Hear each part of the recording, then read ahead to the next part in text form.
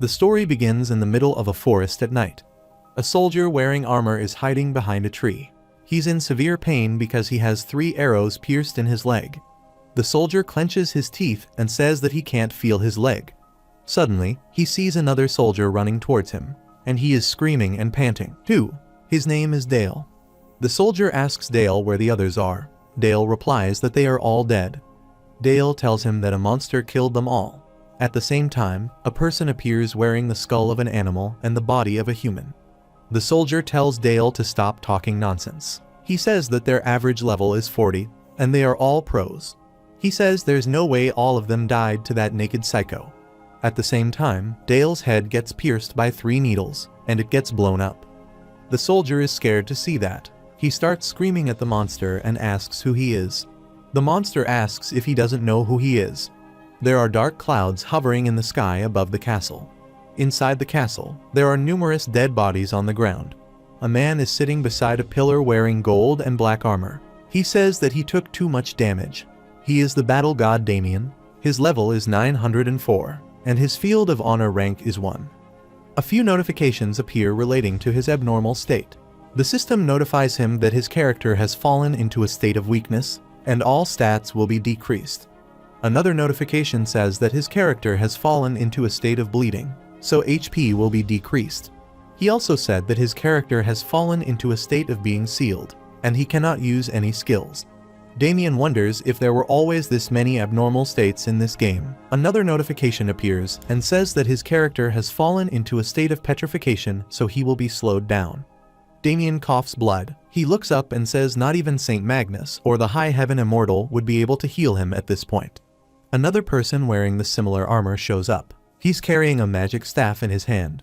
His name is King Arthur. He's the Demon King expedition leader. Arthur asks Damien if he is still holding on. He tells Damien that he is like a cockroach, and he applauds him for that. Damien starts cursing him, and he rushes to attack him. Arthur attacks him using his magic staff. The system warns Damien that his stamina has fallen below the threshold, and he may be logged out. Damien asks why did he do this. A monster appears behind Arthur, and it is about to attack him. The system notifies that the Lord of Abyss, Abraxas, is raising his mana and attempting supergeneration. Arthur looks back and says it was just getting fun. He asks how dare he attack him. Arthur attacks back with his ultimate multi-leveled weather reversal realm destruction. Damien thinks that ultimate is impressive no matter how many times he has seen it. Arthur turns his attention to Damien again. He punches him in his gut and says that humans have their individual positions. Damien falls to the ground and starts coughing blood. Arthur tells him that a loser should live like a loser and garbage should act like garbage. Arthur asks how can a loser like him become a hero. He has an evil grin on his face and says that is a serious error. Damien starts trembling, and he starts losing consciousness. He wonders where did things go wrong. Damien remembers that 10 years ago, the first ever virtual reality game Orisa Chronicle, also called a C, was released. The gaming pulled people in with its lifelike graphics and lively NPCs. The main event was to defeat the Demon King. The Demon King raid offered the first one to clear the quest, an ability to establish a kingdom and become the AC world's hero and an astronomical trophy. Many users put their all into a C, and he was one of them. He poured his entire life into the game for 10 years. His family tried to discourage him, but he did not listen to them at all. This game was his entire life, and he needed the reward to make up for his ruined life. That was when he met King Arthur. His real name is Jeong Yuman. Arthur was a servant of the goddess Aria and possessed Infinite Circle, which gives him endless mana. He led the expedition with his warm personality and charisma. Thanks to him, they were able to reach the dungeon of the Demon King's castle. Damien thinks that there's only a little more left. Arthur smiles and says that he guessed the world needs people like him. He says thanks to him they beat the dungeon and the Demon King. Damien asks if he was planning to betray him from the start. Arthur says of course. Arthur starts cursing him and says that he didn't like him from the start. He raises his staff to kill Damien. Damien wonders if this is how he will die, just because of that traitor and without accomplishing anything. A voice asks Damien if he wants revenge. He says that he is an old evil and the Lord of Abyss, Abraxas. Abraxas says he will continue with the old evil progress and kill the goddess of light, Aria. He thereby appoints Avenger Damien as the one who will bring the second coming of chaos to this land. Arthur asks if he is still alive. He tells Damien that he will crush his skull. Suddenly, Jin-sung wakes up in his room. He looks around and wonders what happened. He wonders why he is in his room. His brother opens the door and tells Jin-sung to come and eat. Jin-sung asks if he is Ma Jin-hoon. Jin-hoon is annoyed to hear that and asks what he is talking about. Jin-sung thinks that he should be in the military right now as an officer, and he wonders why he is wearing a school uniform. Jin-hoon tells Jin-sung that he asked him to wake him up early today, so he did his job. He closes the door and leaves. Jin-sung grabs his head and asks if he has gone insane. He looks at the calendar and sees that it's the 28th of July, 2020. It was around the time Orisa Chronicle was released. Jin-sung wonders if he is back in the past. After a while, Jin-sung starts eating rice. His mother asks Jin-hoon why Jin-sung is acting like that. Jin-hoon says that he doesn't know either. Jin-sung has tears in his eyes, and he wonders how long has it been since he has had a home-cooked meal. He says that his mom's food is the yummiest in the world. Jin-sung remembers that it feels like when they were children. She was healthy back then. At the same time, an ad starts playing on TV. The voice asks what makes their blood boil and their heart beat fastest. Swords and magic. A world of endless adventure. A grand narrative just for them. The world's first virtual reality game. Play it now. Jin-hoon looks at the TV and asks what it is. Jin-sung replies a C. Jin-hoon asks if he just cursed at him. Jin-sung gets annoyed and says that is the name of the game. Jin-hoon says that it is so dirty that Jin-sung pinches him on the cheek and thinks that today is their launch event. After a while, Jin-sung and his mom are standing outside. Jin-sung tells his mom that he is going to go to his own house now, and his mom tells him not to push himself too much and to call her a lot. Jin-sung says, of course. He sits in the taxi and tells his mom to look after herself. Jin-sung tells the driver to go to the Jumjeong station as quickly as possible. While riding, he thinks that this is indeed 10 years back, the time when the Galaxy M24 app was not a brick but the best capsule, and it is the toughest time of his life. Jin-sung remembers that in his bedridden father's stead he worked like crazy and he couldn't bear the weight of being the family head. So he escaped into the game and cut his connections with his family. Jin-sung wonders how can he forget that time. A notification appears and tells him that the system is activating. The countdown has started, and the remaining time is 167 hours and 59 minutes and 8 seconds. The system notifies Jin-sung that he will die if he doesn't log into the game. Suddenly, he hears a voice in his head, and he grabs his head in pain. Jin-sung thinks that he has heard that voice before. The driver asks him if he is alright. Jin-sung says yes. After some time, they reach outside Evertale, a virtual reality electronics store. Inside the store, a girl asks if he is looking for something today. Jin-sung says yes, and he takes a look around. The girl smiles and apologizes. She tells Jin-sung that all of the store's capsules are purchased on a reservation-based service. She asked what he thought about taking the customized examination. Jin-sung tells her it's fine even if it is not discounted. He tells her to show him the one that's releasing today right now. She gets surprised to hear that. She smiles and tells him to come this way. She shows Jin-sung a refurbished product that was cancelled by another customer. She tells him that it is used as the store's demonstration product. Jin-sung takes out his card and says that he will take it. The girl takes his card and wonders if he is a young master from a rich family. She tells him that delivery and installation will be done this afternoon. Jin-sung says that is fine, he will be going now. After some time, Jin-sung is sitting inside the machine. The system notifies him that the user registration has begun, and he has been registered. The system notifies that the virtual reality mode has started synchronization. Jin-sung thinks that he used most of the money he saved, but he can't do anything about it. He is certain about it now, that there's no doubt that the voice he heard in the car belongs to the Demon King, Abraxas. The system notifies that the virtual reality mode synchronization is complete, and he has successfully connected to the game. Jin-sung tells the system to start the game. There's a warning and the system notifies that mainstream has been detected, and Orisa Chronicle's main protocol blocking has been activated. At the Evertale headquarters top secret department Oracle in San Francisco, California, USA, there are numerous warning notifications on screen. A woman asks what is going on. Her name is Chloe, and she's an operator there. Cole tells all the employees of the Oracle department to activate Code Black. An employee gets up and asks what is going on. Chloe tells the team leader to please come over right now. The head of the oracle, Kim Hyuk-jin, comes running and asks what is wrong. Hyuk takes a look at the screen and asks when it started. Chloe says it just started, and they don't know the cause either. Cole tells Hyuk the Akashic record of blocking protocol for the mainstream is gradually accelerating. If this continues, they might lose all control. Chloe thinks that the Akashic record is a hyper-AI that created a sea, an unknown territory that has yet to be explored. Hyuk and Oracle are currently watching over it. But if something small goes wrong, it's something that can erase the system and, of course, the whole game. The right of control over the mainstream starts decreasing gradually. The system notifies that the right to control has gone below 25%, and the Akashic record has started to eat away at the server. Hyuk tells Chloe to give up the control over mainstream. Chloe is surprised to hear that. Hyuk tells her to do it quickly. They can't lose all of a sea. He punches the button. The system notifies that Akashic record has removed its right to control. The screen displays that mainstream is activating. Hyuk says that it is starting now. Meanwhile, the system notifies Damien that he has connected to the game on July 29, year 2020. Damien opens his eyes at the Whispering Island, and he's wearing a simple shirt, trousers, and long boots. Damien says that he finally came back. He remembers 10 years of gameplay and his name, Jeong Yuman. Damien clenches his teeth and vows that he is going to find Jeong Yuman and that he's going to make sure that not even his ashes are left behind. Damien says that he will make him regret playing this game. He looks around and says that he should be starting at the beginner's village. The system notifies Damien that his connection log has been confirmed. The system warns him that the countdown has been initialized and the test has started.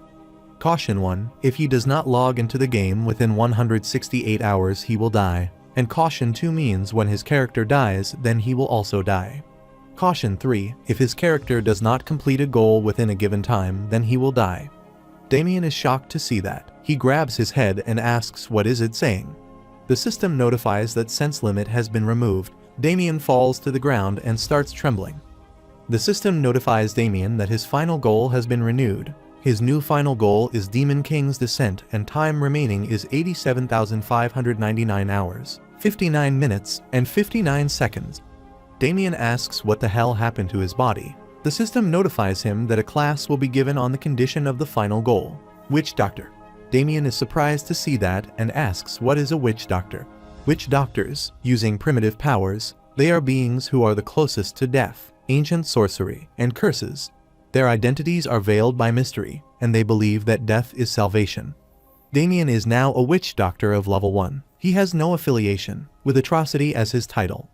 Damien sees his stats on the screen and says that they are all so low. His strength, agility, talent, intelligence, and luck are at 1. His class rank is hidden. He can use spells having to do with poison, curses, summons, bones, blood, corpses, and souls. It is an output-type damage-dealing class that causes the opponent to accumulate damage. Damien thinks that poison is a subclass special attack. Even though it is hidden, this class doesn't suit him. Damien hears some warning and wonders what is happening again. The system notifies him that he has committed a crime and his alignment is low, so an alignment penalty has been applied. Damien is shocked to see that. He starts shaking the screen in anger and says that number is only possible if he has killed around 1 billion people. Damien grabs his head and says this doesn't make any sense. It must be a bug.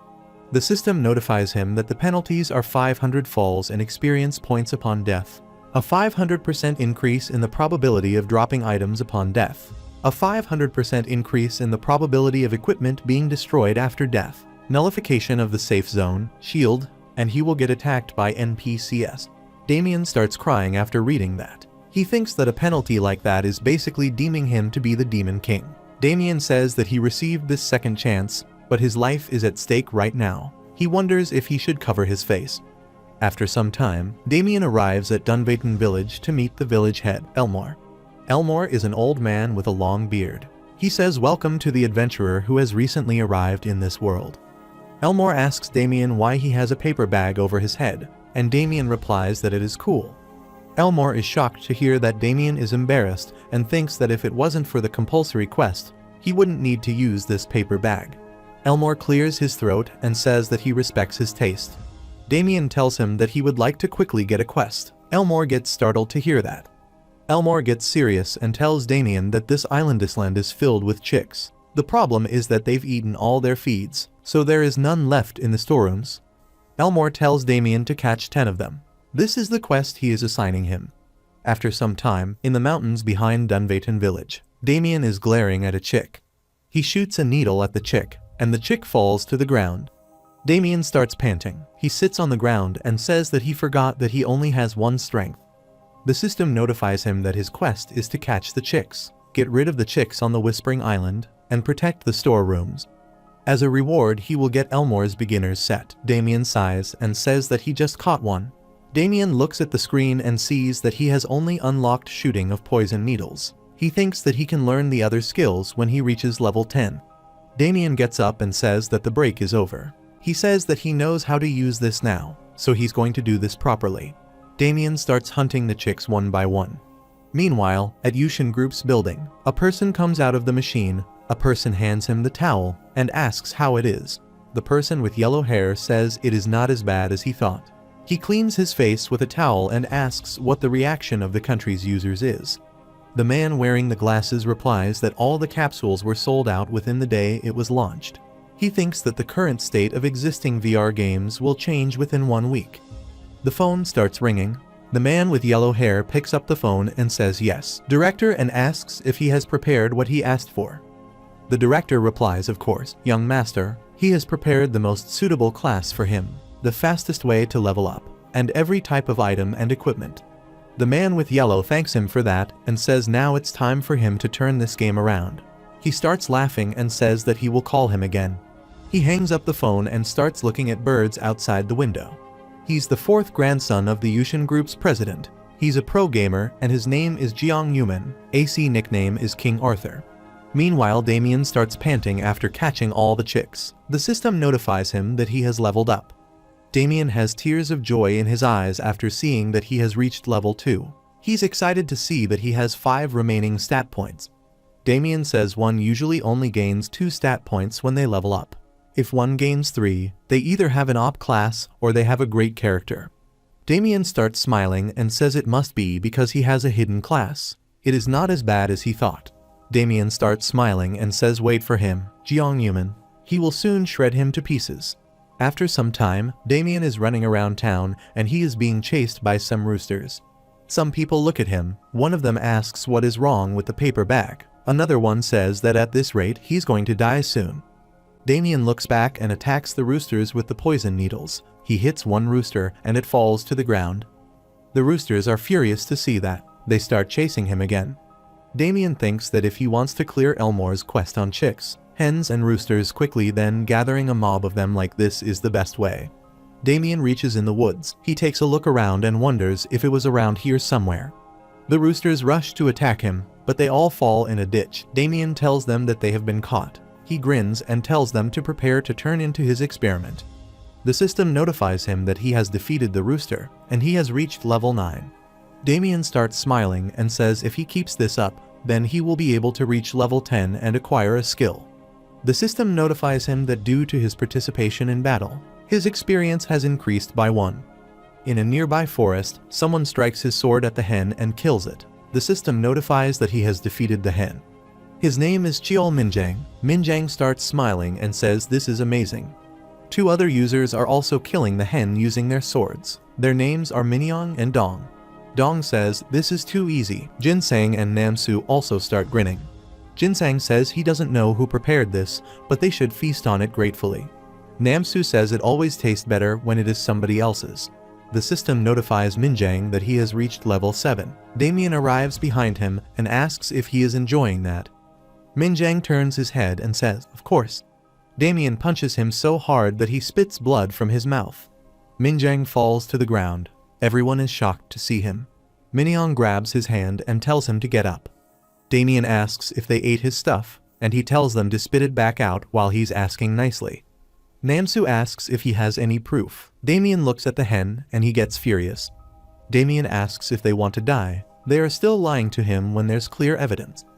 Damien tells them that this is their last chance to tell him what they ate. Minjang grabs his sword and rushes to attack Damien. Damien grabs his stick and says that he warned them. Damien strikes the stick on Minjang's head, and he is hurt. Minyong is scared to see that. Dong tells everyone to kill him. Everyone rushes to attack Damien, but he swiftly moves and strikes them all at once. Damien starts hitting Dong with his stick and tells him to spit it out. Everyone is scared to see that Dong has died. Damien turns his attention to the rest of the members. Namsu says he must be the chaotic user. They should run. Everyone starts running. Namsu thinks that he is the user inside the game who specializes in the player killing. Damien attacks Namsu and Minyoung with poison needles. They fall to the ground and start trembling. The system notifies them that they have been poisoned. Damien takes a look around and wonders where one of them went. Minjang is hiding while covering his mouth, and he starts to log out of the game. The system notifies him that he can't log out of the game during an active battle. Minjang thinks that he can't believe they would come across a chaotic user. Damien is standing behind Minjang and says hello. Minjang gets scared to see that. Damien attacks him using poison needles. After some time, the system notifies him that he has acquired 58 yellow feathers, 47 white feathers and 47 HP potions. Damien says this yielded better results than he thought. The system notifies him that he has reached level 10, and he may now use the Control the Dead skill, Bloody Impulse skill, Corrupted Elixir skill, or Voodoo Doll skill. Damien gets excited to hear that, and says he can finally use level 10 skills. The system warns him that he has committed PK, and his alignment has decreased by 1. There's no additional alignment for decrease. Damien says he guessed he had already hit rock bottom. Damien clicks on the screen to check his title of atrocity. The system notifies him that the drop rate of items from the victim of PK is increased by 500%. The drop rate of gold from a victim of PK is increased by 500%. Automatic possession of assets from a victim of PK and automatic possession of exp from a victim of PK. Damien says, from this point on, it will be a piece of cake for him. He says that he will focus on leveling up from now. After some time, Jinsung enters a store and says hello to Hyun. The shopkeeper asks if it's him. Jinsung starts buying his food, and the shopkeeper yells at him that he's going to get sick if he keeps on buying so much convenience food. Jinsung smiles and says it can't be helped, he's a bit busy. Jinsung tells him to stop nagging and take the bill. The shopkeeper says it is fine, so put his wallet back. This doesn't even cost much.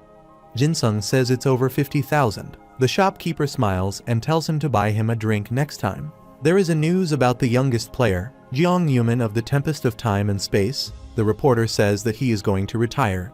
Jinsung is surprised to hear that. The reporter says that Jeong Yuman revealed the fact that he is no longer interested in a basic game that required a keyboard and mouse to play.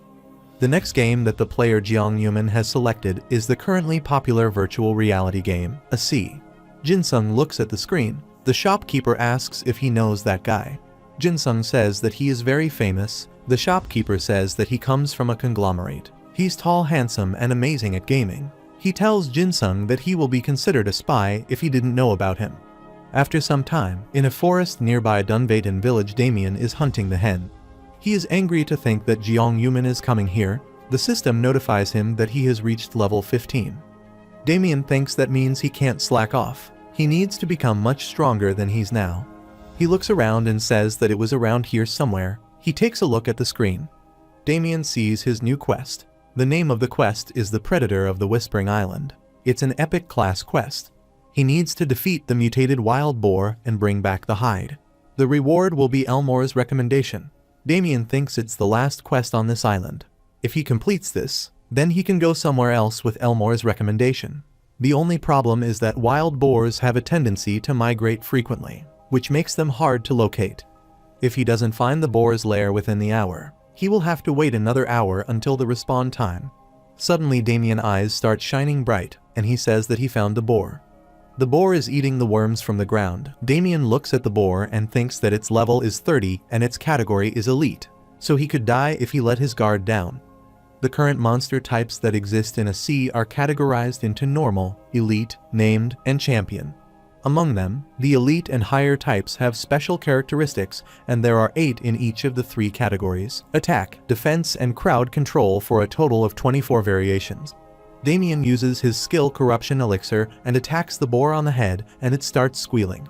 The boar gets furious and rushes to attack Damien. He jumps back and throws an elixir at it. The boar starts squealing again. The boar shakes its head. Damien thinks that it doesn't have physical immunity and it's not summoning monsters. The boar rushes to attack him again and Damien starts throwing elixirs at it. The system notifies that the wild boar's defensive mechanism has corroded and the wild boar is hurt. Damien says the corruption elixir is working well. The boar charges at him, but he manages to evade the attack. The boar starts charging towards Damien. He thinks that it is just a dumb beast. Suddenly a wall appears in front of Damien. He looks back and wonders if it is the characteristic of this boar. The boar charges at Damien. Damien gets scared and says that he can't dodge this. There is a huge blast and Damien's paper bag gets blown away.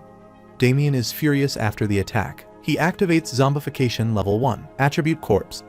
The system notifies him when his HP reaches 0. He will transform into an undead for 600 seconds. His HP will not fall below 1. When the caster is in the state of an undead, they will emit the plague aura. Any opponent that is within a 3-meter radius will be poisoned and bleed. When activated, no other skills can be used. Cooldown period, 1800 seconds. The boar gets scared to see Damien. Damien says that he almost died due to that attack. Damien starts attacking the boar and tells it that it is dead. The boar gets poisoned and starts bleeding. Damien has an evil grin on his face. The system notifies him that he has 10 seconds remaining until zombification ends.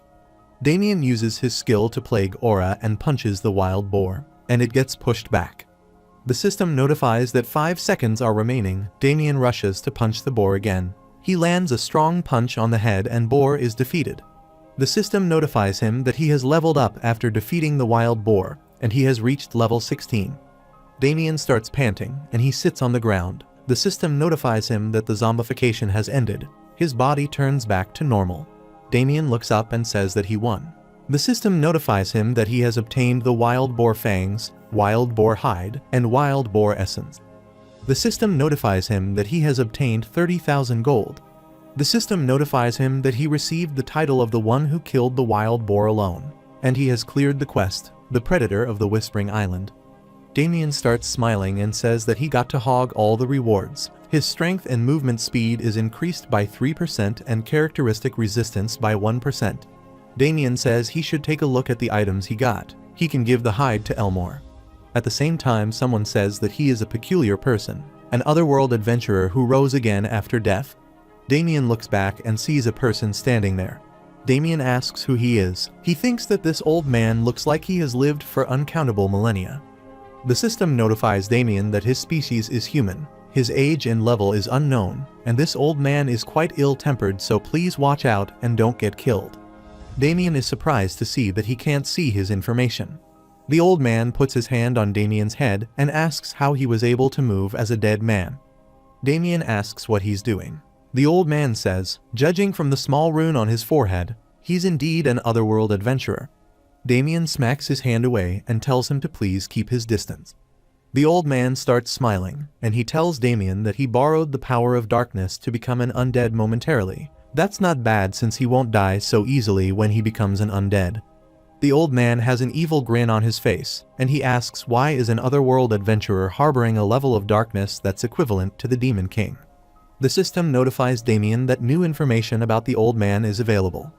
Damien is surprised to see that he is Charon, the priest of the apocalypse, a representative of the forgotten god Shaka and the chief of the black cult.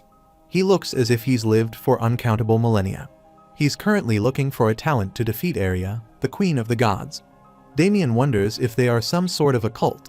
Charon is furious to hear that and says that he is the 7th chief priest of the god Shaka and will be spreading the gospel of the apocalypse over this land after defeating the despicable queen of the gods. He tells Damien that he will teach him a lesson. Damien tells him to wait, but Charon rushes to punch Damien. Damien avoids the attack, but Charon follows him. Damien barely manages to evade the punch, and there's a huge blast due to his punch. Damien wonders what is wrong with that destructive power. Charon praises him for dodging that attack, and Damien asks if he wants him to die. Charon starts releasing his energy and says let's see how well he dodges the next one. Damien thinks that he is a senile old man. The system notifies that Charon, the priest of the apocalypse, is displaying hostility towards him. The mainstream Charon's trial has been activated. The name of the quest is Charon's Trial. The system notifies Damien that the representative of the forgotten god Shaka has taken an interest in him, so he must first try and survive this senile old man, and this quest can't be deserted. Damien is shocked to see that. He thinks that mainstream quests are only provided to a few select users, and they are quests of great importance that decide the future of the game. Depending on the actions of the users, the world of AC may be completely changed. The effect on the world from the user's execution of the mainstream quests is incredible. Damien wonders, what does that old man have to do with the mainstream? Kurun asks why he's just standing there like a dumb log. He starts running towards Damien. Damien starts running away from him, and he thinks that he is not an ordinary old man. He remembers when he was the battle god. The mainstream quest that activated was to defeat Abraxas. Along with those called the Six Masters, he entered the worst dungeon in the world, the Abyss, and after trying his best to defeat the dungeon with every moment, he faced the Demon King Abraxas. If he had not cleared the mainstream quest, the middle world would have perished. The mainstream quests are easily the most important quests inside a sea. Damien thinks that if this situation is related to the mainstream, then he must clear this quest no matter what. Kurun jumps to attack Damien and says that he is insane to think that he can run away from him. Damien stops and starts chanting something. He activates the skill Bloody Impulse. A red energy starts surrounding him. Damien thinks that starting now, he will leave everything to his basic impulses and approach this with utmost sincerity. Kurun punches Damien and there's a huge blast. Damien survives the blast. Kurun gets furious and asks how long he's going to keep running away. Kurun punches again and destroys a tree as Damien moves out of the way. Damien asks why he's so strong. It's not like he's a martial artist, but he can see his movements better than before. Kurun kicks and Damien ducks the attack and starts running again. He thinks that he just needs to survive and keep on stalling him. Kurun starts making an energy ball, and he tells Damien to try and dodge this. Damien is shocked to see that. Kurun tells him to die. The attack hits Damien and all the trees surrounding him gets destroyed. Damien falls on his knees. Kurun tells Damien that he has a great body. Damien replies that it is nothing compared to his body. The system notifies Damien that zombification has ended. Damien says that he thought he was going to die. The system notifies him that he has cleared the quest. Kurun starts smiling and says that his mouth is still alive. Damien asks if he knows how hard he obtained this opportunity. Of course he is going to live to his fullest. Kurun grabs Damien's hand and asks if he is referring to that power of darkness. Damien replies yes. He asks how he can recognize that power. Kurun starts smiling and says there's no way the chief priest of the seventh god, Shaka, wouldn't recognize that. Damien asks about Shaka, and Kurun replies that he is the best god of Orisa. He's the lord of darkness and apocalypse, and he's one of the greatest gods. Damien thinks that the great gods are Supreme Goddess Area of the Light, Phoenix of Fire, Nysa of Water, Tenasil of Tree, Oread of Iron, and Crowd of Earth. Those are the 6 great gods, but there is no way the system would lie. Kurun clears his throat and says now that he is ready to listen. He'll get straight to the point. He asks Damien if he wants to become stronger. He tells Damien that he has heard otherworld adventurers long for fast growth and strength. Damien says that is true. Kurun tells Damien that he should become his disciple. Damien is shocked to hear that. He turns around and tells him to have a nice day. Kurun hits him on the head and asks where he's going. Damien starts rubbing his head. Kurun tells him that he is so arrogant. He says the power of Lord Shaka is so great that it is absolutely unfathomable. If he becomes his disciple, even trash like him will be able to become an absolute ruler. Damien asks if he will trust him in this situation, and Kurun is annoyed to hear that. Damien asks why he's randomly suggesting that he become his disciple. Kurun places a book in front of him and says if he must know, then take a look at this. Damien is surprised to see that the system notifies that Apocalypse Invocation, the Book of the Black Covenant, is radiating a faint light. Damien asks what this is. The system notifies that the encounter with the 7th god has been activated. Kurun starts laughing and says that this is a divine object and the only tool that will allow him to meet Lord Shaka. He tells Damien to open the book. Damien opens the book and says it is just a book. Kurun tells Damien not to make any movements. He hits Damien on the head with a stick. Damien loses consciousness, and after some time, he opens his eyes in a dark place. Damien grabs his head and wonders if he meant to send him to the underworld to meet his god. A kid appears in front of Damien. He has a skull on his head, and he's holding a staff in his hand. Damien asks what is wrong with this kid. The kid starts running around Damien. He tells the kid to stop fooling around and tell him the name of this place. The kid tells him that he smells good and he has a familiar scent, so they should become friends. Damien asks if he doesn't have any friends. The kid is annoyed to hear that and says that he has a lot of friends. He tells Damien that his friends like him. He will give him a friend too.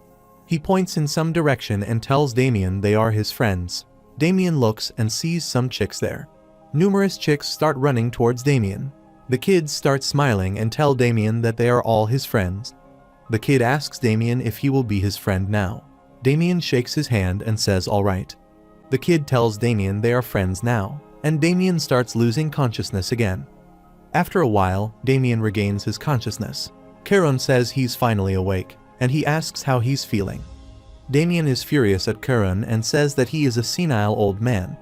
Damien grabs his throat. He tells Damien to let go of him. Damien says that he nearly killed him. Charon bangs his head with Damien, and he starts feeling dizzy. He loses consciousness again. After some time, Damien wakes up again. He grabs his head in pain and asks if his head is made of rock.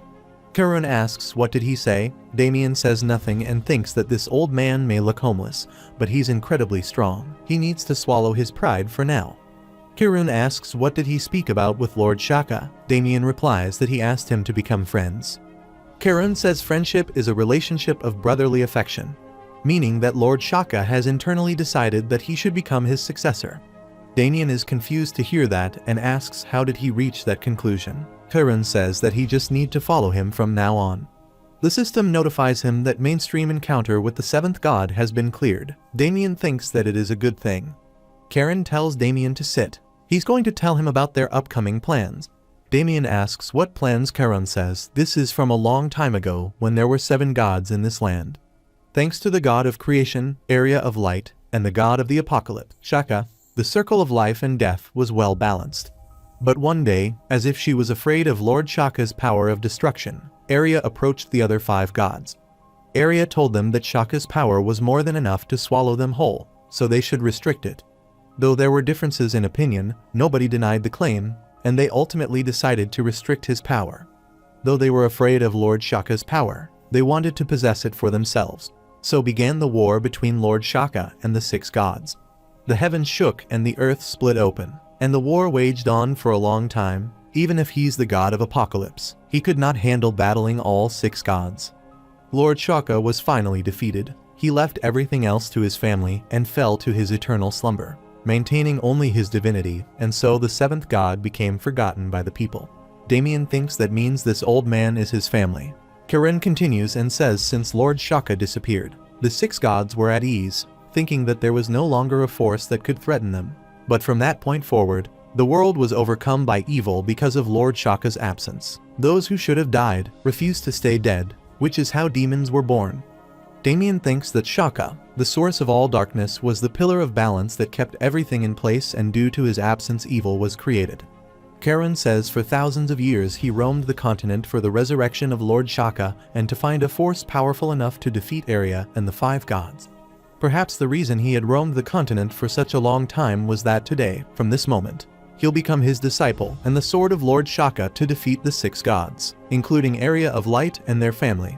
Damien is surprised to hear that. Charon asks if he can do it. The system notifies that mainstream Charon's wish has been activated, and the system asks Damien if he accepts this quest.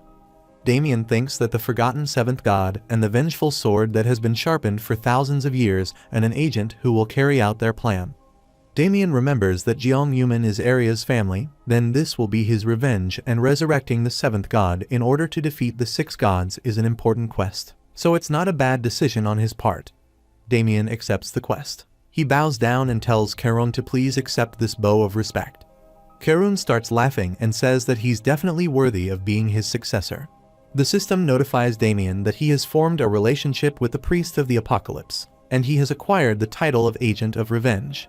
Damien thinks that once he's done training with this old man, he can finally defeat Arthur. Charon gets up and tells Damien that he is leaving. Damien says, "Please take care, master." Damien tells him to wait and asks if he doesn't have anything to teach him. Charon says that he already made him his successor and told him what to do, so his job is done. He brings a book out of nowhere and tells Damien if he needs something, then look it up in the book. A magic circle appears on the ground. Charon tells Damien try not to look for him. Damien tells him to wait, but Karun steps in the circle and disappears. The system notifies him that he has received a quest, Karun's wish. He needs to resurrect the god of darkness, Shaka, and defeat the 6 gods and their families who rule this land. Class is mainstream and reward is unknown. Damien starts trembling and asks if he has to do this all by himself. He grabs his head and shouts that he can't do this. Damien wonders if it is even possible to clear, and if they are talking about the families of 6 gods, then they are the comrades who defeated Abraxas with him, and they are the world's most elite and powerful. The Crimson Agnes, Siren of the Ice, Halo of the Mind, Cyrus of Steel, and Luke of the Boulder. They're the families of the most powerful gods with powers and are disaster class. Out of all of them, the family of Aria, the Radiant King Arthur, was praised as the god of magic after obtaining the infinite mana item, the Infinity Circle. Damien wonders if he can defeat Arthur and his comrades. He thinks there's no reason to be afraid because when he thought it was the end, he obtained this opportunity to come back in time. Damien clenches his teeth and says that he will clear this quest at all cost. Damien vows to finish this quest and end this ill fate. Suddenly, numerous notifications appear on the screen. The system notifies Damien that the Book of Black Covenant has been acquired and a new clause has been added. Additional clauses include a return to the village, oracle, rune page, item appraisal, disassembly, systemization, and creation. Due to his low level, a section of the clause has been deactivated. The Book of Black Covenant starts floating in the air. Damien wonders if this is all in one multi-item that he has heard before. Damien starts reading the book and says it is a good thing that he looked through it. He wonders if he should rest the book's ability. Damien decides to disassemble an item first. He clicks on the wild boar and selects synthesize, and lastly, create. The boar transforms into a wild boar helmet, type witch doctor, and it's a common rank item. The system notifies him that a helmet made from a giant boar head will pressure his opponents. He also received bonuses. The system notifies Damien that his HP is increased by 100, magic power by 50, all stats by 3 and defense by 10. Damien looks at the helmet and says that it is the best option for right now. He remembers that in the game bank, 100 AC gold is equal to $1. Damien thinks that a wild boar's head is usually worth 500,000 gold.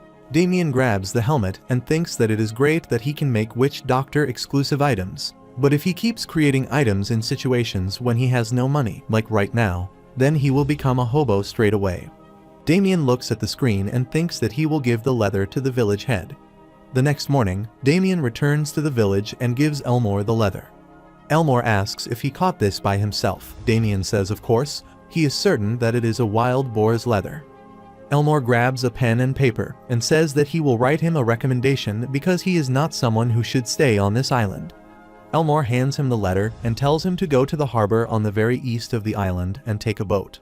He will be able to go to the main continent. Elmore tells Damien that it is his recommendation to show this to the branch head of the Adventurers Guild. After some time, Damien arrives at the harbor. He starts eating a loaf of bread while looking at the screen.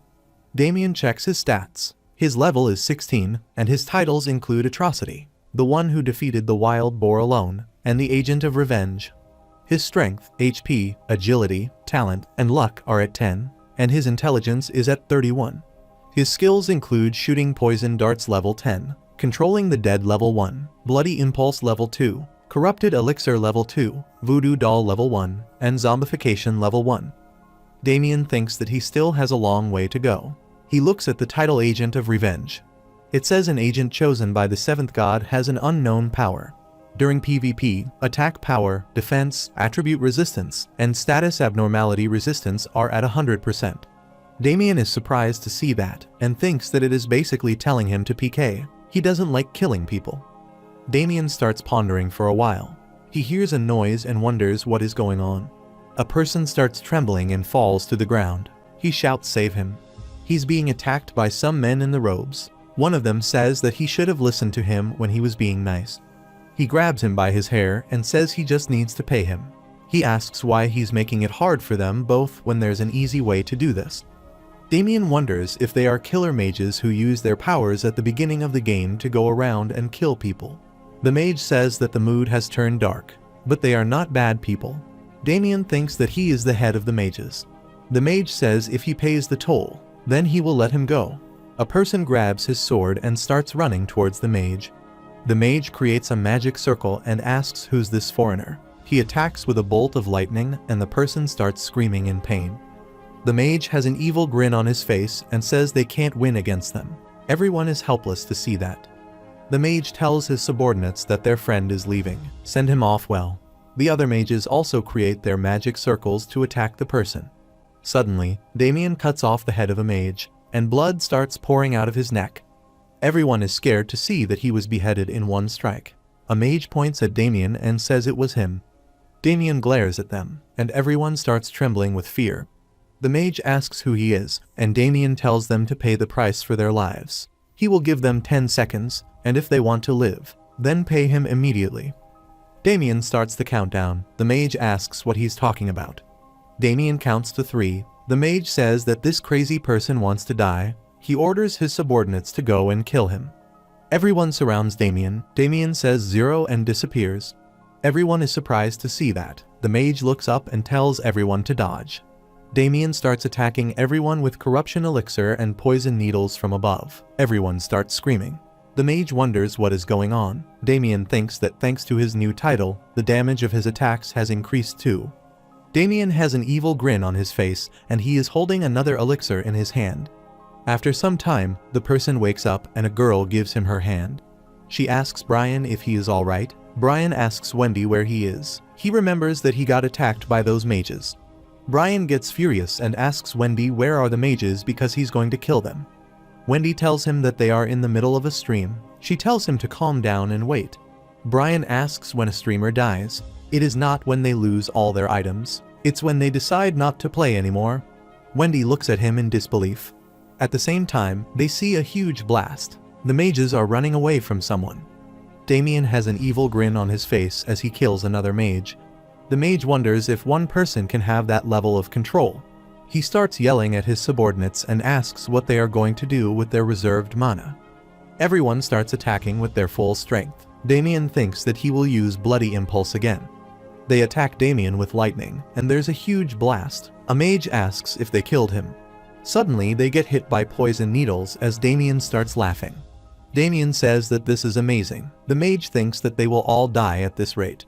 The mage starts casting a lightning spell, and he orders his subordinates to endure for 3 minutes, and he will make that guy a fried skewer with his lighting. Brian is looking at the fight on his screen. He says this doesn't make sense, and he wonders where he came from. Brian starts cheering for Damien. Wendy tells Brian that this is not the time to be admiring him. Brian says he got too excited. He asks his viewers what does they all think. Brian is shocked to see that there are 236,442 viewers. He thinks that his streamer guy is telling him that this is a chance. Brian shows Wendy his viewers and asks if she is ready. She asks for what? Brian points at Damien and says to get that guy. A mage attacks Damien with a lightning bolt. He dodges the attack and thinks that the guy is preparing for something. Damien thinks that he should not take any chance, and he starts walking towards the mage. The subordinates get scared, and they abandon their positions. The mage asks where they are going. He thinks that he has gathered enough mana. He looks at Damien and says that he is going to die by his hands. Damien starts charging at him. He steps into the magic circle, and the mage attacks him with his lightning bolt. Damien starts screaming, and he falls to the ground. The mages start rejoicing. Suddenly, Damien gets up and cuts the heads of 2 more mages and says that it hurts a little. The mage is shocked to see that and says that it is impossible. Damien starts smiling and says there's no such thing as impossible. He tells the mage that he will acknowledge him because he has good sense and he's smart. The mage starts trembling with fear. Damien cuts off his arms and says he shouldn't have fooled around so much. The mage falls to the ground. Damien says that he pays back kindness 100-fold and revenge paid back by 1,000. Damien licks his blade and says that it is his creed. Damien attacks him on his head. Brian is shocked to see that. Wendy turns around and says that she can't look at this insanity anymore. The mage apologizes and pleads for life.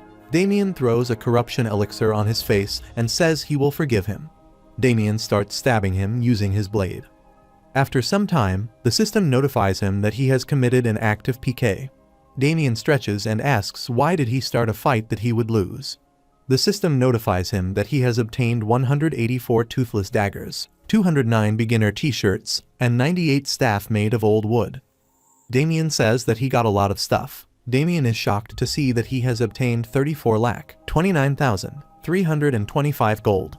Damien starts smiling and says this is about $3,000 to $4,000. Damien posts that he is selling 3 million gold. Fast and easy deal. The buyers can leave him a message. The system notifies him that someone wants to buy it all. Damien starts smiling and says that he knew there would be a lot of people willing to buy it. Damien finishes the deal and the system notifies him that his rank is changed from normal to VP and the money has been deposited in his bank account. Damien starts rejoicing and says that AC is his future. Meanwhile, in Cambridge, Massachusetts, USA, a person is standing by the window in his office. He is drinking his coffee and says that the coffee tastes so good today. His name is Alan Jacobs, and he is the CEO of the best MCN enterprise and internet streaming platform, Switch. A person comes into his office and tells Alan that William Balmore is looking for him. Alan says he's ready, so tell him to come in. Alan welcomes William and asks if he has been well. William thanks him and says that he has been well. William grabs his coffee and tells Alan that he has been in a good mood today, and he asks how his condition is. Alan says thanks to their coup, he couldn't contain himself because he was curious about what he is going to tell him. William starts drinking his coffee and says that he has a news that he will be very surprised to hear about. He asks Alan if he knows what AC is. Alan is surprised to hear that and asks if he is talking about the game. William says so he knows about it. Alan says he knows about it because it is the most trending thing right now and a lot of their streamers are playing it too. Alan asks if there is an issue. William hands him the pad and tells him to look at this. Alan takes a look at the clip and says this is the viral video. William says that he thinks they have a new prospective streamer. He asks Alan what does he think because he thinks this will be a great business venture. Damien calls his mom and says that he sent money to her account so please have a look. His mom says that he doesn't have a lot of money. Damien says that he received a bonus. He tells her to take care of herself and that he will be going now. Damien feels content and says that he sent what her mom needed and he should use the rest on investments. Damien remembers that after AC and Evertail appeared, cryptocurrency steeply increased for the next 10 years. He wants to solidify his final foundation. Damien says that he will choose cryptocurrency as his future option. The system notifies Damien that the cryptocurrency he has chosen has fallen to its lowest price, as his loss rate is remarkably high, and the money he possesses has been forcibly liquefied. Damien is shocked to see that. He thinks that all his money disappeared in 3 seconds, and he needs to look at the fluctuation chart again. Damien looks at the chart and sees that it is increasing. Damien thinks that someone interfered, so he starts crying and says he only has AC now. Meanwhile in Changchun City, Jilin Province, China, there's a Jiangxin startup business factory.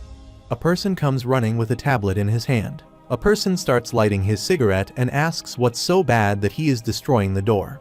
His name is Mingchen, and he's the CEO of Jiangxin startup business. Mingchen asks him what happened. The assistant tells him that 3 million gold has appeared in the game bank. Mingchen is shocked to hear that and says that it doesn't make any sense. His assistant tells him to look at the screen. Mingchen is shocked to see that.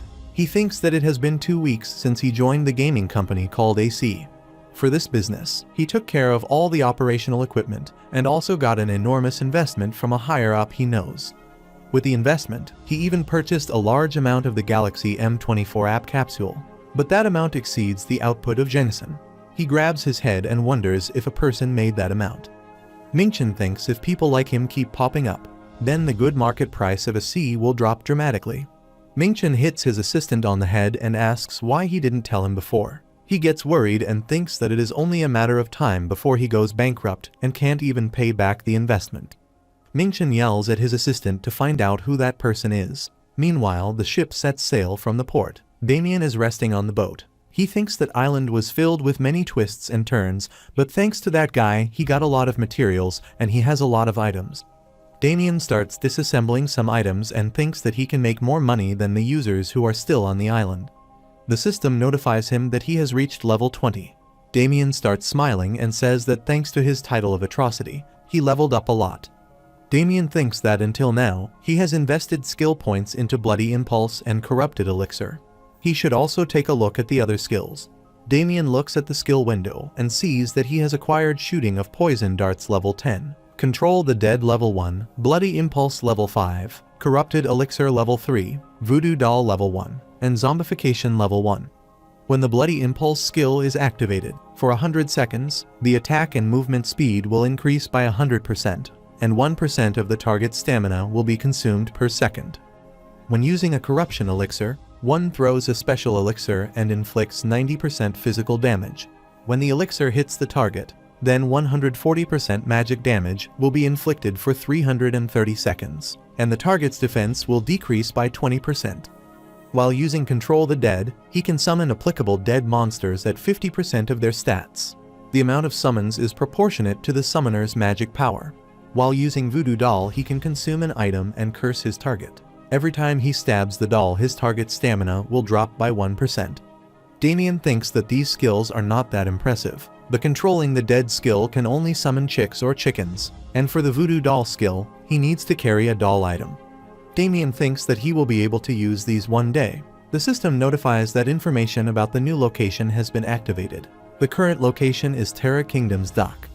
Damien reaches at the port and thanks the captain. Damien looks at the building in front of him and says that is a familiar view. He thinks it's one of the most lively kingdoms on the eastern part of the Arcia continent, the center of eastern side Terra. Damien looks around and sees that many people are trying to figure out their next quest. Damien thinks it's same as always, even though there are so many people here, but there's no one who has noticed his disposition.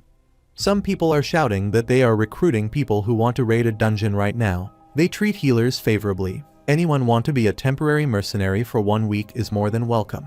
They will provide meals and lodging. Damien thinks that guild recruitment is the same too. He wonders where he was heading. Damien looks ahead and starts smiling. He thinks there is the Adventurers Guild. He starts moving through the crowd and thinks that he will be late if he just stand around. A person tells Maria to bring him all the adventurer applications from today. Maria replies, of course. He's the Adventurers Guild Terra Kingdom's branch manager Hatson. Damien says hello to Hatson and says that he would like to get a license. Hatson says that he looks like a new adventurer, but he has good eyes and he knows his name too. Damien says he should at least be this aware if he wants to be a mercenary. Hatson says that is true. Damien remembers that the Adventurer Guild has branches throughout the Arisia continent. It is a facility that all NPCs and adventurers utilize. There are some people who pay to make requests, and in order to make money, there are those who make the requests. The Adventurers Guild's main job is to mediate between the two parties, but there aren't many people who can utilize this feature properly. Hatson asks if he wants to apply right away, and Damien replies yes, of course. Hatson says that he likes his straightforward answers, and he tells Maria to bring him one more application. Hatson asks if he has a team. Damien says it is just himself. Hatson tells him that the Adventurers Guild's license is issued after a simple test. Behind this lobby, there is an arena with 10 stages, and depending on which stage one pass, tiers will be assigned. Damien asks if he is telling him to come back after preparing himself. Hatson says it seems like he doesn't need to explain any further. He tells Damien that it's normal to use a couple of days to prepare himself, so he should come back after preparing. Damien says no. He smiles and says that he is going to do it right now since there won't be much difference. Hatson asks if he will be okay because it will be hard once he gets there. Damien says a test is used to prove a person's usual skills. Hatson says that is some amazing confidence. He tells Damien to follow him. A screen appears in front of Damien. The system notifies him that there's a new quest, License Exam. In order to be a part of the Adventurers Guild, he needs to have his skills evaluated and a license, pass the Adventurers Guild's license exam, and prove his worth. There's a warning that upon giving up the quest, he will automatically receive an Iron Tier license.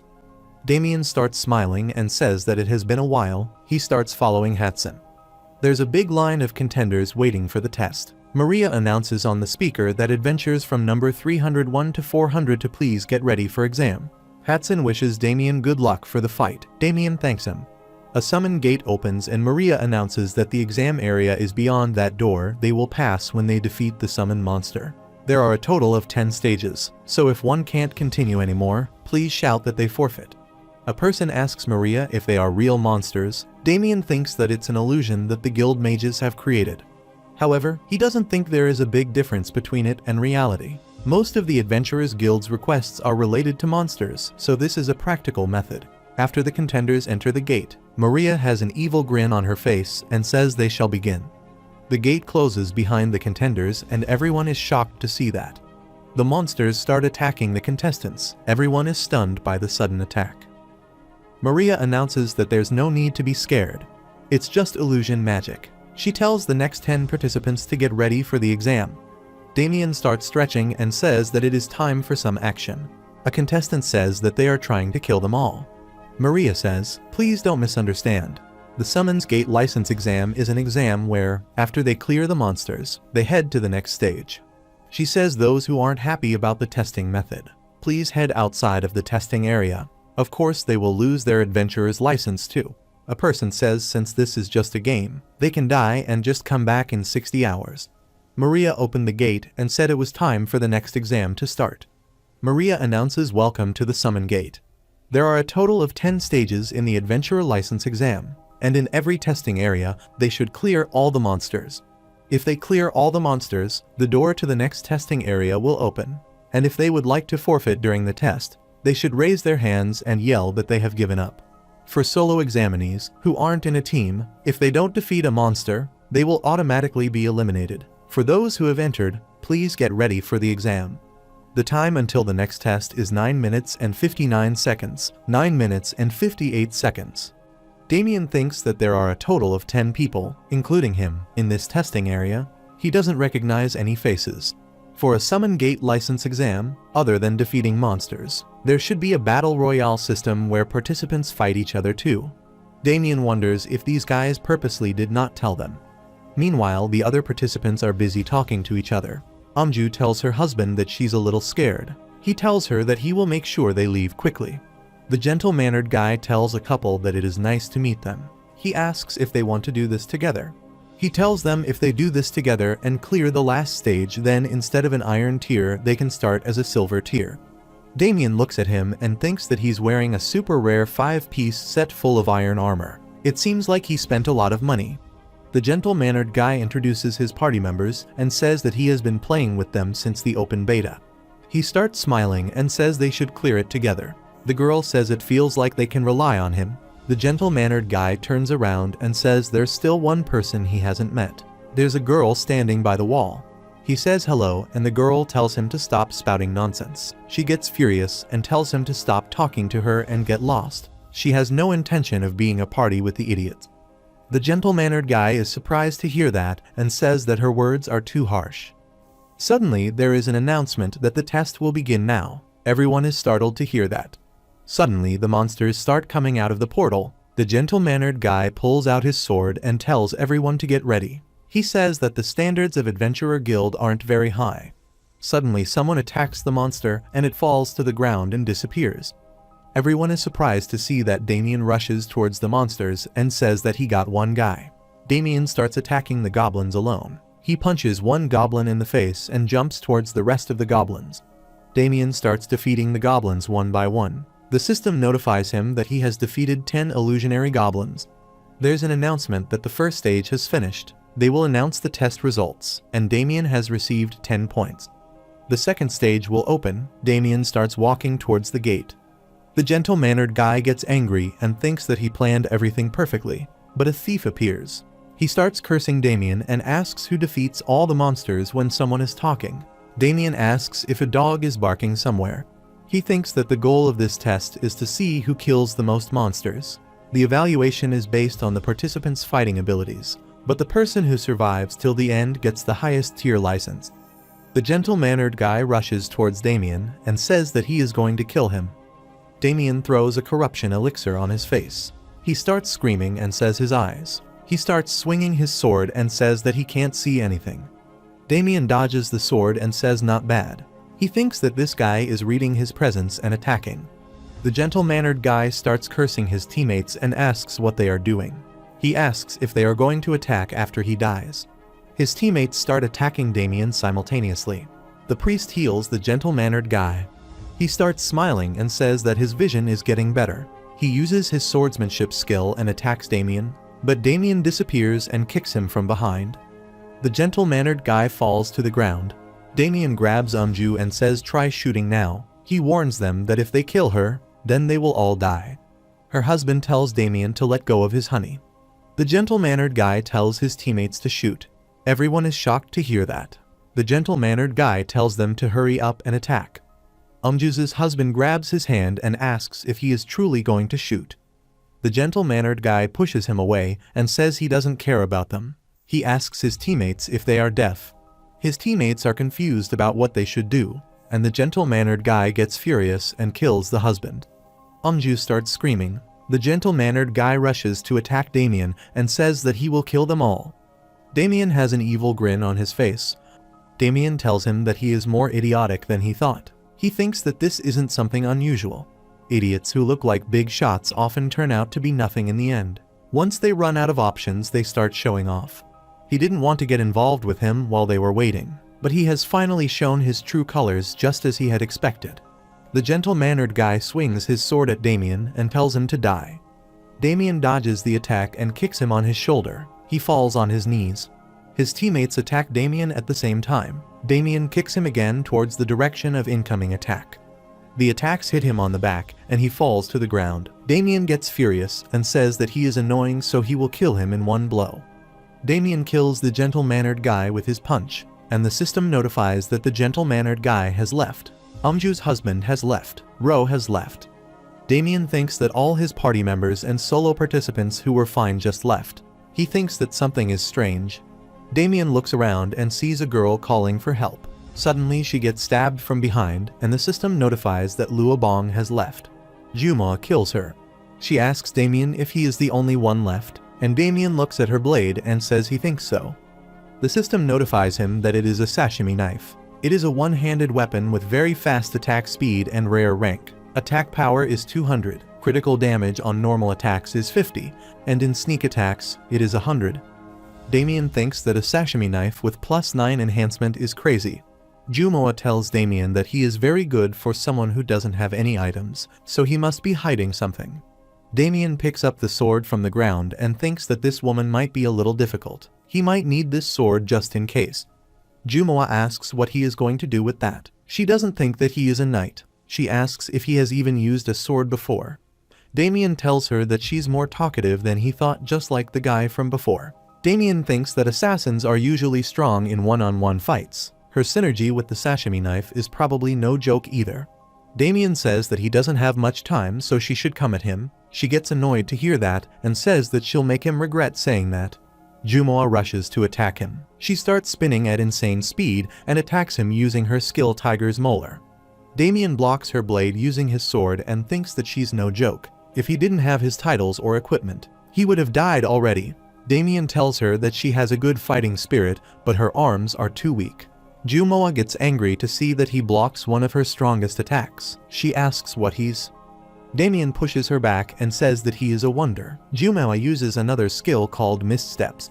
Suddenly, there's a dark mist everywhere. Damien thinks that it must be a stealth skill, and she must have used this to get rid of the other participants. Jumoa tells Damien that he can't do anything but look around. Damien thinks that although her reveal timings are very short, but that skill doesn't prevent detection completely. Damien starts reading her movements, and he easily dodges her blade. He thinks now is his chance to counterattack. Jumoa gets furious and asks if he's going to keep dodging like a rat. At the same time, Damien attacks her with a punch, and he uses corruption elixir on her. Jumoa is scared to see that. She gets blown away by the attack. Her clothes are burned by the elixir. She asks what is that. She covers herself and calls Damien a pervert. She asks what he did to her clothes. Damien says that it seems like she hasn't grasped the situation yet. He tells her if she keeps shouting, then he's going to send her off cruelly. If she surrenders everything peacefully, then he will kill her without any pain. Damien points his sword at her and tells her to surrender everything quickly. He will give her 10 seconds. Jumoa brings out all of her items. Damien is excited to see her items. She has a +9 sashimi, 6 tights, 6 steel wrist guards, and 6 kunoichi discreet garter belts. Damien thinks that she was an overgeared noble. This is incomparable to other ordinary players' equipment. Damien thinks that it is a nice loot. He wonders what is a garter belt. There is an announcement that the next test is starting now. Another gate opens and Damien thinks that time sure goes by fast. Numerous werats starts coming out of the gate. They are holding a knife in their hands. Damien kills a rat with his blade, and the system notifies that he has defeated one Wereat Phantom. After some time, the system notifies that he has defeated 10 Wereat Phantoms. There's an announcement that test level 2 is complete. Damien, the explorer, has earned 10 points and is preparing for test level 3. Another gate starts opening. Damien steps into the gate and says that he doesn't need to wait. The system asks if he will skip the waiting period, and Damien says yes forever. After some time, Damien kills some other monsters. There's an announcement that test level 7 is complete and test gate 8 is opening. Damien wipes blood from his face and wonders what will come after these guys. Lizardman rushes to attack Damien, but he easily cuts off his head using the blade and thinks that he can use other users' weapons very proficiently. He thinks that it's because he cleared Gladiator mode, one of the challenge modes, before his regression. A mode in which one has to clear a level with only the given equipment. He earned the title Grand Weapon Master for being the first to clear the 100 levels. Damien thinks that the body doesn't forget what it learned through hard practice. Everything he learned from mastering all those weapons is still clear in his memories. Damien kills 3 Lizardmen Phantoms. After some time, he steps on Lizardmen, and the system notifies him that he has defeated 10 Lizardmen Phantoms. Damien has blood on his face and sword. And there's an announcement that test level 8 is complete, opening test level 9. Maria is looking at the test results on an orb, and Hatson asks how the testing ground looks. Maria replied that nothing much was going on, just all the newbies who didn't know what they were doing. Hatson asks if anyone is good enough to send right away to the front lines. Maria says no, she would have already told him if there were. She says there are some they could use as human shields, but they wouldn't last long. Hatson looks up and thinks that thousands of people apply for a license, but it is hard to find someone the guild would want. At this rate, NPCs are going to be more useful than explorers. Maria says it's better than the earlier stages. At least, there were guys back then who claimed to come from other worlds. Hatson says that's true, but he can't help but be disappointed anyway. Maria tells him that they are just picking up obedient battle machines, so there's no need to be greedy. Explorer guilds take in members regardless of birth status, past, or race, thereby creating large guilds, but the truly talented ones are taken in by the Royal Academy or the Magic Tower, so the quests and jobs that are above a certain level are left undone. Hatson lights up a cigar and thinks that they have to teach them from the ground up. If he considers the pushed-off quests, then taking in people right now wouldn't even be enough. He thinks that this month is going to be another busy one. At the same time, Maria starts smiling and says there is one unique case. Hatson is surprised to hear that and thinks that is a surprise. For Black Rose Maria Jones, who is rumored to be strict and meticulous and has years of war mercenary experience to make such a judgment. He must be out of the ordinary. Hatson asks her who he is. Maria turns her head and says 9 people died in the first level, but the remaining one is going through level 9 alone. Hatson is surprised to hear that and says that even a normal adult man can take care of the goblins, but still 9 people died. Maria tells Hatson that the average time it takes him to finish each level is 2 minutes and 58 seconds. That's fast enough to be in the top 3 of all contestants today. Maria starts smiling and says those 9 were not killed by goblins. She says that no one can intervene in the testing other than her. That means the person she's talking about killed all of them in the first level, and he's going through level 9 right now. There's an announcement that test level 9 has been completed and Damien has earned 10 points. Test level 10 starts opening. Damien is sitting on the ground. He thinks that something is strange. According to his past life's memories, level 8 were slimes, and level 9 were skeleton mages, but instead, there were orc warriors and dark elves, which are much more difficult. The difficulty levels of the previous levels were higher than he expected, too. Damien gets up and starts laughing. He says as long as they are giving him rewards, he doesn't mind. Damien looks at the next door and thinks that level 10 is the last stage. If he remembers correctly, it was either a slime king, a mud golem, or a blood goblin. That should be easy. Damien starts smiling and says it should be ready. Damien enters the gate, and he is shocked to see something in front of him. A large Minotaur phantom is standing in front of him. The system notifies him that this beast looks and acts like a Minotaur, but it is simply a phantom created by the summon gate, so don't worry about it. Damien wonders what these crazy people are thinking. He thinks that this is a monster that most explorers won't even dare to face. Damien starts releasing his energy and says that he needs to kill it quickly. Damien disappears, and Minotaur is surprised to see that. Damien appears from behind and says that he is going to marinate him before cooking. He attacks the monster with a decay elixir. The monster starts screaming. The system notifies him that the Minotaur's defense power has decreased. Damien jumps backwards as the Minotaur is furious. The Minotaur punches Damien, but he jumps on the nearby wall. He jumps towards the Minotaur using the force of the wall and punches the monster on the face. Damien tells the monster that it's just a beef. The Minotaur falls to the ground. Damien jumps in the air and attacks using his skill poison needles. The system notifies that Minotaur's phantom has fallen into a state of overdose. Damien is about to attack again, but the monster destroys the ground and starts screaming. The Minotaur grabs the boulders and starts throwing them at Damien. Damien dodges the boulders and says that the monster has gone crazy. He says that he will not fall for these slow attacks. Damien starts smiling and thinks that it is strange. Despite this situation being a life or death one, his blood is boiling. Damien looks at Minotaur and says that his heart is beating and he's feeling a strange sense of joy. Damien rushes towards the monster. The monster punches Damien, but he evades the punch and jumps in the air. He thinks that a monster's weakness is behind the neck. Damien attacks at its neck using his sword and blade. The system notifies that Minotaur's phantom has fallen into a state of bleeding. Damien looks back and wonders if it is over. The system notifies that he has defeated the Minotaur's phantom. After a while, there is an announcement that test level 10 is complete, and Damien has earned 10 points. Damien thinks that he didn't expect this kind of monster, but it wasn't as hard as he thought. He can't even tell how strong he is right now. Damien thinks that he has definitely grown a lot more compared to when he just started. The gate opens in front of Damien, and there's an announcement that his total score is 100 points, and the test has ended. Damien goes to Hatson and says that he is here. Hatson says that the test must have been hard. Damien says it was not easy.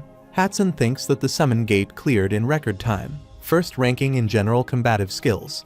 He's also first in ranking in situational judgment and execution of actions, and killing all his fellow test participants. Thanks to all that, he became a popular topic among the employees. He sees why Maria called him a unique case. Maria gets excited and tells Hatson that they need to scout him no matter what because people as skilled as him are rare. Hatson asks if it is okay to make that decision so quickly. Maria says yes, he's exactly what she wants. Hatson tells Damien that his test results are impressive, although it does bother him that he killed the other participants. Damien says that he is good at judging people, and those are all bad people. He doesn't normally kill people, it's not a habit of his. Hatson starts laughing and says it makes him sound like a psycho. Damien thinks that he played the game for so long that he can easily catch on to what other people are thinking. If Hatson still says that he won't take him, then he can say goodbye to the license.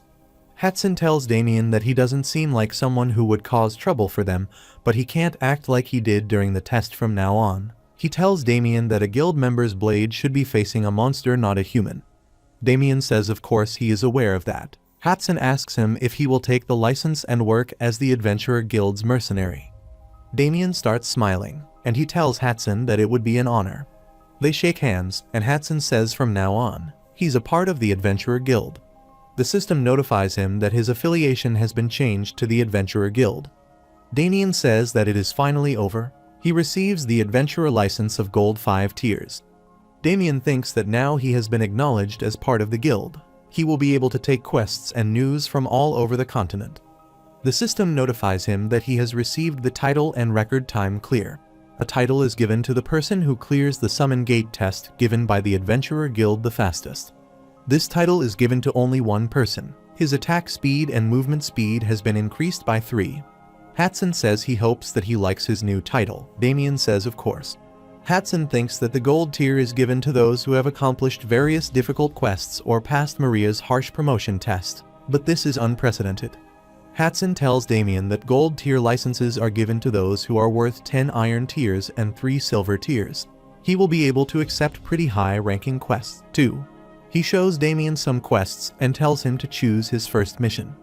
Damien takes a look at the quests and thinks that they're all gold tier quests. Deep waterway exploration of the royal palaces underground, Drake's breath cultivation. He shows a quest to Hatson and asks what is this quest. Hatson replies that it's a village where the sheep disappeared. It's a village called Cornell and the government sent that one. Hatson tells Damien that it's in the middle of nowhere so they don't want to send their precious knights. Damien says it is beneficial for them to just take care of it using money. Hatson says that he is smart. Hatson takes off his glasses and says that from what he heard, their sheep keep disappearing. He assumes it's just a pack of wolves that just moved into the area. The government wants the problem solved at the root. Damien thinks that these kinds of quests are usually not a lot of work, it's probably someone else in the village stealing them. It probably won't be a problem if he just take care of the issue, and then make up some reasonable cause for the report. Hatson tells him that of course, whatever he does, he will have to bring forth results that will satisfy both the village and the government. Hatson asks if he will take this one. Damien says it doesn't sound bad. The system notifies him that a new quest, the village where the sheep vanished, has been created. Damien accepts the quest and thinks that he is a bit excited about it since it's a gold tier mission. Hatson wishes him good luck. Damien says that he will see him soon. After some time, Damien is standing amidst the mountains and he feels lost. The system notifies him that new information has been updated. Current location is Sellas Valley number 3. The system notifies that the world map information has been updated. Damien thinks that Cornale Village is in between Terra Kingdom and Principality of Pharma, which is also called the Ivory Tower of Truth. Damien says that he thought he was almost there, but he still has a long way to go. This is why they didn't have the knights do it. Damien thinks that he accepted a gold tier mission, but he didn't get any equipment or party members. It hasn't been long since he started the game, and he doesn't even have the basic equipment. He can't even dream of partying up with mercenaries since equipment is the most important thing for them. Damien says that it is better to do it alone than waste time looking for party members. He starts smiling and says if he can't find party members, then he can just create them. Damien uses his skill, Control the Dead, level 1. A magic circle appears on the ground. Damien opens his eyes and wonders if it works. A chick appears in front of Damien and asks if he is his master. Damien sits down and asks what it is. The chick replies that it is his summon. Damien puts his finger on the chick and says he didn't think something this useless would be summoned. The chick gets furious and says that it will kill Damien, and the chick starts attacking Damien. The system notifies him to choose a name, please. Damien looks at the chick and asks if it doesn't have a name already. The chick says it was just born, and Damien says he will call it Bundle because it is cute. The chick gets annoyed to hear that and starts attacking Damien. Damien says that it has a terrible personality. After some time, Damien arrives at the Sellas Valley number 6. He thinks that there must be a side path around here. The chick is sitting on Damien's head as he starts sliding down the hill. The system notifies him that new information has been updated. Current location is Farber Forest. Damien looks around and says that it is the same. He thinks that the biggest reason the users avoid this place is because of the monsters that live there. The system informs him about the Farber and says these are cocoons that reside in the depths of the Sellas Valley, and they are easily found on trees. They stay in groups and resemble unripe bananas. Their species is insects, and their level is 25. The unique trait is that the Farber string is very strong and viscous, so be careful not to get hit by it. Damien looks up and sees some Farber. He thinks that they are very high up, so it would be hard to attack and defend, but he will give it a try. Damien starts using his skill Decay Elixir and throws it towards the Farber. It strikes the Farber, and they start falling to the ground. The system notifies him that the Farber's defensive exoskeleton has been decayed. Damien starts smiling and says this looks like fruits dropping from the tree. The Farber gets furious and shoots a web of strings at Damien. He easily evades the attack and says that it is too slow. Damien shoots poison needles at Farber, and it starts twisting in pain. Damien says thanks for the meal. The system notifies that he has defeated a Farber, and he has obtained a hard outer shell.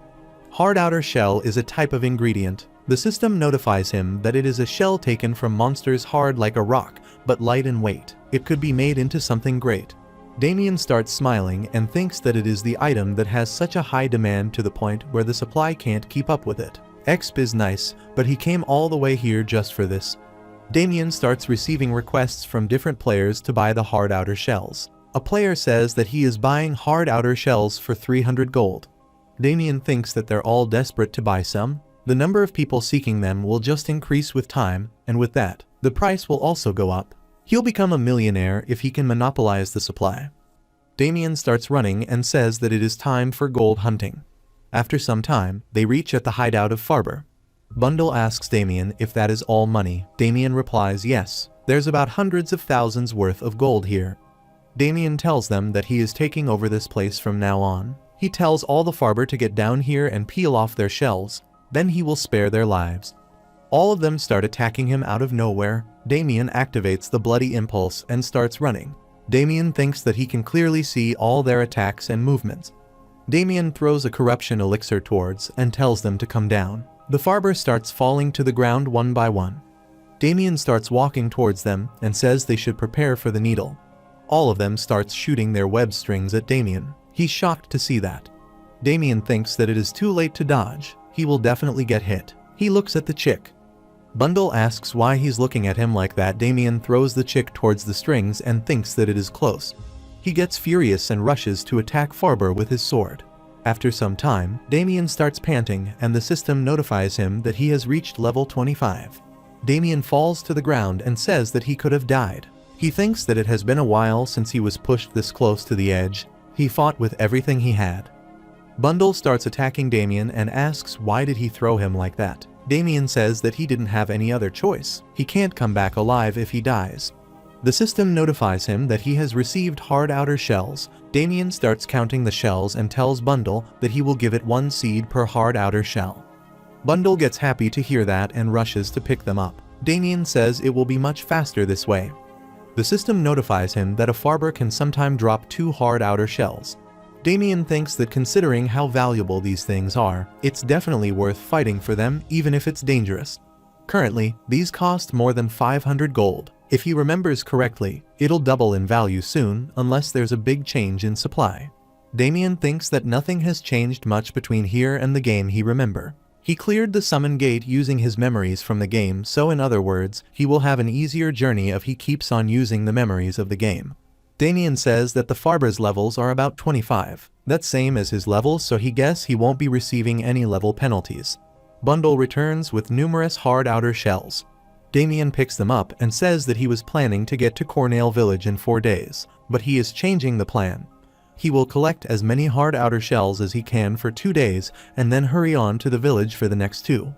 Damien tells Bundle to get ready to sweep up some money. After some time, a person standing on the cliff hears some loud noises from the forest, and he wonders what that sound is. A person slaps him from behind and asks what he's spacing out for. He replies that he thought he heard a noise. The name of the person is Liang Kao-ming. He's Jensen Startup Team's first leader of the week. Kao has scars on his face. He asks if he has gone insane and asks who else would be here besides them. Kao is carrying some weapons. His brother tells him that he definitely heard some noise from the forest. The other members start laughing at him. Kao tells his brother that they will die there anyway. Kao turns around and tells him to join the group. They have a long way to go. He tells everyone that they need to finish their quota for the day. After some time, they start walking through the woods. Kao's brother asks if he is sure they can collect all of that today. Kao says they have to do it somehow. He asks if he is going to keep spouting nonsense.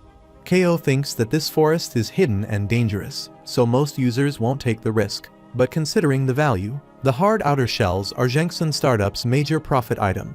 It's harder to hunt fabrics than he expected, but it's more important that it's possible to farm them. He thinks that if they don't fulfill their quota for the day, he will be the one reprimanded for it, so they need to hurry. Kao says that he's exhausted, so let's get this over with and log out. He asks where are all the caterpillars. A person points ahead and says they are all dead. Kao asks if he has gone blind. He looks in that direction and he is shocked to see that all the farbers are dead. Kao gets furious and asks who got here before them. He thinks that this place is in Jensen territory, but they killed all the users they came across in order to monopolize the supply. He wonders who is responsible for this. Kao starts yelling at his teammates and orders them to go and find him. That person who invaded Jensen territory. A person replies, okay, elder brother. At the same time, Damien arrives there and he starts picking up a hard outer shell from the ground. Kao is startled to see him there. He thinks that all he has equipped himself with is some cloth and boar head. He wonders how did he manage to get here. Bundle tells Damien that there's one more over there. Kao gets furious and asks Damien if he wants to die. Damien asks if there is any problem. Everyone starts shouting at Damien. They warn him to give them everything he took here before they split his guts open. Damien says that he can't understand what they are talking about, and he can't tell if they are from North Korea or China. KO asks if he knows who he is. Damien says no and asks who he is. KO introduces himself, but Damien says that he has never heard about him. Damien starts thinking about it and asks if he's that evil factory leader, the Chinese farming factory that's killing other fellow users. Damien says he read comments about them in Sella's Valley that they are violent and absolute garbage human beings. KO and his men start smiling, and KO tells him that it is too late for him because he is going to die here. Everyone starts surrounding Damien, and KO asks if he understands the situation he is in. Damien is annoyed to hear that, and he warns them to play nicer before he starts getting violent unless they all want to die here. KO points his crossbow at Damien and tells everyone to kill him. Damien dodges the arrow and instantly grabs KO and twists his arm. KO starts screaming in pain, and Damien says that as confident as they are in ganging up against one person, he is just as confident in PvP. Everyone starts shooting arrows towards Damien. Damien uses KO as a human shield. He throws KO away and moves at an insane speed to cut down some people. A person says that he is coming. He swings his sword and strikes Damien's arm. The system notifies Damien that Steel Wrist Guard is activated, so he remains unharmed. Damien beheads 2 more people. KO gets up from behind and points his bow at Damien. Damien turns his attention towards KO and says that he will not be able to make it out of here alive. Meanwhile, at Jenkson's startup factory, an assistant comes running into the room. Mingchen gets annoyed to see that and throws an ashtray at his head. Mingchen asks how many times he has to tell him to knock. He tells his assistant that if it is nothing urgent, then he is going to kill him. His assistant says there's a big problem. Team 1 just got screwed over. Mingchen is shocked to hear that. He gets furious to hear that and asks who it is this time. He smacks his hands on the table and says there are so many people on that team. He asks if it is the Japanese. He grabs his assistant by his collar and asks who dares to attack them. The assistant asks if he remembers the guy who put 3 million gold into the game bank. He's a Korean whose username is Jinsung23, and it was him again this time. Mingchen punches his assistant and asks if he wants to die because that doesn't make any sense. He's saying that one person killed all of the team members. His assistant says that is true. Mingchen tells him to explain everything in detail and don't leave out any details. On the other hand, the system notifies Damien that he has reached level 30 and he has gained EXP. Damien looks at the dead bodies on the ground and says that he killed about 50 people. The system notifies him that he has obtained basic steel, elven branch, and rubber tree SCP. Damien says that he got some rare items. He thinks that this much loot from one fight is pretty rare. Of course, a lot of these must have been stolen from other players, but this is insane. The system notifies him that he has hard outer shell, basic steel, basic cloth, basic leather, white herb, hunter's leather armor, and light short bow in his inventory. And he also has 191,849 gold. Damien thinks that he would have never earned this on his own without looting. He will be able to get millions of bucks if he changes it to cash right now. He could get hundreds of millions if he just watched the currency change rate. He wouldn't have to worry about sending money home for a while. Damien says that he will exchange the goods for cash. As for the items, the system notifies him that he has used Apocalypse Invocation, the Book of the Black Covenant. Bundle asks Damien what is this. Damien replies that he is going to make some equipment. Damien chooses item dissection. The system notifies him that he has dissected +5 superior falchion, light short bow, and hunter's leather's armor. Damien thinks that it is nice to sell all the items, but he needs some higher grade ingredients. Damien wonders where is the nice item he saw before. The system notifies him that he has earned the title Lonely Hyena. Damien says that he has never seen that before. The system notifies him that it is a title given to those who have looted more than 999 items from other users. A person who is leading the environment cleanup movement has 100% likelihood of detecting dropped items within a 100-meter radius.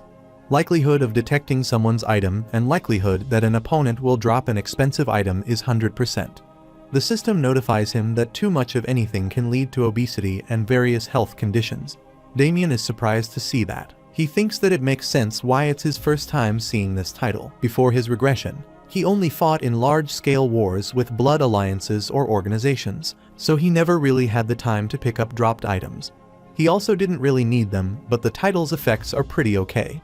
Damien wonders if he picked up that many items. It's kind of embarrassing. Bundle says he has been picking up items from the ground all day long. Damien tells him to shut up. Damien has an evil grin on his face, and he asks if it isn't better to kill other users than to hunt monsters. Damien looks at the players he killed and thinks that there were around 50 of them. If they work in day and night shifts, there must be more than 100 of them, and that's a lot. Plus, if he assumed that one farming factory farms thousands of items per week, the money he can earn from that would be enormous. Damien stands at the edge of the cliff and looks at the stream of water below. He thinks that after all that loss, Jensen's startup is bound to come after him, so he will have to be prepared. Damien claps his hands and says they should get to work. Meanwhile, Chang Tingbao, the Jensen startup night shift team leader, is leading his team through the forest. His follower asks how much longer because there's no sign of any humans, and they can't see even an ant. Chang asks how much longer he has to chase this damned Korean. He tells his team that all they need to do is get rid of that Korean, so hold on a bit. A person asks why they don't get return spells. It will be much easier with those. Chang says that those are expensive. He tells them enough with the stupid questions, look around, and be on their guard. Suddenly Chang stops and thinks that he heard something strange. He looks around and sees that there's no one behind him. Damien is sitting on the branch of tree. He asks Chang to come forward. If not, then he should take a nap. Damien punches Chang and knocks him out. After some time, Chang regains his consciousness and sees that his hands and feet are tied. His mouth is also tied with a piece of cloth. He wonders why he's tied up and what's going on with these weird chicks. A chick says to tell the captain that the prisoner is awake. Chang turns his head and sees Damien standing there. Damien looks at Chang and says it seems like the patient is awake. Chang starts trembling in fear. He thinks that he needs to get out of there. Damien tells Bundle to go and pull up the patient's sleeves. Bundle starts pulling up Chang's sleeves as Damien brings out some poison needles.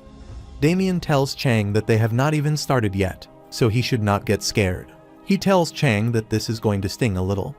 Damien attacks him with poison needles. Chang falls to the ground, and foam starts coming out of his mouth. Damien has an evil grin on his face, and he tells Chang that this is just the beginning. After some time, the system notifies Damien that he has obtained Ranger's Gaiters, Old Hinge Belt, and he has also obtained 3888. Damien starts resting on the ground and says that he is tired. He thinks that he got rid of all 100 members of the Jensen's day and night shift teams without resting for 48 hours straight.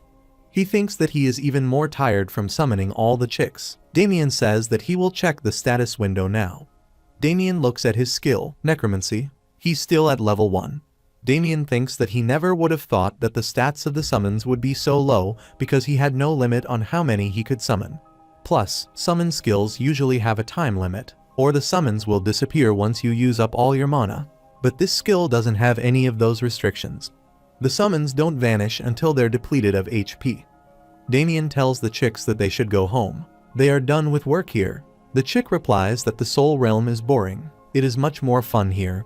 Damien thinks that their specs are basically garbage, but with enough mana and casting time, he can have an infinite number of them. They're useful when there are so many of them, like when he used them to find the Jensen guys. Damien says there aren't any of them anymore. Damien says that it was quite fun killing and looting them, plus their reactions were killer. Bundle asks what he's thinking about. Damien thinks that one kill is just shooting poison darts. He doesn't even need to use Decay Elixir or Bloody Impulse. It'd be better to use Necromancy since avoiding the death penalty is hard. Damien clicks on the status window and activates the Book of the Black Covenant. He thinks that the items created with this book are much more expensive, but they are also higher in stats and efficiency. Damien starts turning the pages of the book and asks where the formula for that one is. He asks Bundle if they want to try this out. Meanwhile at Shanghai Pudong, Zhang Wei says things happening in AC are a bit concerning. He's the Kirin Society's chairman. Zhang starts smoking and thinks that Jensen Startup is one of his sources of funds for laundering money. One of his brothers led its development himself, so he left his funds to him as an investment. Zhang thinks that it was only a little bit of money, so it doesn't affect him. But for just one person to have killed everyone there, that's definitely concerning. Zhang starts dialing his phone and says that he needs to get rid of him. He calls his security guard and tells him that he has an order for him, and he replies, "Yes, sir." Meanwhile, a player is running through the forest. He thinks that dozens of his teammates were killed by just one user, and he needs to get out of there. At the same time, a red lightning bolt strikes from the sky, and the person falls to the ground and hurts his knee. Arthur says he didn't think that he would dodge that. He says that is impressive. Arthur says that he is not a captain for nothing. The person tells Arthur not to come any closer. Arthur points his staff at him and asks if he is scared. The system notifies that it is a +12 wing of Tetra staff. Its class is Mage, rank is Hero, magic attack power is 7880, wisdom is 88, casting speed 100%, additional damage 40%. When using lightning type magic, the force will be increased by 50% and skill delay will be decreased by 50%. It is a staff with the energy of lightning within. It is said that when it casts magic, Tetra's cries ring throughout. Arthur tells the person that he likes that expression on his face. He tells the person to go and tell them if they want to defeat King Arthur, they'll have to bring the entire Blood Alliance. The person starts screaming in fear after seeing the red lightning emitting from the staff. Next morning, Damien starts scratching an itch in his ear. Bundle asks if he is searching for gold in there. Damien says that his ear is itchy. The system notifies Damien that new location information has been added. The system notifies Damien that the current location is Cornell Village. Damien looks at the village from the forest and says that the air is nice and fresh here. After some time, Damien arrives at the village, and everyone looks at him suspiciously. Bundle asks Damien where they are right now, and Damien replies about their workplace. He tells Bundle to hide because there's a lot of tension in the atmosphere.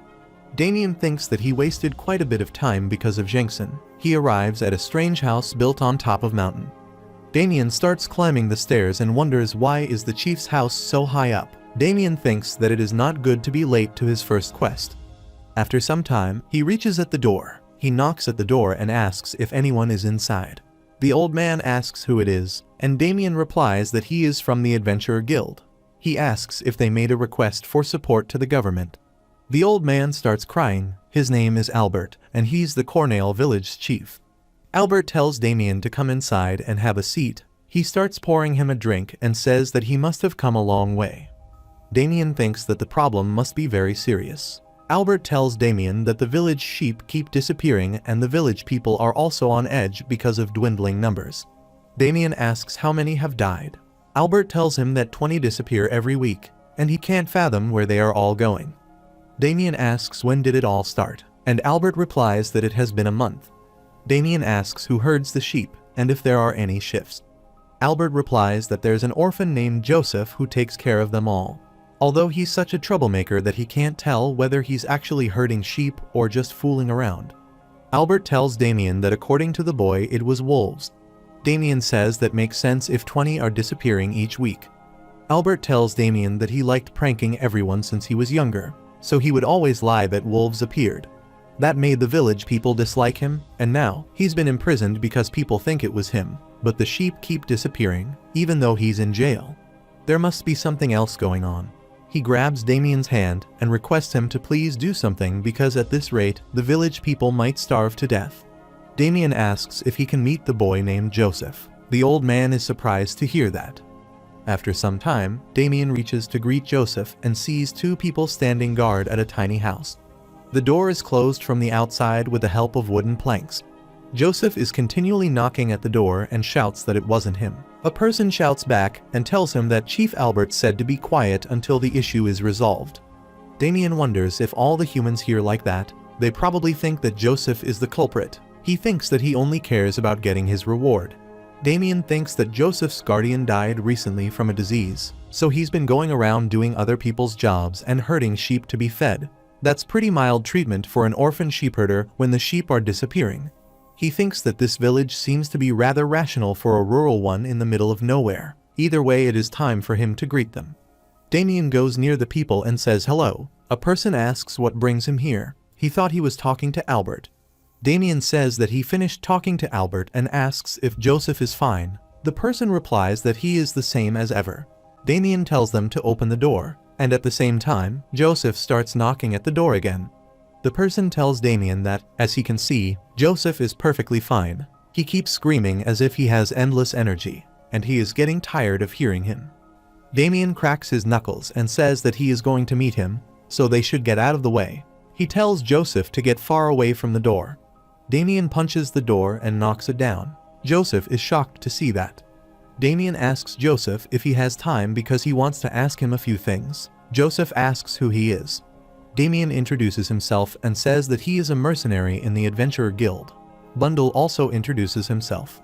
Damien tells Joseph not to mind the talking chick and the broken door. Joseph is stunned to hear that and wonders what is going on. After a while they are sitting on the bed. Damien says that he heard that the wolves are hunting his sheep. Joseph says that's true. He tells Damien that it was an enormous wolf, much bigger than a human. When he saw it, it was hunting a bear. Damien is surprised to hear that. Joseph says that he will not believe him. An old man interrupts Joseph and tells Damien not to listen to anything he's saying because he is the biggest liar, a wolf bigger than a human that hunts bears. He has never seen such a thing in his entire life. Damien thinks that it's not impossible. There are all kinds of monsters and beasts in mountainous areas like this. He asks Joseph where he last saw that wolf. Joseph replies that he saw the wolf at the peaks of the Caliph mountain ranges, and he saw a pack of them there. Joseph tells Damien if he follows the peak and go north, there's a wide plain, it's at the end of the forest, so it won't be hard to find. Damien has a serious look on his face and says he has got it from here. The system notifies him that a new quest, Caliph Peak's Wolves, has been created. After some time, Damien is running through the forest at an insane speed and thinks that at this rate he will get there soon enough. Damien says that it is nice to have good items, money is the best. Damien thinks that he got a full set of witch doctor items using Apocalypse Invocation, the Book of the Black Covenant. He got a flame lizard bracelet, its defense power is plus 25, wisdom plus 10 and fire attribute resistance plus 15, and he can also use Flame Banquet by consuming a point of durability. The Flame Banquet is a technique that creates flames for 30 seconds, causing constant damage to the opponent. The second item he got is Nijiwalis leather pants. Its defense power and HP is plus 100, wisdom and magic resistance plus 10, and he can use Dark Green Blessing by consuming a point of durability. With the help of Dark Green Blessing casting, mana regeneration and stamina recovery speed will increase by 100% for 1 minute. The third item he got is Golden Rabbit Sandals. It is another high-rank item. Its defense power is plus 50, agility plus 10, and moving speed is plus 5%. Damien can also use a Golden Flash of Light by consuming a point of durability. While using Golden Flash of Light, the moving speed of the first step will be increased by 10,000%. Damien thinks that this kind of good quality equipment can't be bought with just money. It took hundreds of thousands of gold to create them, and he had to use some ingredients that weren't available on the market. But from now on, having good equipment will be much more important. Plus, the place he is heading to is full of monsters whose levels are higher than 30. Damien starts smiling after reaching the Caliph mountain range's peak. He looks down and says it does look like a place where a wolf den would be. There are tons of blind spots because of all the boulders, and there are cliffs that look dozens of meters tall. Damien thinks that gap looks too small for a while bigger than a human to fit into, but Joseph said that he saw them with his own eyes. Damien says come out and uses his skill of necromancy. Numerous magic circles appear on the ground. Meanwhile, Seo Hyeon starts climbing the cliff with her party members and says they are close, so please be ready. Her team member asks if she is sure that there's no one here. Seo replies that she hasn't read anything that says someone succeeded in raiding this place. In other words, no one has cleared the quest yet. A user god from afar clenches his fist and says they will clear it then. Another user is holding a staff in his hand and asks if they will be able to defeat the Great Wolf King. God from afar says of course they will, that's the reason they are there. Selling Heel says that he has heard the Wolf King is very strong. God from afar tells him not to worry because he is here, and he has great specs. He says that it's not a scary monster, and its patterns are pretty obvious, so he just has to focus on healing them. Another user named Jelpanisher is wearing armor, and he tells them to quit their chit-chat because they are going to be late.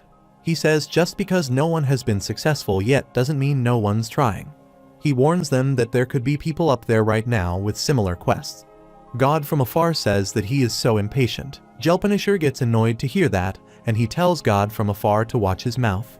He starts smiling and thinks that he will get back at him later for this. Seo tells everyone that they can fight later. At the same time they hear a blast from the cliff. Everyone is shocked to see that. On the other hand, numerous white wolves chase the chicks as they run back to Damien. Numerous wolves start surrounding Damien. He smiles and says that a bunch of them came out of nowhere, but he's not complaining. Damien is surprised to see that so many wolves are coming from such small cracks. He wonders if they live in between these boulders. Damien thinks that it is only possible when the bottom of this cliff is like an ant nest, but with wolves instead. Damien says that he has to fight so many at the same time, and there could be even more below. The wolves start walking towards Damien. He tells them that he is just investigating. The system notifies him that the Caliph wolves are the wolves that reside in the Caliph mountain peaks. They rarely act individually, and they are usually in packs of 20 to 30. They tend to hunt in groups of 5 to 6. They're very mobile and never let go once they have bitten something, so be careful. Specie is a beast, and their level is 30. Make sure not to be deceived by their tactics. A wolf pounces upon Damien. He uses his skill corruption elixir and throws it towards the wolf. The wolf starts whimpering as it falls to the ground. Damien is happy to see that the flame lizard bracelet and the flame banquet skill work great with the decay elixir.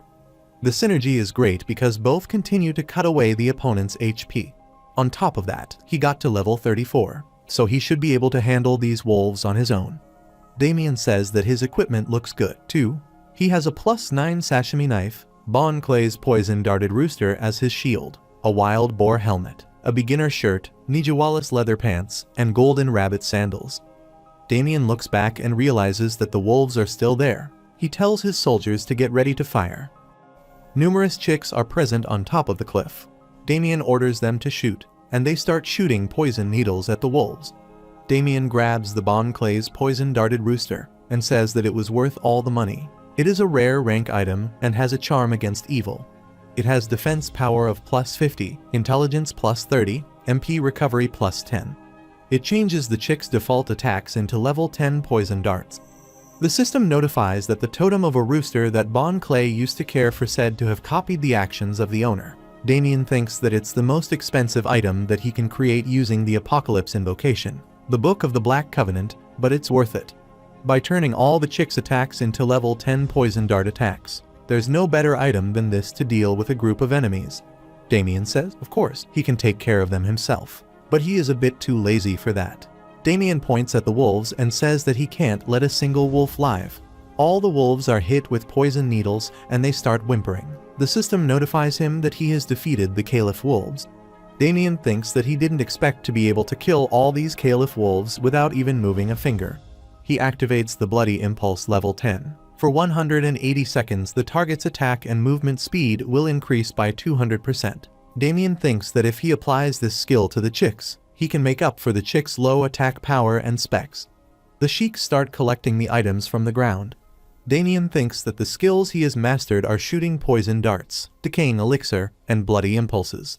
At first, they were all either garbage or the penalties too big, but they're pretty useful now that they've gotten higher in level. Bundle and the chicks return with numerous items. Damien praises them for doing a good job. The system notifies him that he has obtained wolf canine, gray eye, and gray fur. Damien tells Bundle that there should be an alpha around here. Joseph said that there was a huge wolf. Damien decides to check the quest one more time. The name of the quest is Caliph Peaks Wolves, according to the Cornell village shepherd, Joseph. The reason the sheep are disappearing is the wolves. Let's get rid of all the wolves that reside in the Caliph mountain peaks. Damien has defeated 20 out of 200 wolves, and he hasn't defeated the Great Caliph Wolf, so the current progress is at 0%. Rewards include Adventurer Guild's Mission Completion Package. There is also a warning: if he fails at his mission and the Cornell village's people die, the Terra Kingdom might blame him. Damien says that this isn't going to be easy. He has to kill them all.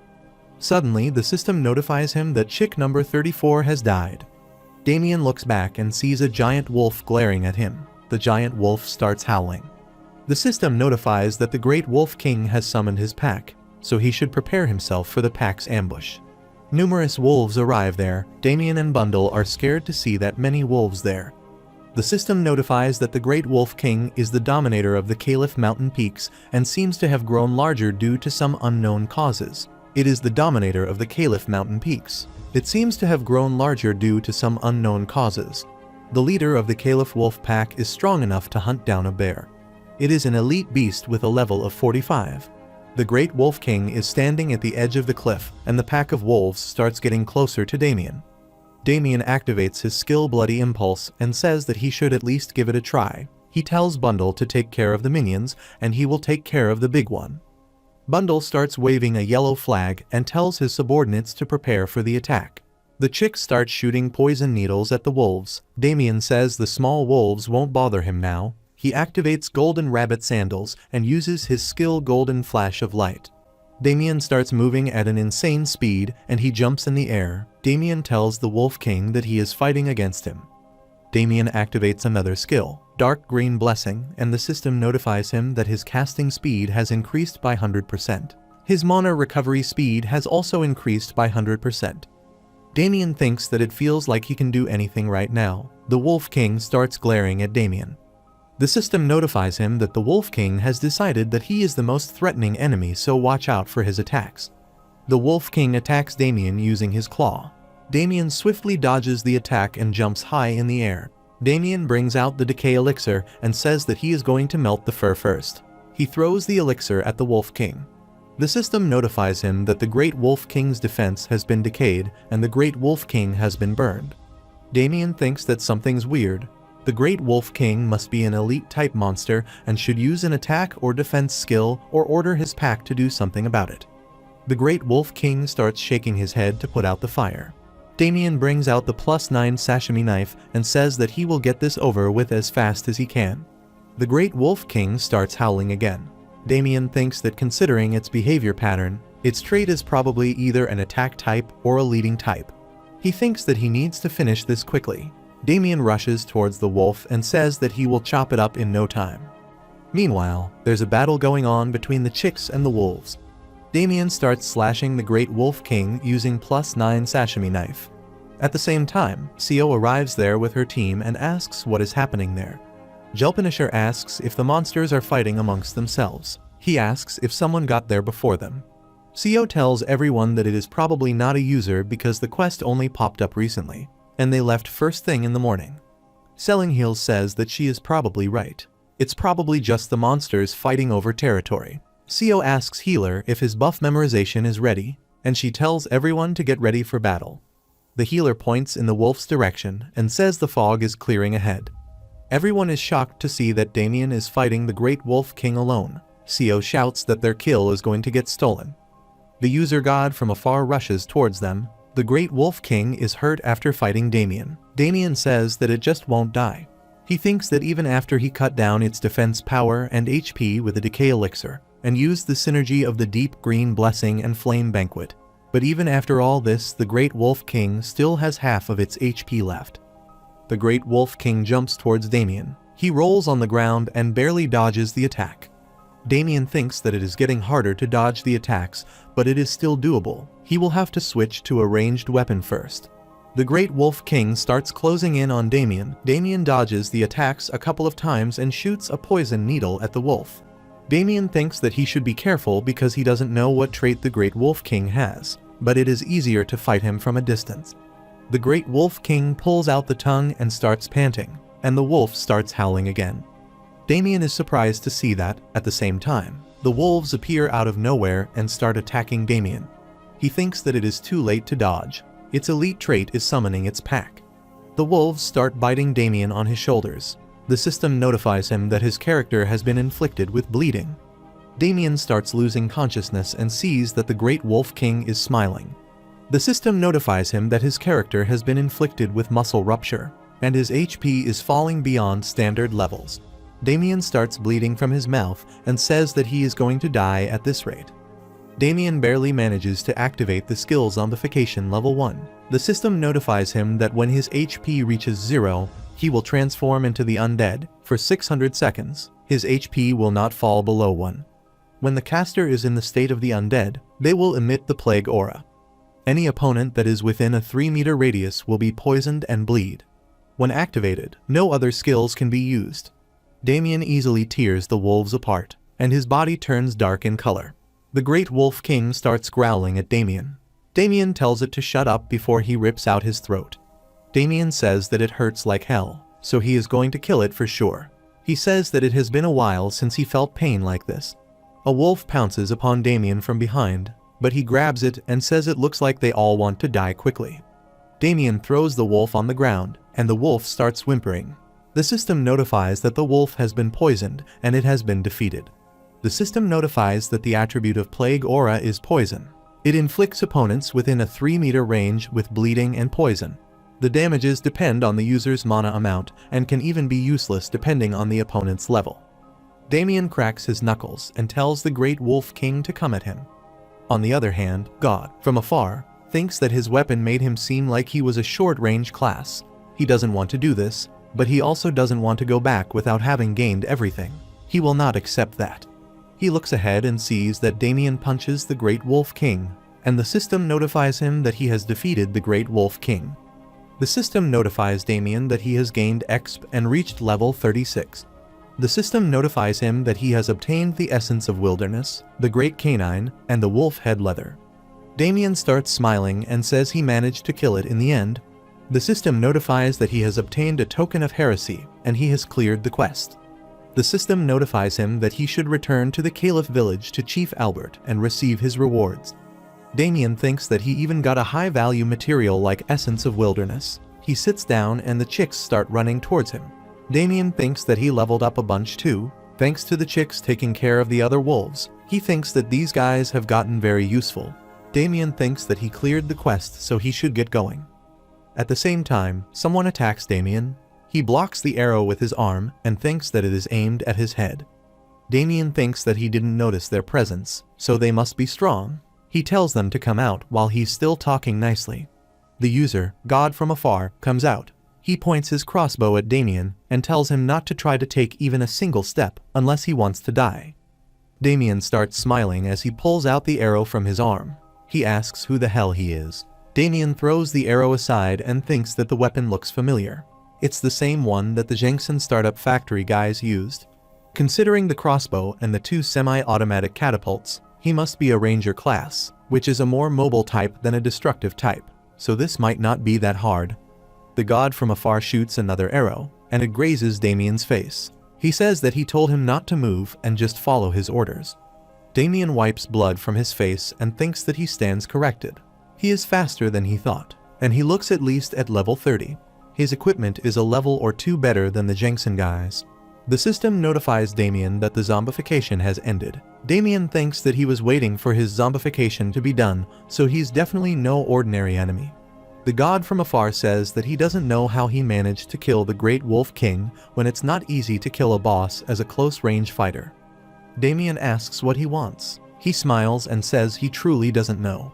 He gets annoyed and tells Damien that the Great Wolf King was supposed to be his prey and that he had wasted all of his efforts in coming here. He tells Damien to give him everything he got from the Great Wolf King and all the equipment he has. Only then will he let him go. Damien puts his finger in his ear and says no. He says that he is the one who worked hard to kill the Great Wolf King, so he is not stupid. Damien asks if he would give it all up if he was in his place. The God from afar is shocked to hear that. He points his crossbows at Damien and tells him to die. Damien activates his skill Bloody Impulse and increases his attack and movement speed by 200%. Damien takes 1 healing potion and activates Deep Green Blessing and Flame Banquet. Damien starts running and thinks that he needs to deal him as much damage he can while he's still shocked. Damien drinks the healing potion and throws the flask away. He thinks that his pattern is simple and it takes about 1 to 2 seconds between each fire. The God from afar starts shooting arrows at Damien, but Damien dodges all the arrows. The God from afar thinks that he is easily dodging all of the arrows and he has been looking this way all the time. He gets worried that he's going to lose at this rate. Suddenly Damien rushes towards him with a decay elixir in his hand and says that he can see all his attacks. Damien throws the elixir at his face. He falls to the ground and starts coughing. He asks what this is. The system notifies him that he has been inflicted with poison, so his armor has been corroded. He wonders if Damien had defense power skills as well. Damien has blood in his eyes, and he has another elixir in his hand. Damien tells him that he is going to die if he can't block this next attack. He throws the elixir at him, and his skin starts burning. The system notifies him that his elite hunter blowgun has been destroyed, and he starts crawling on his knees. Damien asks if he is ready to die. He grabs another weapon from his back and tells Damien that he is going to kill him. Damien looks at the weapon and wonders if that is a heavy hunting arbalist. If he recalls correctly, one of the AC beginner rankers used to wield that, and that's focused solely on destructive power. Damien asks if a ranger like him can use that. He gets annoyed to hear that and shoots an arrow at Damien. It barely misses his face. Damien thinks that was close. Suddenly, there's a huge blast. Damien looks back and thinks that this is a lot different from the heavy hunting arbalist. He can't see it, and the system doesn't detect it either. The god from afar moves behind Damien and asks where he's looking. He starts shooting arrows, and Damien starts running, but suddenly, he appears in front of Damien and starts mocking him. He asks Damien if he is having difficulty in seeing him.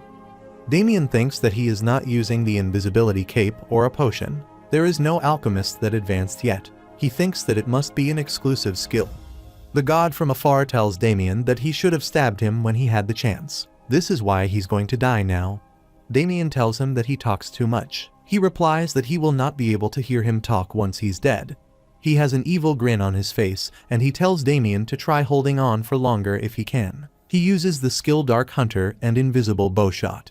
Damien starts running from the arrow blasts and thinks that the invisible bowshot lets him be invisible while rolling on the ground. And it's a pain to deal with because those skills are letting him use the heavy hunting arbalist much quicker. Damien thinks that the only solution is to get this over with quickly. He uses his skill, Golden Rabbit Sandals, and Golden Flash of Light. Damien charges at him with insane speed and pulls out his hair. He starts screaming in pain and says that he is a psychopath. Damien starts spinning his hair and says that he will give him a chance to apologize one last time. God, from afar, is annoyed to hear that and asks why he would apologize to him. Suddenly, he starts feeling pain in his heart. Damien has a voodoo doll in his hand and says that its effects are very good. He asks where he should put the next needle in his body. CO tells her teammates that God from afar was firing a bunch of arrows earlier. She asks what is happening there. The healer says that he is not sure, but it is quiet now. Suddenly, they are shocked to see that his HP has started decreasing rapidly. CO says that she will go and check out the situation. Jelpanisher tells her to think about this.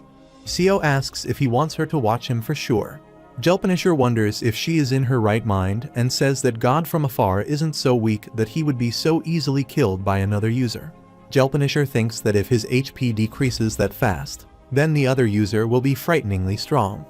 Damien starts emitting a strong dark energy. The system notifies that hostility from an unknown user is detected, and it is unable to measure his propensity. He is a dangerous user, so everyone should watch out. Jelpanisher tells CO that she's being too reckless. He killed the Great Wolf King on his own, and his propensity is immeasurable. CO interrupts him and tells him to prepare for battle. She pulls out her sword and tells the healer to buff them. God, from afar, starts smashing his head to the ground and wonders what he did to his body. Damien asks if he is curious why he's in pain. He shows him the voodoo doll and says that he used his hair on this doll to cast a spell on him. Damien tells him that he is this doll, and this doll is him. Damien grabs the arm of doll and says that he will show him properly. Damien cracks the arm of the doll, and he starts screaming while holding his arm. Damien asks if he can feel that pain. He asks if he should try something else. He has an evil grin on his face and says if he hit him right here, then he wonders what will happen. The god from afar has tears in his eyes. He grabs Damien's feet and starts apologizing. He says that he will do anything, so please stop. Damien says goodbye and flicks the doll. He puts his hand on his crotch, and foam starts coming out of his mouth. Damien asks if he passed out right away. He starts poking him and asks if he is dead. Damien tells him that he can't die yet because his HP hasn't run out. At the same time, CO arrives there with her team, and she tells Damien to stop and get away from him. CO checks his condition and says that he is not dead, but he's barely conscious. Damien looks at them and thinks that considering their equipment, they're about intermediate level. They seem to somehow be connected to this dude. Damien was wondering why he was so confident. He guessed it was because he had a party. Damien asks them if they are his party members. CO points her sword at Damien and tells everyone to prepare for battle. The system notifies Damien that CO considers him an enemy, so be aware of penalties in case of death. Damien asks what is the meaning of this. He wonders if they found out about his propensity. Damien thinks that this is not a good situation for him. The system notifies him that the dark green blessings effect is vanishing, and his stamina and mana recovery have paused. Damien thinks that he used up a lot of resources during the fight. He needs to stall for time for the skill cooldown. Damien tells them that they should talk. CO tells him to shut up the murderer and asks how many users he has killed until now. Damien thinks that they don't seem that agreeable. He tells them that it was their party member that's in the wrong here. He demanded him to drop all the items the Great Wolf King dropped and all his own equipment too. Damien says that his actions are justified considering what he has done. He thinks that they should take responsibility for his actions. Damien asks if she ordered him to attack him. CO says that they are not that kind of people. At the same time, God from afar regains his consciousness, and he attacks Damien with an arrow. Damien is shocked to see that. He thinks that he can't dodge this sneak attack, so he needs to sacrifice his arm. Suddenly, the system notifies that God from afar has logged out, and CO is surprised to see that. Damien looks at his hand and sees that the arrow hit the voodoo doll on the head. He says that he didn't mean to do that. The system notifies that he has committed an act of PK, and his propensity has decreased by 1. CO says that she knew it. He made him kill himself using spells, and that was his intention from the beginning. CO rushes to attack Damien, and she tells him to go to hell. Damien brings out his boar helmet and thinks that he has no choice but to fight. He has recovered his HP, and his skills have cooled down. Damien activates Blood Impulse, Flame Banquet, and Dark Green Blessing. He tells them that they started this, so don't beg him to go easy on them later. Damien swings his blade at CO, but the healer uses his staff to buff CO, and she instantly blocks the attack. Damien is surprised to see that she can block his heavy attack with this thin blade. CO starts smiling and says that it is a disappointment. She asks if he has been going around killing other users with this garbage skill. CO pushes him back and tells Healer to keep the buffs coming. Healer starts using his skill, Divine Aura. Damien thinks that there's no chance of winning unless he kills the healer first. CO rushes to attack Damien, but he blocks her attacks and thinks that he didn't expect this kind of advanced swordsmanship from her. Gelpunisher gets behind CO, and he activates his skill Will of Solidarity and Reduction Armor and Shield of Trust. Damien thinks that he is collecting all the buffs, too. It will be too difficult for him to face them both, and there's only one option left. CO asks where he's looking. She charges at Damien, but he throws Decay Elixir on the ground, and there's fog everywhere. CO starts looking for Damien. He appears from behind and tells her that she is trapped. CO starts cursing Damien. She thinks that she needs to kill him in a single attack. She rushes to pierce Damien with her sword, but he moves out of the way and uses Decay Elixir to scold her. She gets blown away and falls to the ground. Gelpunisher starts running towards her and asks if she is okay. CO punches him and tells him to close his eyes. She asks why her clothes are melting. Damien starts walking towards them and says that he thought everything would melt away. CO tells him that he is a garbage human, and Damien tells her that this is just self-defense. He looks at the healer and says that he is unprotected. The healer starts running, and Damien shoots poison needles at him. The system notifies that his character has been inflicted with poison, and his HP is slowly decreasing. He falls to the ground and dies. Damien turns his attention towards Gelpunisher and says that he is next. Gelpunisher thinks that it is all over. This is why he was against confronting him. He thinks that he needs to log out quickly. The system notifies him that he can't log out during battle. Gelpunisher is shocked to see that. Damien appears from behind and asks what he's doing. Gelpunisher bows down to Damien and says that he is sorry, so please spare him this once. He tells Damien if he wants him to strip, then he will strip, and if he wants him to crawl, then he will crawl.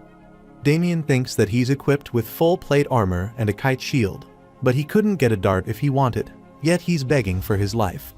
Gelpunisher thinks that he will just give him what he wants and leave. Damien starts smiling and asks if he can give him everything he has. Gelpunisher is startled to hear that and thinks that he is a demon. After some time, Damien brings the fur of the Great Wolf King back to Albert's house. Everyone is surprised to see that, and they can't believe that Joseph was telling the truth. Damien tells Albert that sometimes people do the most unexpected things.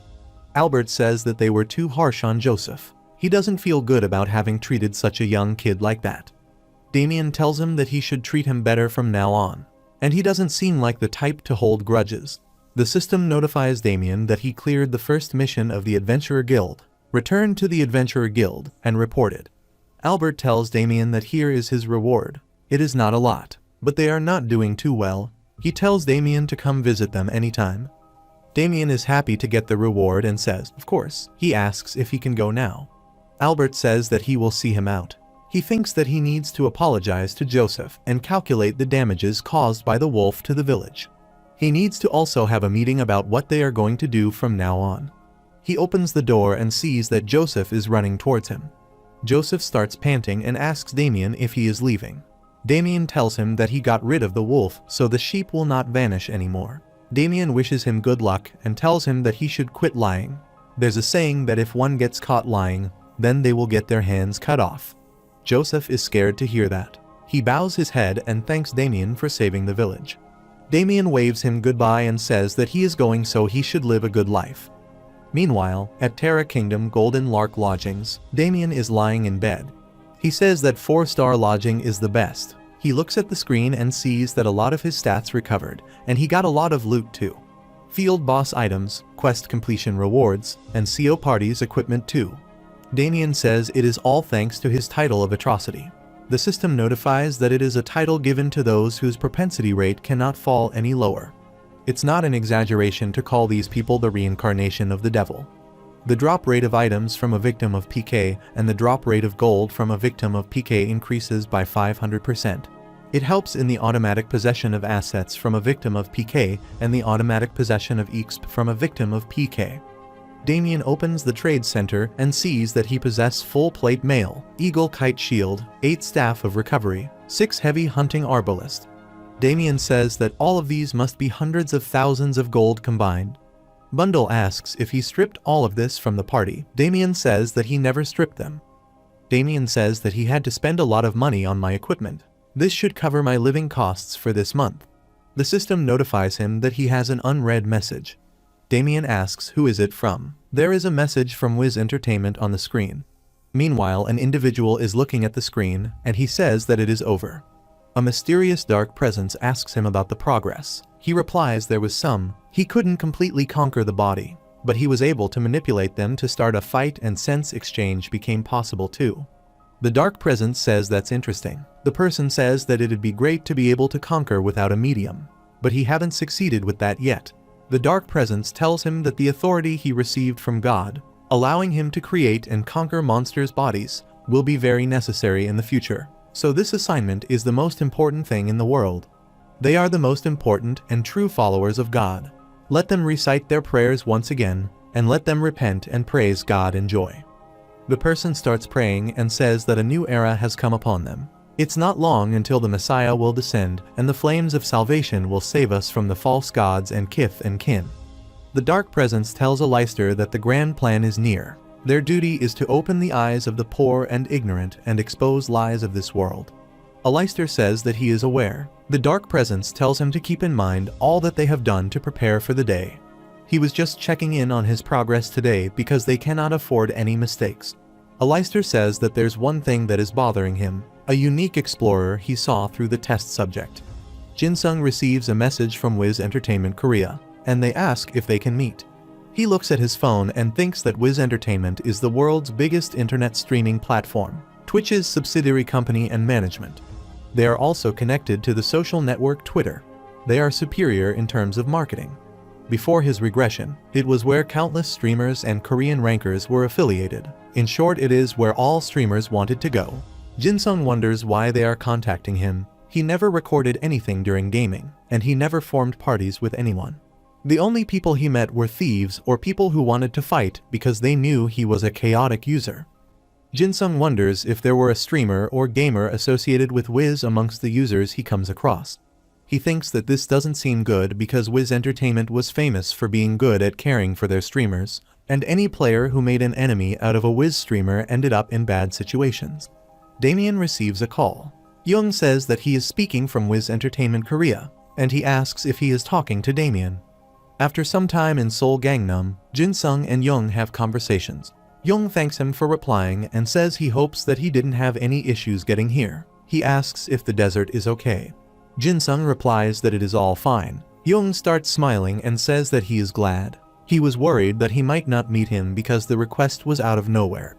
Young introduces himself and says that he is the chief producer of Wiz Entertainment. Jin-sung says that he agreed to meet him because he was curious about something, too. He asks how did he know his nickname. Young says there must have been a misunderstanding. He didn't find his username through any bad means, and they don't have any bad intentions either. They analyzed the logs and records of a user called Brian, and that's how they came across his nickname. Jin-sung is surprised to hear that. Young says that Brian affiliated with them. He shows Jin-sung a video and asks if he has seen this.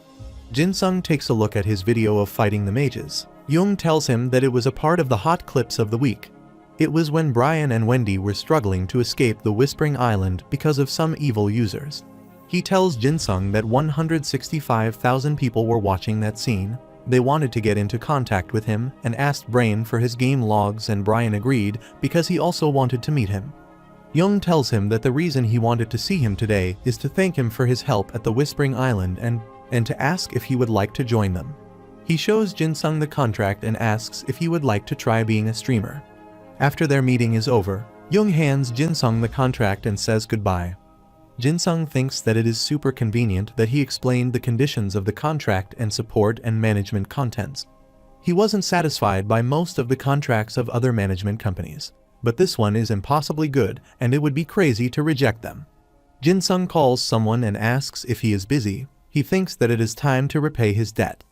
Jin-sung starts selling some items. The system notifies him that Eagle Kite Shield, Staff of Recovery, Heavy Hunting Arbalist, and other 5,827 items have been sold. The system notifies him that money from the trade center has arrived, and he has 59,57,100 gold. Jin-sung is happy to see that. He thinks that this is just from a month of gaming. It's in millions. Jin-sung thinks that this is the reason he got addicted to gaming and neglected his family and financial matters. Suddenly, the system warns him that if he doesn't log into the game within 168 hours, then he will die, and if his character dies, then he will also die. If his character does not reach the goal by midnight, then he will die. If he tries to forcefully remove the system, then he will die along with his character. Jin-sung gets worried to see that and says not again. He thinks that he doesn't know what this system is and how he came back in time. He slaps himself and says this isn't important right now, and he doesn't intend to neglect his family again. Jin-sung takes a look at Jeong Yuman's recent activities. His official fan club has reached 200,000 followers. Jin-sung thinks that considering Jeong Yuman's information that's being updated onto the channel and portal sites, his rate of growth is faster than he expected. If he's currently ranking first in Magic, he's already ahead of millions of people.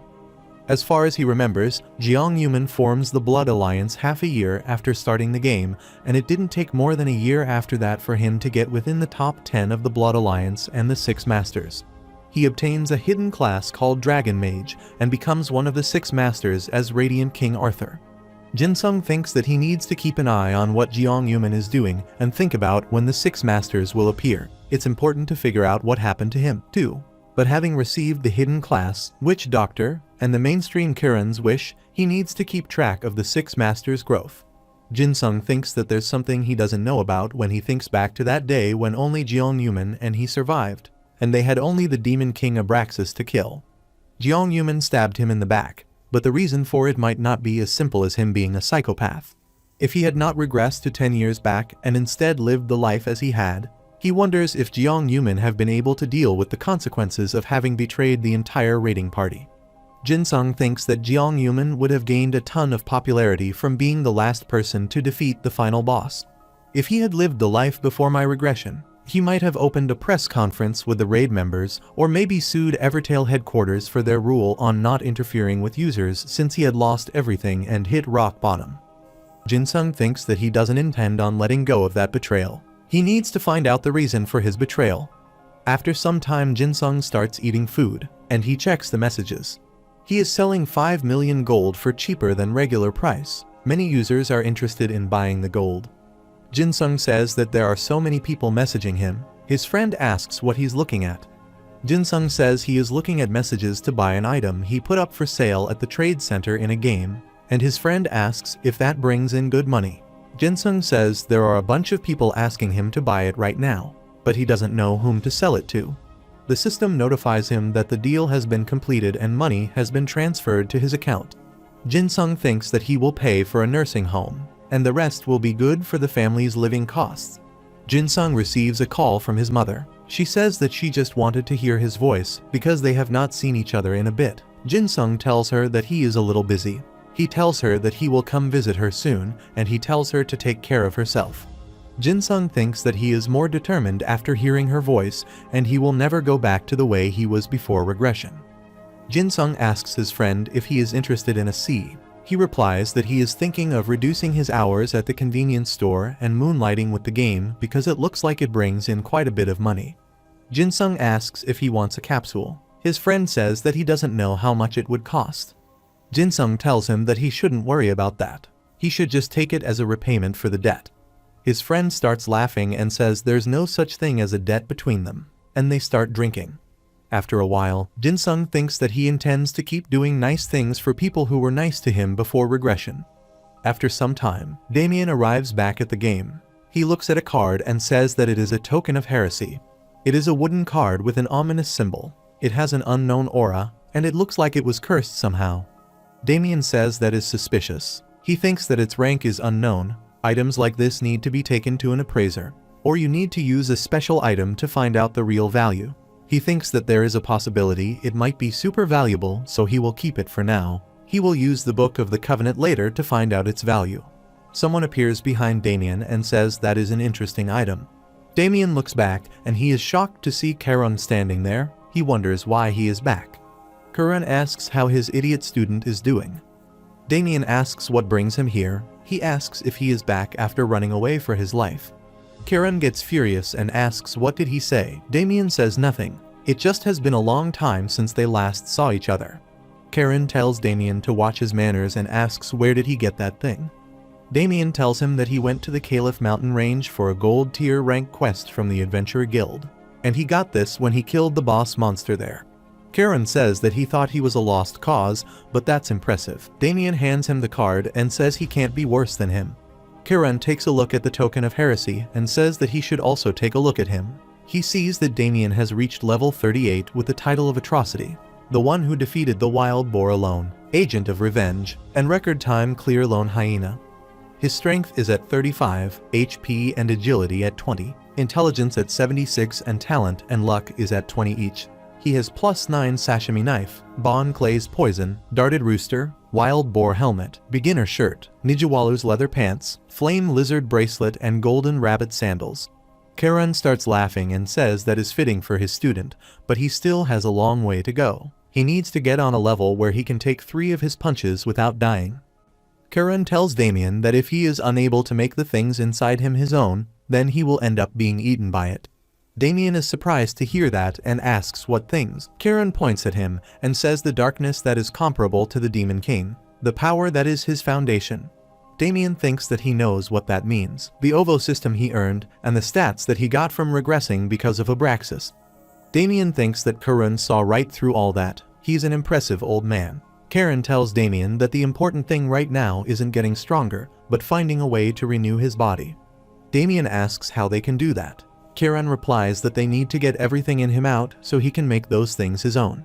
Karun throws the token of heresy towards Damien and says this might be the answer. After some time, Damien receives a message from Minjun. He asks if he is doing this right. Damien says yes. He tells him that he needs to get stronger by killing chickens for now and not avoid the village citizens quest. Those are the quickest ones. Minjun says that he will hurry and level up so he can see him on the main continent. Damien tells him that he needs to go now. Damien looks at the token of heresy and thinks that he will take a look at this now. He asks what is the inscription on the card. Karun tells him that it is the rune of domination to be more precise. It's a power that's similar to what he has.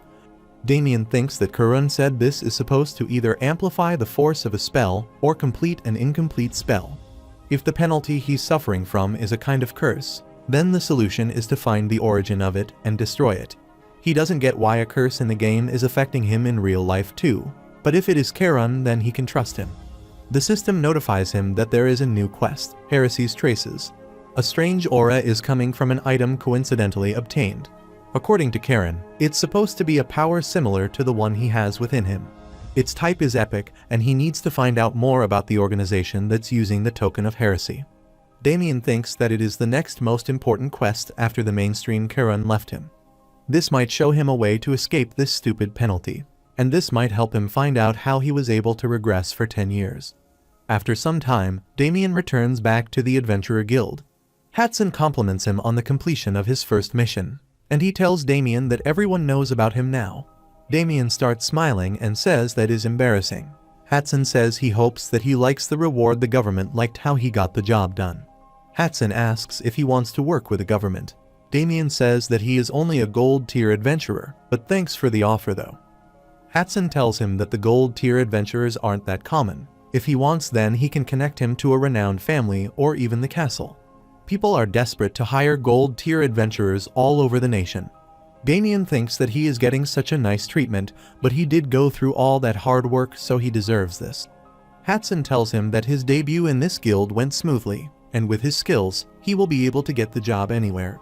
Damien starts laughing and says that it is great for him. Hatson starts laughing and says that he is glad he met him. Hatson thinks that he has great potential, a battle sense worthy of Maria's envy, and experiences in swordsmanship. There are many who surpass him in martial arts, but martial arts isn't the only thing that will carry one in this field. Hatson starts looking at some documents. Damien asks if he has heard any rumors lately. Hatson tells him that there is an expedition team that goes out to the swamps, and everyone dies. Damien asks if he is talking about Karakoram swamps, the swamp that lays on the path between the harbor city Masis in the east and the Arno kingdom in the south. Hatson says yes, it's not that dangerous of a place either. The worst it has is a zombie or a skeleton. Damien thinks that there must be something there. There's no way an experienced expedition team would die in a place like the Karakoram swamp. Hatson tells him that there was a total of 20 in the team, and they were mostly silver-tier adventurers. People were saying he was sending too good of a team just for an expedition. Damien says that it is strange. Hatson says perhaps a dungeon might have appeared. Damien thinks that all big incidents are caused by small things. He asks what about an extra expedition? Hatson replies that it hasn't been decided yet. They will have to bring together a more advanced team than before. Damien asks Hatson if he can do it. Hatson asks what, and Damien replies that he can figure out what happened at the swamp. After some time, the system notifies him that he has a new quest, to the Karakoram swamp. He's not sure what happened, but he can't think of anyone better than him for the job. Please find out what happened at the swamp. Its type is normal and description requires him to head to the Karakoram swamp and find out what happened there. There's a warning that the quest's difficulty is high. Form a party with people who will be helpful to him. Damien is walking through the forest and says that this is strange. Even the system is telling him that this quest is difficult and he needs a party. Damien thinks that the Karakoram swamp was a place where hidden streets and dungeons popped up often even before his regression. On the other hand, a lycanthrope falls to the ground and it is defeated. There is an announcement that test level 10 is complete.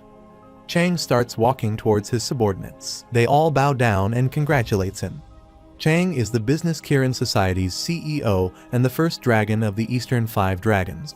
A person says that the test has ended and the results are. Liu Lei stops him and says that he can talk to him.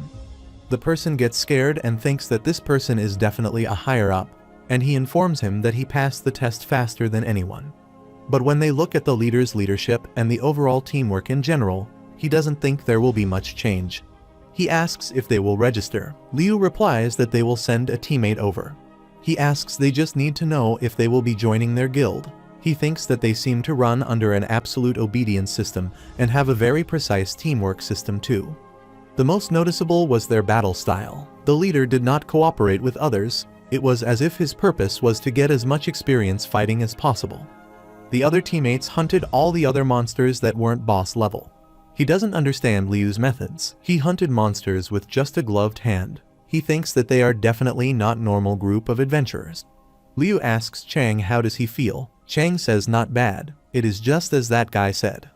Chang thinks that he was gifted a capsule from a friend and tried this game out just for fun. It is a new experience, but it is unpleasant. The feeling when he kills the monsters is too real. He almost can't differentiate between this and reality. He thought games were just child's play. Liu tells Chang that there's some news. He tells him that everyone in the Rising Dragon Assembly has died. Chang asks if he is talking about the Azure Dragon Society. He asks if the Black Tortoise Society decides to go after the Azure Dragon Society. He says that the 5th dragon isn't strong enough to win against the 4th. Liu apologizes and tells him that this didn't happen in real life, but in the game. Chang lights a cigar and asks if he is joking. He asks how can the Great Eastern 5 dragons all die in the game. Liu tells him that a dragon that has reached the end of the sky regrets that it can only go down from there. That describes the situation of the 4th dragon and the Azure Dragon Society at the moment. Recently, the Azure Dragon Society has been active in the virtual reality realm, having created their own force there. After ceasing all external activity, they had Wang Yue take over the Rising Dragon Assembly and pour 70% of their money into their virtual reality force. But not long after they expanded their force, the entire Rising Dragon Assembly died. Liu asks what he would say if he told him it wasn't the Eastern 5 dragons that killed the entire Rising Dragon Assembly, but just an individual.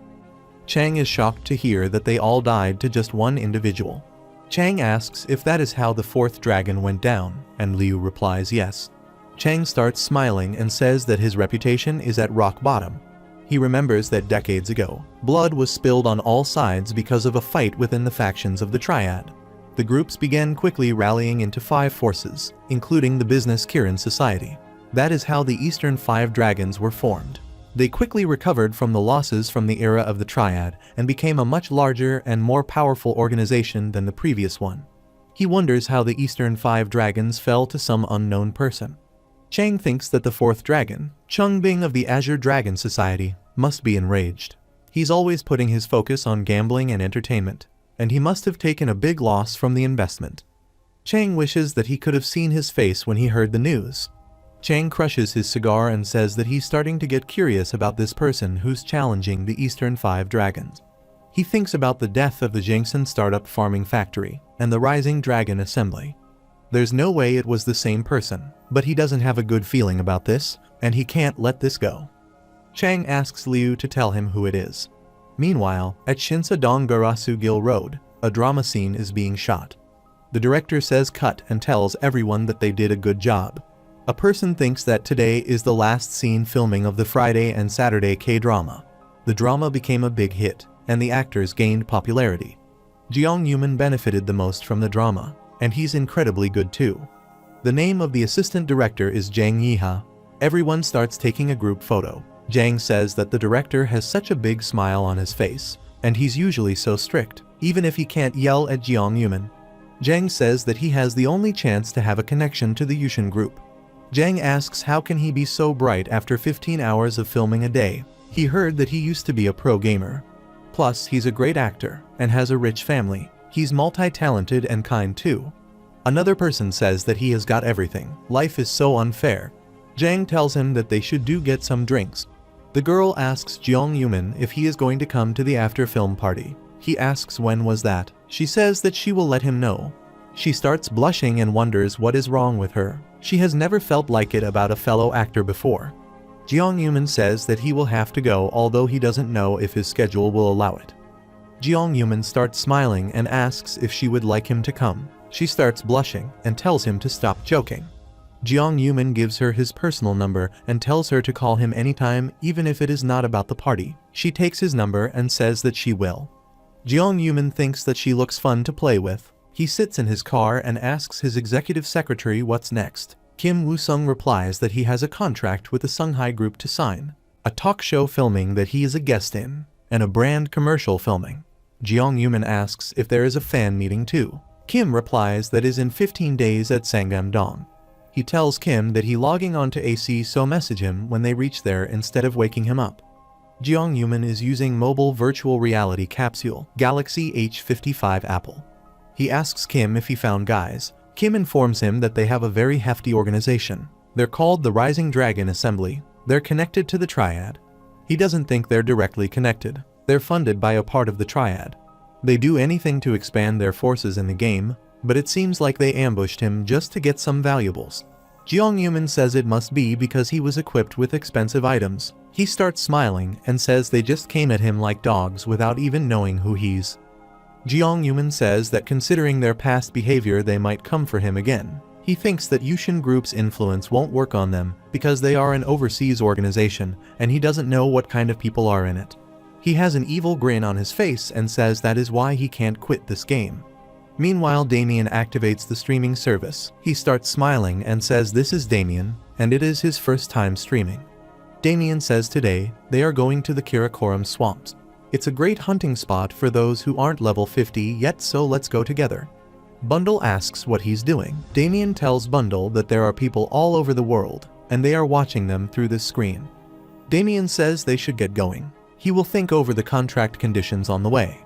Damien remembers that Young told him that he should stream 40 hours a week and upload about 3 videos a week.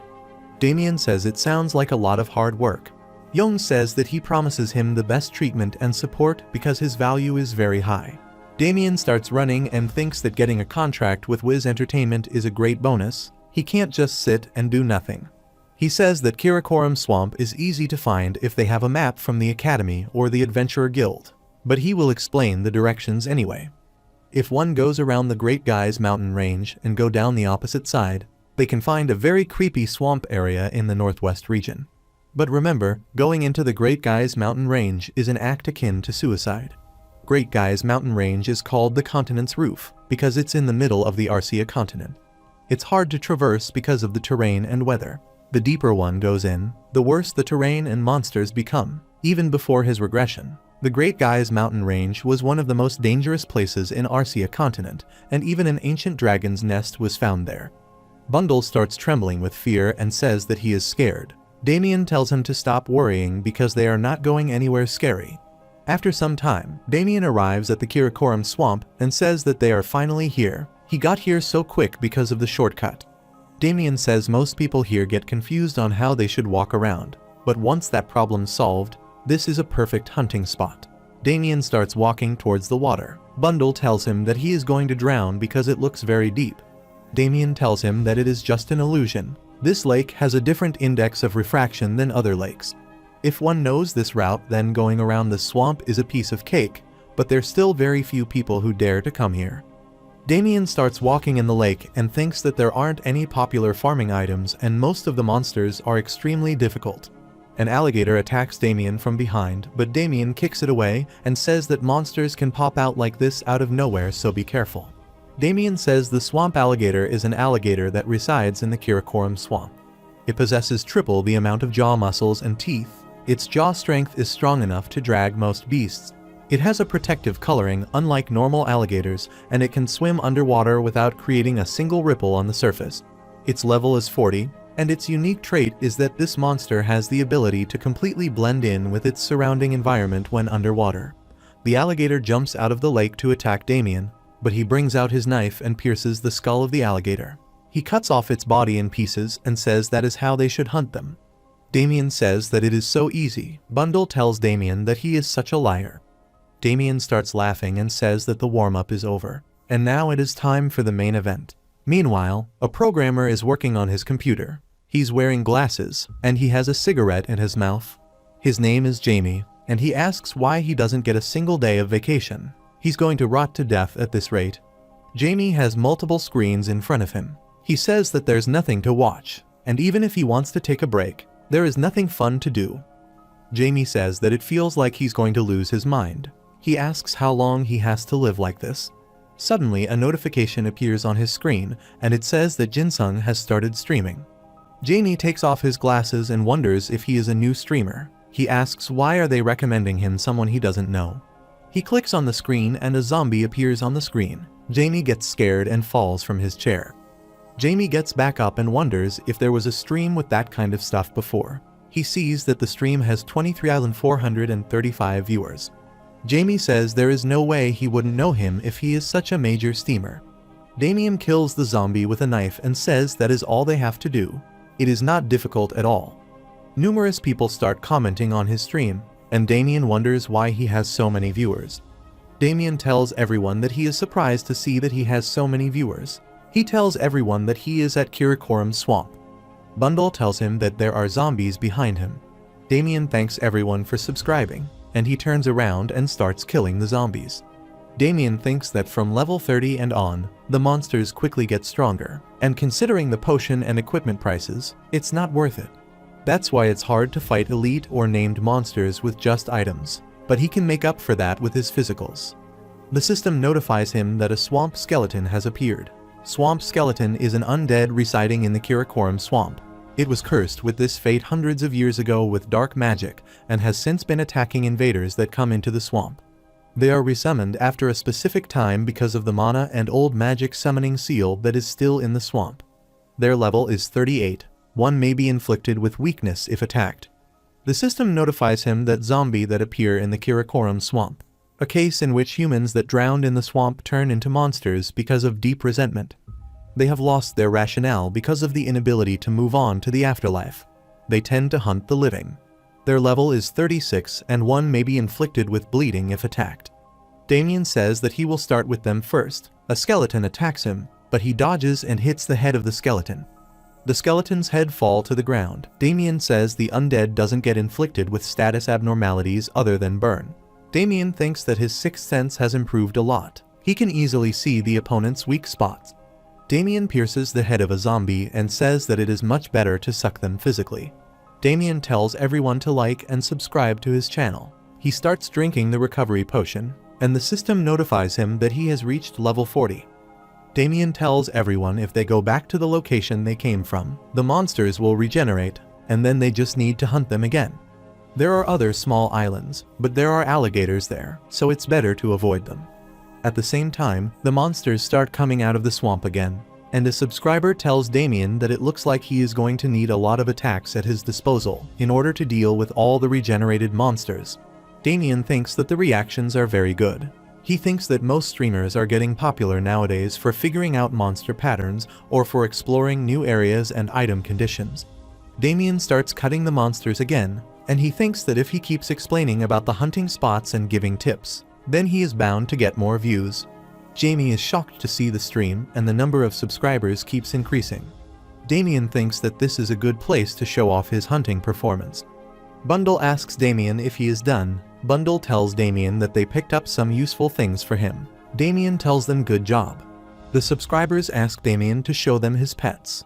Damien picks up the chicks and starts showing them to his subscribers. Damien thinks that it is almost time to log out. He tells everyone that it is all for today, and he thanks everyone who watched. Damien waves at them and says that he will see them tomorrow. Damien sits down and says that he is tired. He thinks that it's a good hunting spot, but the monsters are stronger than other places, and they regenerate in mud.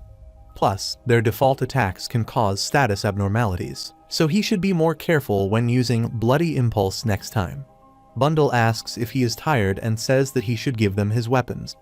Damien says that their attacks will not work on these guys, and there is no need to show everyone their skills because it is a scary world. Damien thinks that he can't let everyone know that he is a hidden class. He might get betrayed again like before. Damien looks at the screen and thinks that he leveled up and got a bunch of good items. The system notifies him that he has obtained swamp alligator leather and the dead's energy. The system notifies him that he has obtained 38,154 gold. Damien thinks that it is very good compared to the other dungeons. He asks how did the expedition team that Hatson mentioned died when he can easily hunt in this place alone. Damien wonders if he was wrong. He thinks that this token of heresy and Karun's warning might not be related to this quest. He takes a look at the token of heresy and wonders if he came here for nothing. Suddenly, a mysterious monster appears out of nowhere. Damien says that he didn't notice it until now, but the atmosphere of this place has changed when he took this out. Bundle gets scared to see that, and Damien says that something is definitely wrong. Numerous spirits start hovering in the air. Damien is shocked to see that, and he asks why wraiths are there. Bundle says as soon as the owner took that out, the mood changed. Even Bundle can see that.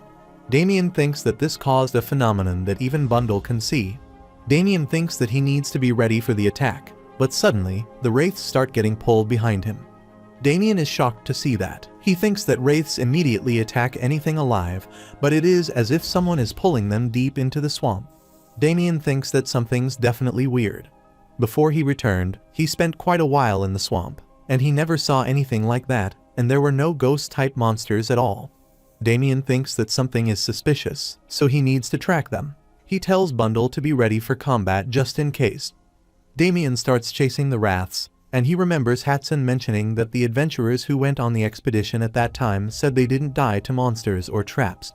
As if possessed by a ghost, 1 or 2 people would disappear at a time, and the people who were left said they lost consciousness, as if they'd been drugged. Damien thinks that is the reason why the Adventurers Guild doesn't know why the expedition failed. Seeing those wraiths also makes him remember something Karun said. Karun told him to be extremely careful because evilness is like an anglerfish. If he can't swallow it, then he will be swallowed by it. Karun told him that if he meets something he can't handle, then run as fast away as he can. If he's even a little slow, the evil will open its jaws wide and consume you without a trace. Damien thinks that he should check his items first. He sees that he has enough potions. The system notifies him that the token of heresy is glowing, and the dead energy is reacting to the token of heresy. Damien is shocked to see that the dead energy went up in smoke. He wonders where it is going. Damien starts chasing after it. He reaches at the Lake of Oblivion. Meanwhile, Jumua arrives at the swamp and thinks that it was good of her to come here as soon as she saw the broadcast. She can still feel Damien's energy here. She thinks that it has been 30 minutes since he left. She still remembers the memories of their last encounter. She gets furious and says that she will make him pay for that humiliation. Jumhua puts her hand on the ground and uses her skill as an insect. Damien's footsteps appear in the swamp. She says that it looks like he went to the deepest part of the swamp. She clenches her fist in anger and says that she will definitely kill him this time. Damien wonders if someone is cursing him. He wonders what is this song. It feels like the more he listens to it, the sleepier he gets. Bundle tells Damien that he feels so tired. Damien says that he needs to check the map. There's a warning and the system notifies him that he can't see his current location. Damien is surprised to see that. He looks around and wonders where he is. If he walks this much, then he should be able to see the island in the lake. But it is getting darker like a forest in the night. Damien looks at the water and sees that it's flowing in the opposite direction. He thinks that if this is the way to the Lake of Oblivion, then the water should be flowing inwards, not outwards.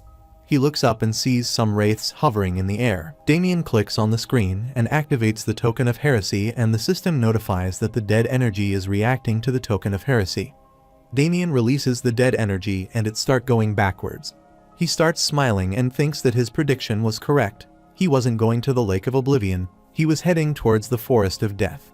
Damien thinks that it has been a while since he has seen this kind of skill. They are using some fun methods.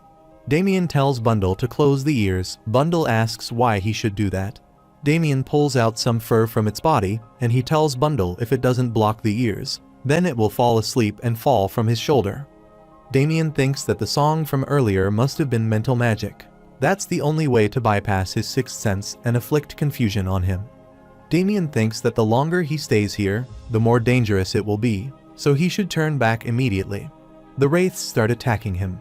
Damien uses his skill to flame banquet and decay elixir, and he starts running again.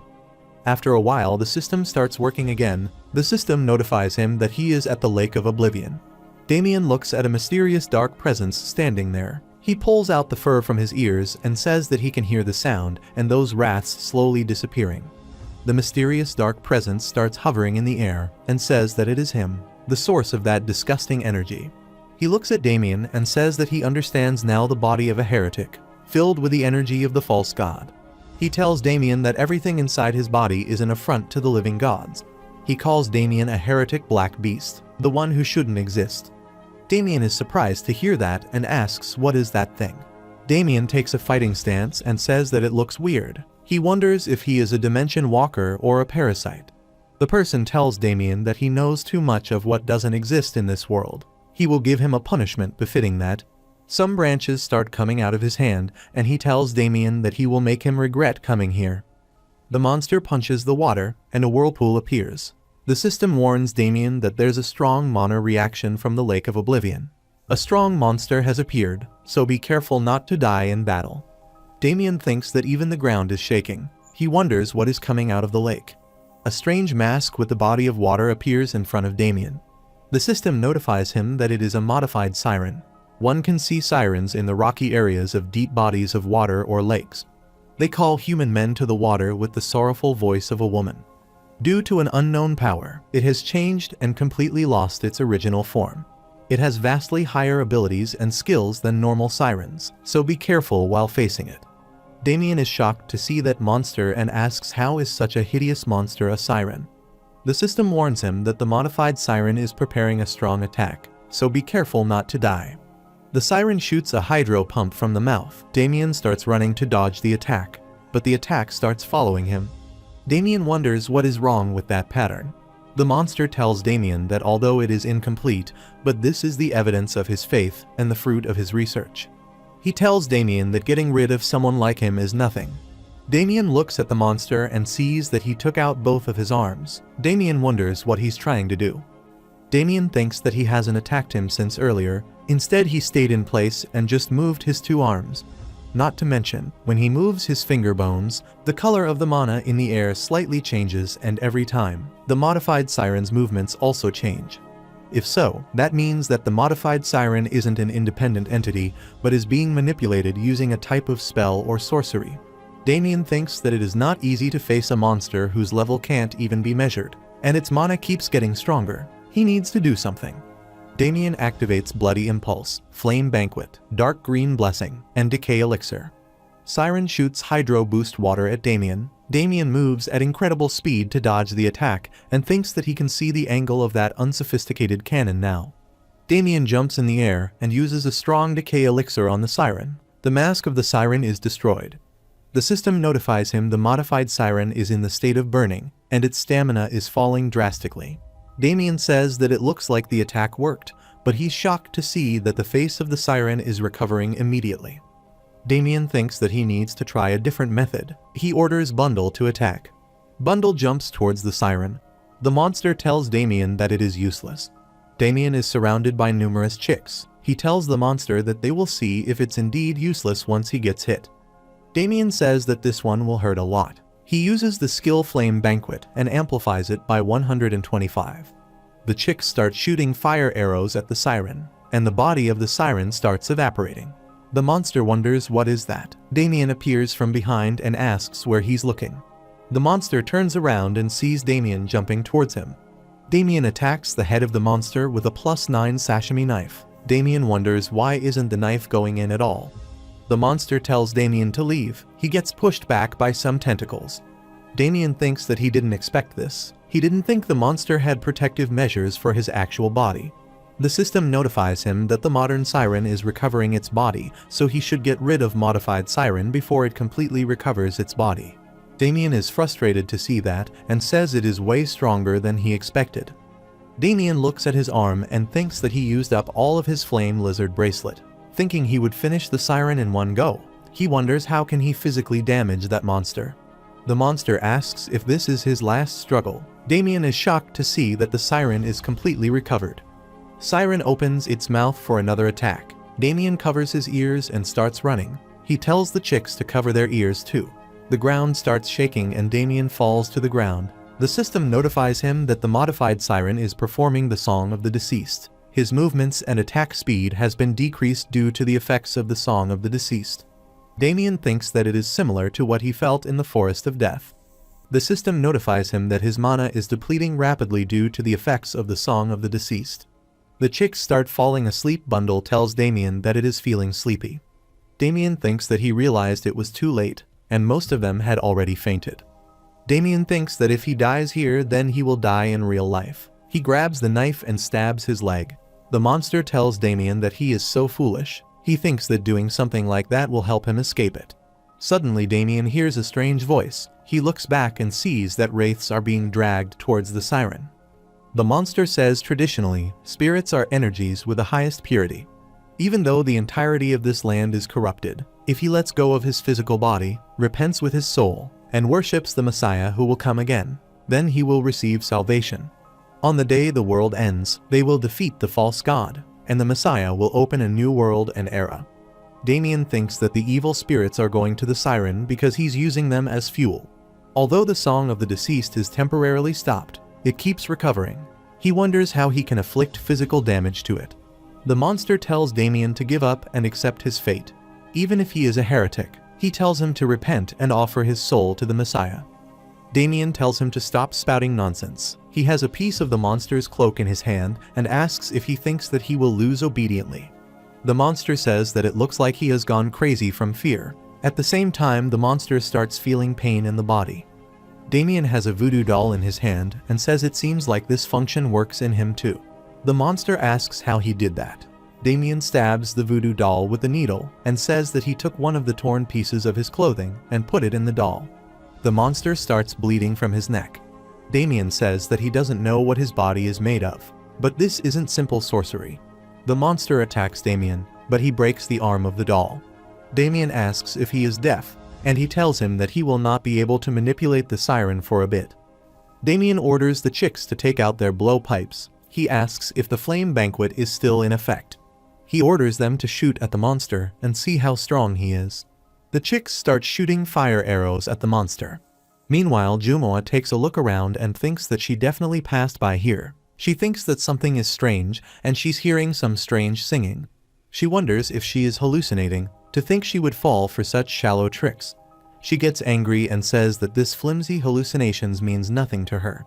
Jumoa uses her skill Grass Bug and Damien's footsteps appear on water. She thinks that the traces lead to the place where the strange singing came from. She activates her skill Shadow Walking and rushes towards Damien.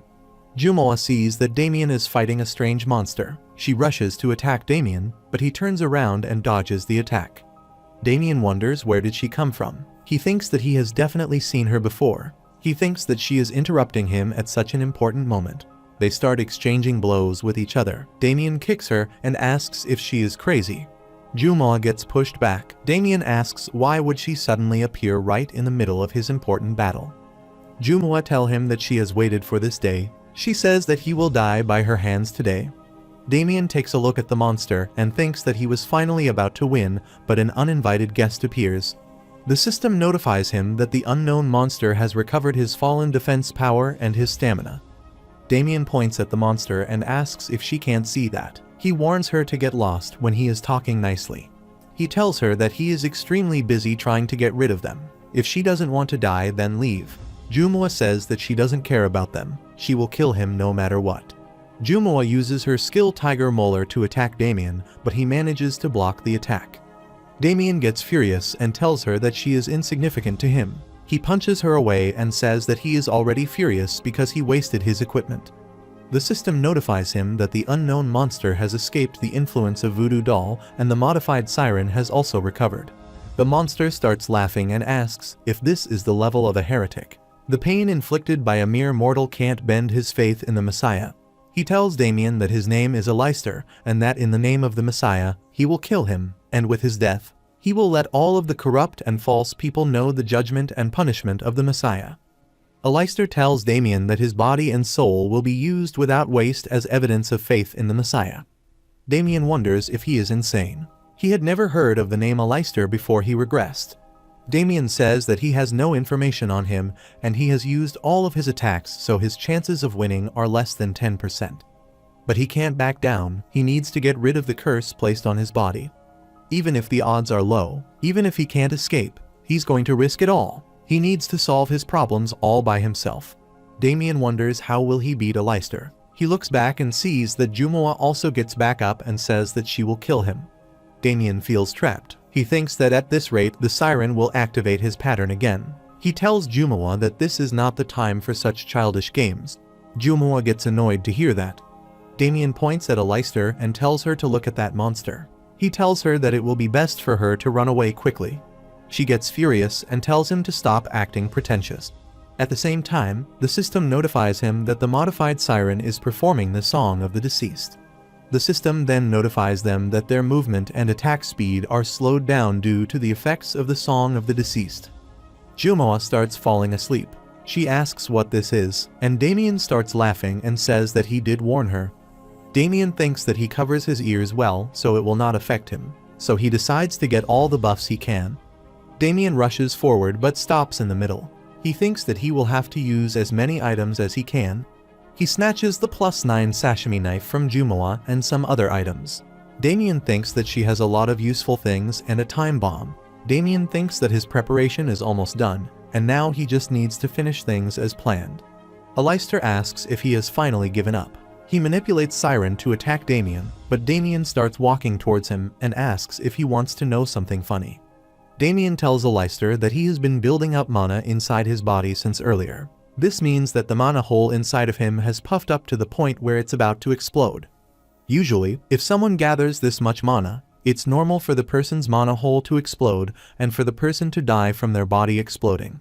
But if the mana hole is much bigger than other people, Aleister interrupts him and asks what he's trying to say. Damien activates the bloody impulse and amplifies it by 99 times. He destroys the ground and rushes to attack the Siren. Damien activates the decay elixir and buffs it by 47. He asks at Siren and there is a huge blast. The face of the Siren gets cracked. Damien uses the time bomb attack and amplifies it by 200. The system notifies that the HP of modified Siren is decreasing rapidly. Jumoa is shocked to see that. She wonders how can he use the time bomb when he's not a practitioner of ninjutsu. Aleister starts cursing Damien and says it is useless. He starts healing the modified Siren by pulling in more wraiths. Damien starts smiling and says that he knew this would happen. He instantly gets behind Aleister and starts stabbing him. The system warns him that the durability of the +9 sashimi knife is at 8%. Suddenly, the knife breaks and Damien is surprised to see that. Damien grabs the broken piece of knife and stabs Aleister in the head. He brings out another knife and wonders if he is immortal. Damien starts attacking Aleister again. Aleister is shocked to see that he is attacking him with such force. Aleister thinks that he feels a slight sense of fear. Damien thinks that this is his limit. He has gathered so much mana that his body is about to explode. Aleister tells Damien to die. He attacks using his tentacles and stabs Damien all over his body. Aleister starts smiling. Damien grabs one of the tentacles and Aleister is shocked to see that Damien has an evil grin on his face and says checkmate. There's blood everywhere. Jumoa gets scared to see that she wonders if Damien is human. She thinks that this is a bloody battle between two beasts. Aleister also coughs blood and starts bleeding. Damien starts smiling and says that his attack on him doesn't hurt at all. He starts throwing punches at Aleister. Aleister wonders how he can still move after taking full force in his attacks. Aleister wonders who is this man. Damien has an evil grin on his face as he tells Aleister to clench his jaw tighter because he is going to crush him before dying. Jumoa starts trembling with fear to see the fight between Damien and Aleister. Damien punches and breaks Aleister's mask.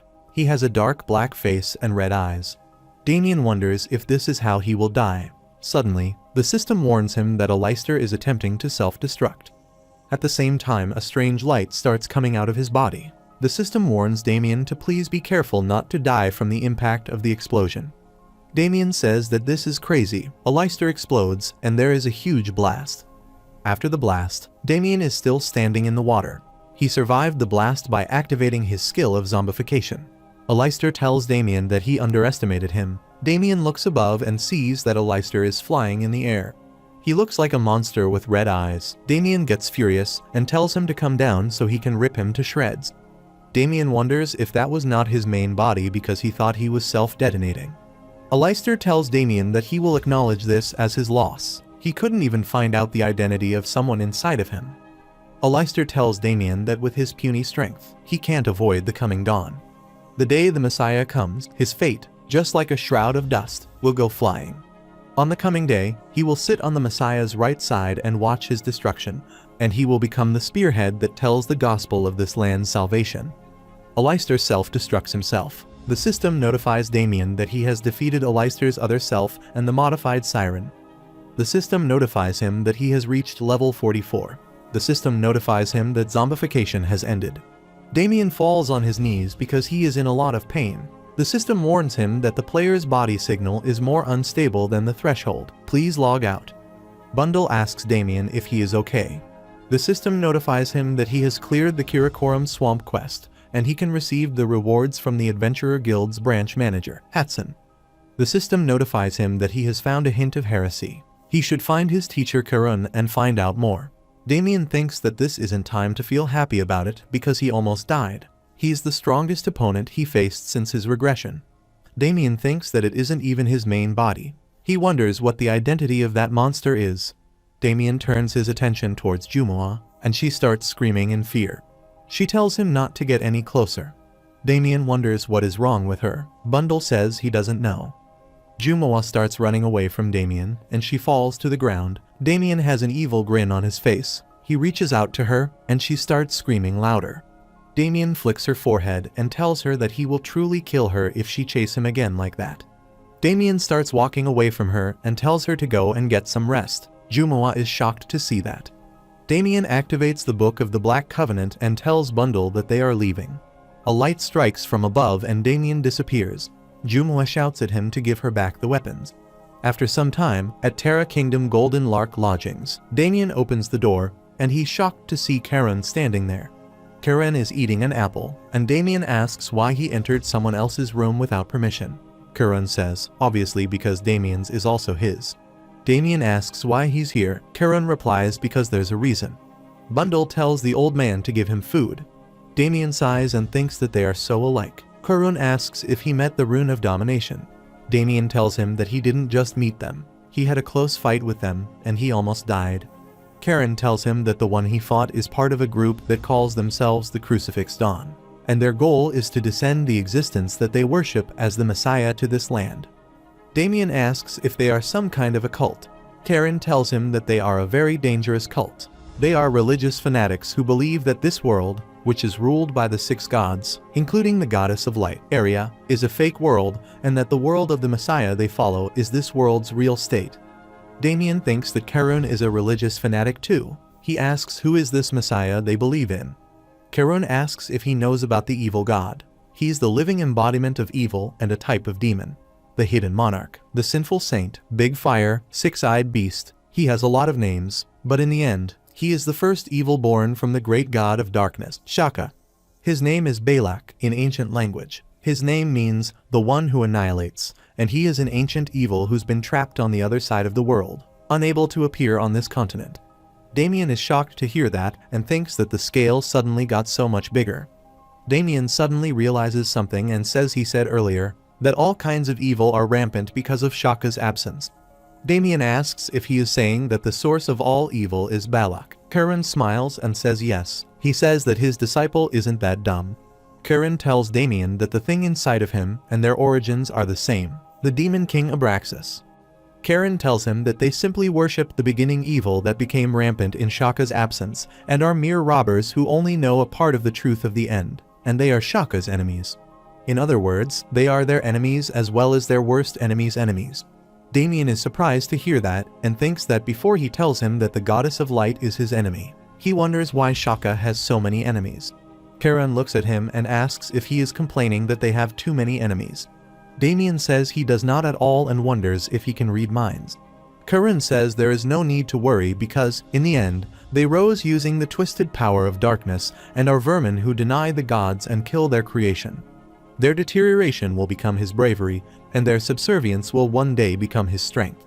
Karen grabs Damien by his hand and says that as long as Shaka's grace is with him, nothing can harm him. The token of heresy starts emitting a mysterious dark energy. Damien asks what he's doing and thinks that a feeling he can't understand is flowing through his body.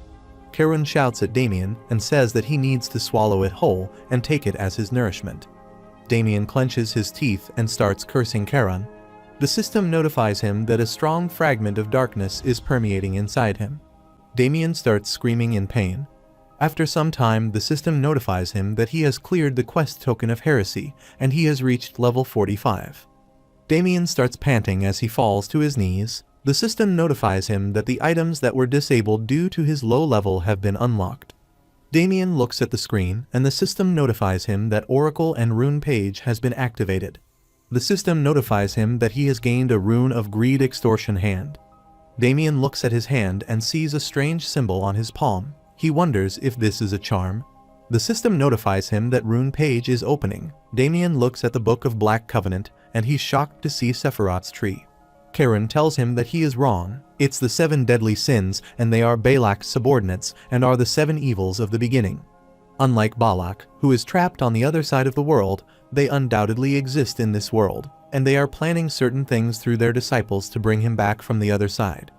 Damien asks if he fought one of those disciples, and Karun says yes, he was one of the 7 disciples who received power from the 7 deadly sins. Damien thinks that he has heard of that somewhere before. He suddenly remembers that the Lord of the Abyss, Demon King Abraxas, also had apostles named the 7 Demon Dukes. Damien wonders if this is a mere coincidence. Karen tells Damien that from now on, he needs to defeat them one by one and absorb their powers. Damien tells him that dealing with the goddess of light was hard enough. Karen tells him that complaining is useless because if he doesn't defeat them, then they will come for him. Damien and Bundle are shocked to hear that. Karen says after the incident they are aware of his existence now, and he didn't even face his main body. All he did was bring them up to the surface. Damien starts scratching his head. He gets frustrated and asks what will happen if he completes this. Karen tells him that he will earn the power to match the Lord of the other side. He has an evil grin on his face, and he tells Damien to be careful not to get eaten alive by that thing inside of him. Karen tells him that he will have a difficult journey from now on. Damien says thanks to a certain someone throwing him onto death's doorstep. Karen gets angry and tells him that his tongue is like that of a snake. He asks if he is saying that his methods are wrong. Damien takes the fighting stance and says that he will not just stand by and suffer this time. Karun starts smiling and throws something towards Damien. Damien catches it and asks what is this?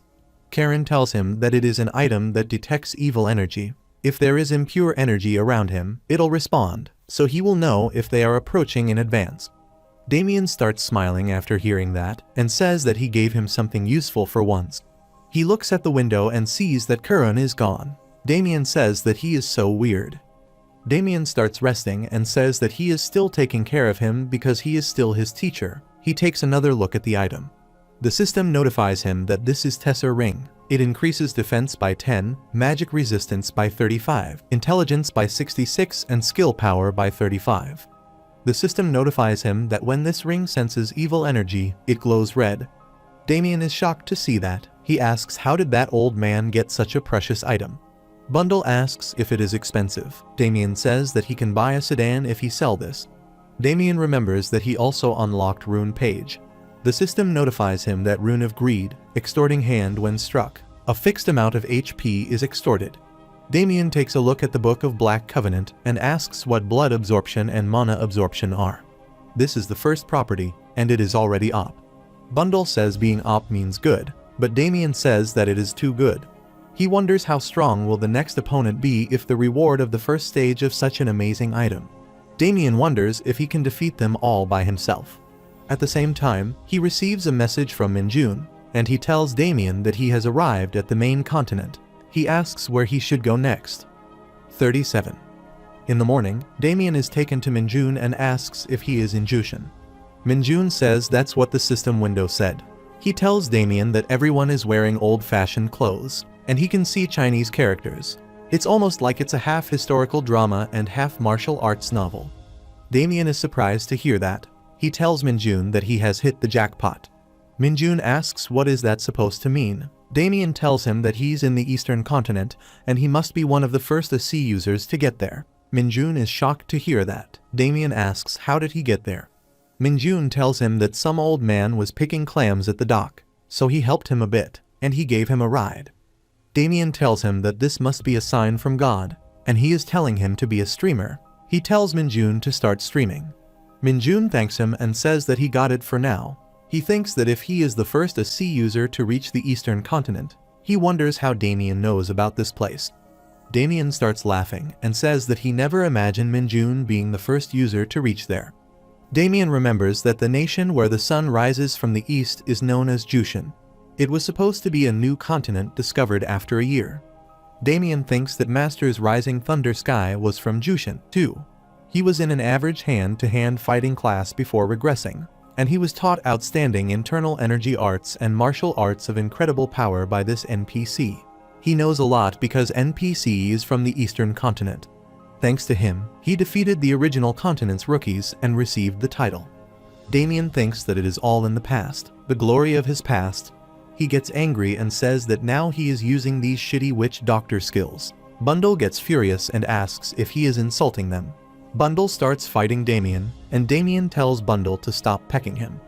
After some time, Damien arrives at the Adventurer Guild branch.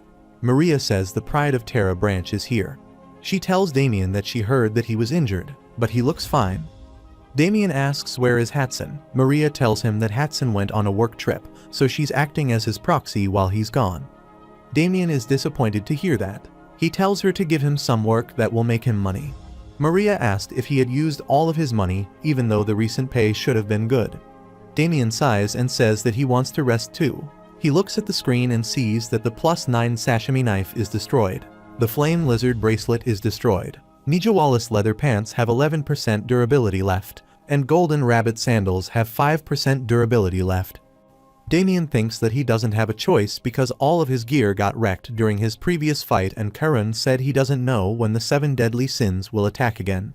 That's why he needs to recover his gear as soon as possible. He has the contract payment Wiz Entertainment gave him, but he doesn't want to touch that if possible because he needs it for father's hospital fees and Jinhoon and mom's living expenses. Damien thinks that he can't make the same mistakes as before. Maria starts smiling and says since it's a request from their ace member, she guesses she will have to do it. Damien thinks that he has thought about this before as well, but this person is a bit scary. She hands him a paper and tells Damien to read it. Damien is surprised to see that. Maria has an evil grin on her face. She tells Damien that it's not easy work, but if it is her darling, then she thinks that it is possible. After some time, Damien arrives at Veritas Highlands. There's a large portal device and numerous users are waiting in the hall. Damien starts feeling cold and says that this place reminds him of the past. Bundle asks if he has come here before. Damien replies not here, but he has been to Chiorwan Gangwon province. Damien gets annoyed and says that there's a similar place in the world to where he lives. There is an announcement for those who have volunteered for the defense of Aldean Fortress. Please gather at the central square. A guard says that in 30 minutes Commander Mikhail will instruct them. Everyone starts gathering at the square. Damien remembers that Maria told him that the Aldean Fortress is a place where monsters appear almost every day. Not to mention, geographically speaking, it's not a nice place. The rate at which people run away and die is high, so most ranked mercenaries are opposed to going. From the kingdom's perspective, it's also a place that must be defended to prevent monsters from crossing over the border. Damien asked her if the pay is good. Maria told him that the basic pay is 200,000 gold, and depending on his achievements he will get a bonus. Among the currently registered quests, this has the highest pay. Damien starts walking and says there's nothing easy in this world. Someone points at Damien and says that he is the pervert from back then. Damien looks at Seo and says that she is the person he met at the Great Wolf King raid. Seo gets furious and asks why he's here. Damien tells her that her words are too harsh. He looks at her and says that it looks like she got new gear. It looks like she spent some money. Seo is scared to hear that. She starts trembling and thinks that she can't get scared by a pervert like him. Seo says if she thinks about the shame she experienced because of him. She pulls out her sword and tells Damien to prepare himself. Damien looks down at her and says if she doesn't put her sword down, then she will regret it. Seo rushes to attack Damien, but he dodges the attack, and someone kicks her hard in the stomach. Seo gets pushed back, she coughs and falls to the ground. Damien starts smiling and says that he told her she will regret it. Damien looks ahead and thinks that the people at the front who protect the border and Aldean Fortress with absolute defense are called the Night Crow Knights. Giorno di Jekashev, the 6th platoon commander of the Night Crow Knights, asks Seo if she wants to die. Giorno says those who fight within the Aldean Fortress will be immediately executed. Giorno tells Seo that if she is a member of one of the families that represent the Terra Kingdom, act accordingly. He says if she wasn't a member of the Ursulea family, he would have killed her on the spot. Seo is shocked to hear that. Damien tells her that she has quite a good backer. He never imagined the Night Crow Knights would leave someone alive after that. Damien tells her to consider herself lucky because it looks like her class saved her life. Damien says that he knows that she has feelings for him, but she should focus on her job from now on like Giorno said. Seo is furious to hear that. Damien starts smiling and says that she will not have time to focus on him since she'll be busy trying to stay alive. He waves her goodbye and says that he will be leaving first. Damien starts wearing an armor and says it is a high-efficiency item enchanted with homeostasis magic to maintain body temperature, as well as stamina recovery magic to combat long periods of reconnaissance or marches. It is highest level of defense he can use at his current level. Damien starts smiling and says the quality's quite amazing for a barren border core supplies. No matter how cold it is, he thinks he will be fine. Bundle also wears a helmet and a cloak and tells Damien that Bundle is warm, too. Damien tells Bundle that it is looking good. Bundle asks if he is a chick now, and Damien replies that he is a crow. Giorno arrives there and says it looks like he has taken quite a liking to the supplies, but when he dies it is all worthless. Damien says of course if one dies then everything becomes useless.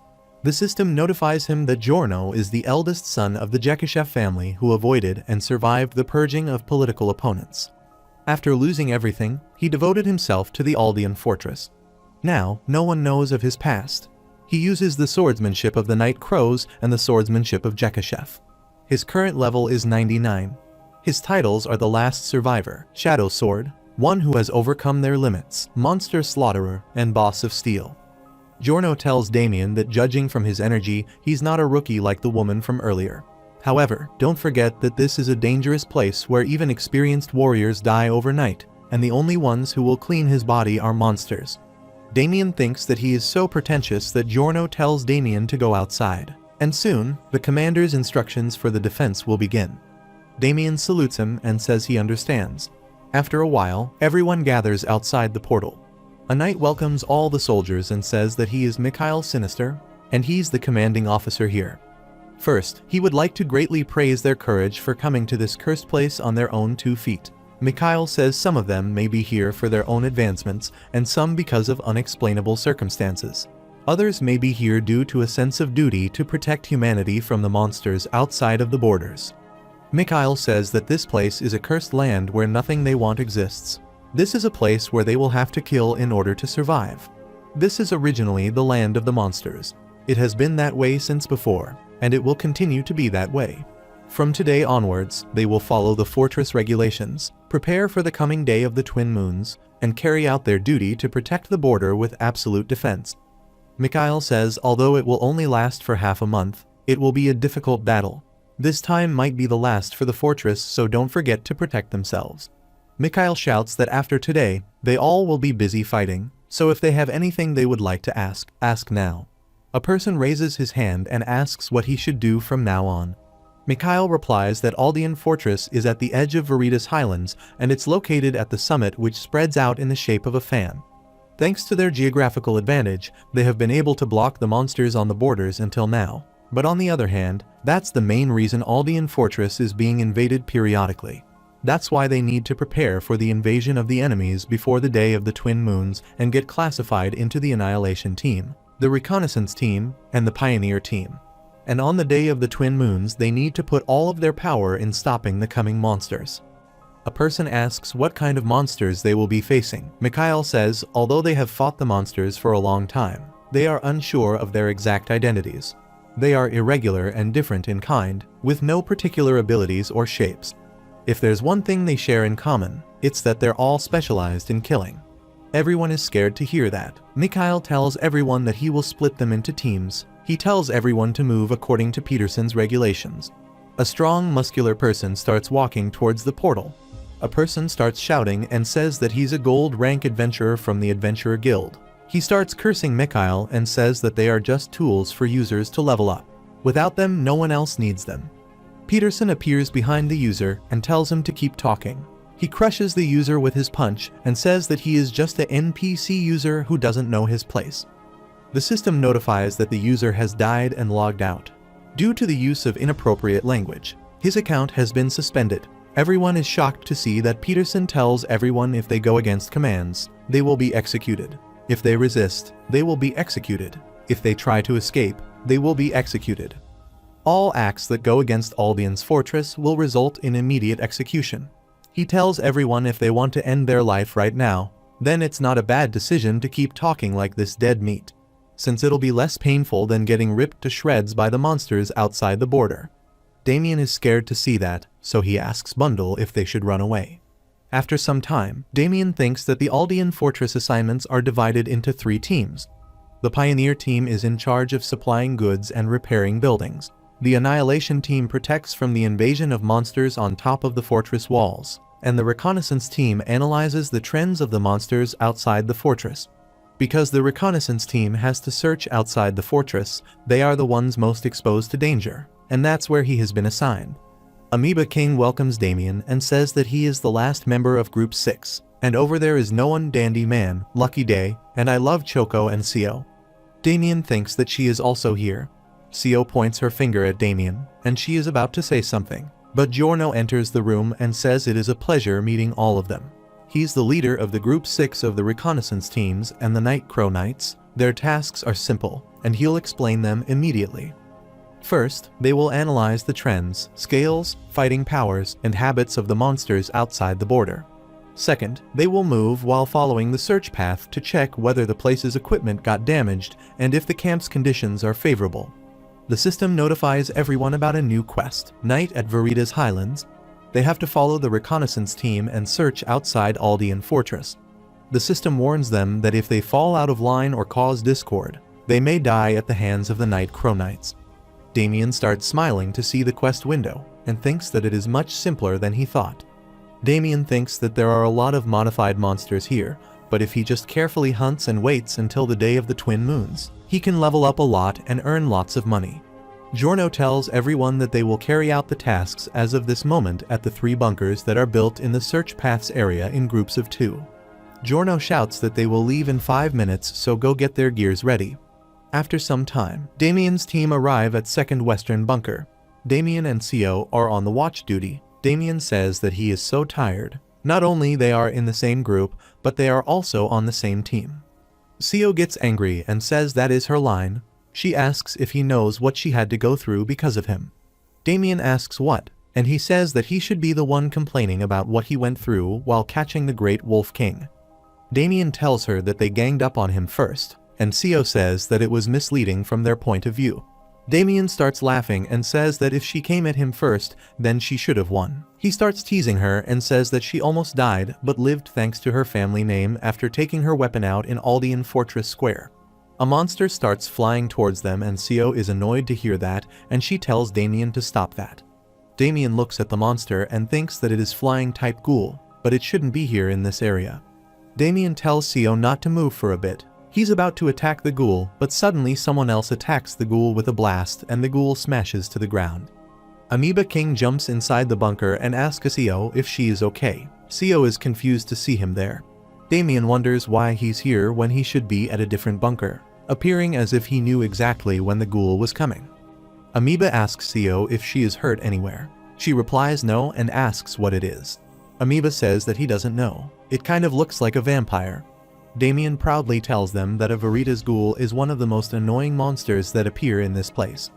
Damien tells them that it is not dead yet. Seo and Amoeba are shocked to hear that. The system notifies them that the Verita's ghoul is about to transform, and the ghoul gets up and starts screaming. The system notifies that its species is a demon, and its level is 65. There's a warning that the moment this monster tries to transform, its level rapidly increases, so be wary. Seo tells Damien that he is right, and she pulls out her sword. Damien tells her to move aside and says that there is no point in pissing it off by attacking it with half-baked attack again. Ghoul starts charging towards them. Damien takes a fighting stance and tells them to watch carefully. He will teach them how to properly kill a ghoul. Damien kicks the ghoul in the face, then cuts its shoulder and Achilles' heel. Damien instantly slices up its remaining joints, and the ghoul starts screaming in pain. The system notifies him that the Verita's ghoul has received serious damage and its defensive power has been decreased. The ghoul falls to his knees. Damien thinks that is a ghoul move when it is about to shoot bone splinters from its mouth. Ghoul attacks Damien with bone splinter, but he jumps in the air and says checkmate. Damien uses his skill Bloody Impulse and rushes to deliver a strong punch on Ghoul's head and crushes its head completely. The system notifies him that he has killed the Verita's ghoul. Damien starts smiling. He steps on its dead body and says that is how they should kill a Verita's ghoul. They should always go for its head. Amoeba and Seo are shocked to see that. Amoeba asks how did he know that. Damien starts walking towards him and puts his knife to his throat and asks how did he know when the ghoul would appear. Seo asks why he's being like that to someone who fought alongside him. Amoeba tells Damien to calm down, and tells him that he just saw the herd of ghouls coming from a distance, and he saw one turning this way. Damien starts smiling and says Verita's ghouls don't have the concept of same race. Unless someone was up to something, they would never travel in a group. Seo asks Amoeba who he is. Amoeba is annoyed to hear that. Damien swings his blade and asks if he wants to get hit before explaining. At the same time, someone else arrives there and asks what is all the noise over there and why are they trying to fight each other. Damien thinks that Captain came just in time. Giorno asks Amoeba King what he's doing here when he should be at the third bunker. He jumps down from the cliff. Amoeba tells Giorno that he saw a monster approaching this way, so he came this way. Damien tells Giorno that he left his bunker as he pleased, and he even knows a lot about ghouls, and he thinks that he came here for a different reason. Damien says that he thinks he is a spy who will harm Aldean Fortress Captain. Amoeba brings out a red ball and tells Damien that he is annoyed. He says the rewards for the quest were good, so he wants to get rid of him and make it look like he got killed by the monsters. Amoeba says to forget about the quest, and he will just kill all of them here. Suddenly, the Tessa ring starts glowing red. The system warns Damien that the Tessa ring senses a strong feeling of darkness. Damien wonders why it is glowing red. He sees that a herd of ghouls starts flying towards them. A mysterious dark aura starts coming out of the red ball and surrounds Amoeba. Amoeba asks Damien just who he is and what he did to anger someone who gave him this power and told him to kill him. Amoeba tells Damien even if he was lucky enough to kill one ghoul, he will never be able to kill all of them. Damien quickly cuts off his head. The system notifies him that Amoeba has logged out. Damien says that he does talk a lot. He asks how dare such an insignificant person act out. The system warns Damien that Verita's ghouls are approaching, and they are being pulled in by the energy of darkness. Giorno shouts that the ghouls are coming. He orders everyone to return to Aldean Fortress and assume battle formation. The system notifies everyone that a new quest, Mysterious Rage, has appeared. The monsters have absorbed an ominous power. If they want to live, escape the stronghold and return to the fortress. Return to Aldean Fortress within the given time limit. There is a warning that the level of monsters is quite high, so be careful not to die. Damien and Sio are shocked to see that Damien thinks that the ball is attracting the ghouls. Giorno starts running, and he tells Damien and Sio to run. They start following Giorno. Sio asks Damien why he wants to kill him. Damien asks how he would know, and he says that there are so many people trying to kill him. Damien looks back and thinks that they will catch up at this rate. He needs to get rid of some of them. Damien tells Sio that she should attack on his signal. Sio is surprised to hear that. Damien turns around and starts throwing decay elixir towards the ghouls, and he tells Sio to attack and explode all of the elixirs. Sio uses her skill Balestra Rose, and the elixirs start exploding and some ghouls fall to the ground. Damien grabs Sio by her hand and jumps on the nearby cliff. He tells Giorno that he will leave the rest to him. Giorno activates the Night Crow skill, Shadow Sword, and starts cutting the monsters. The system notifies that they have defeated Verita's ghoul. Damien looks at the screen and sees that he has reached level 47. Giorno tells Damien and Sio that they are both talented. He tells them that they need to escape this place quickly before other monsters come after hearing this noise. After some time, they are running towards the Aldean Fortress. Suddenly, there's a huge blast.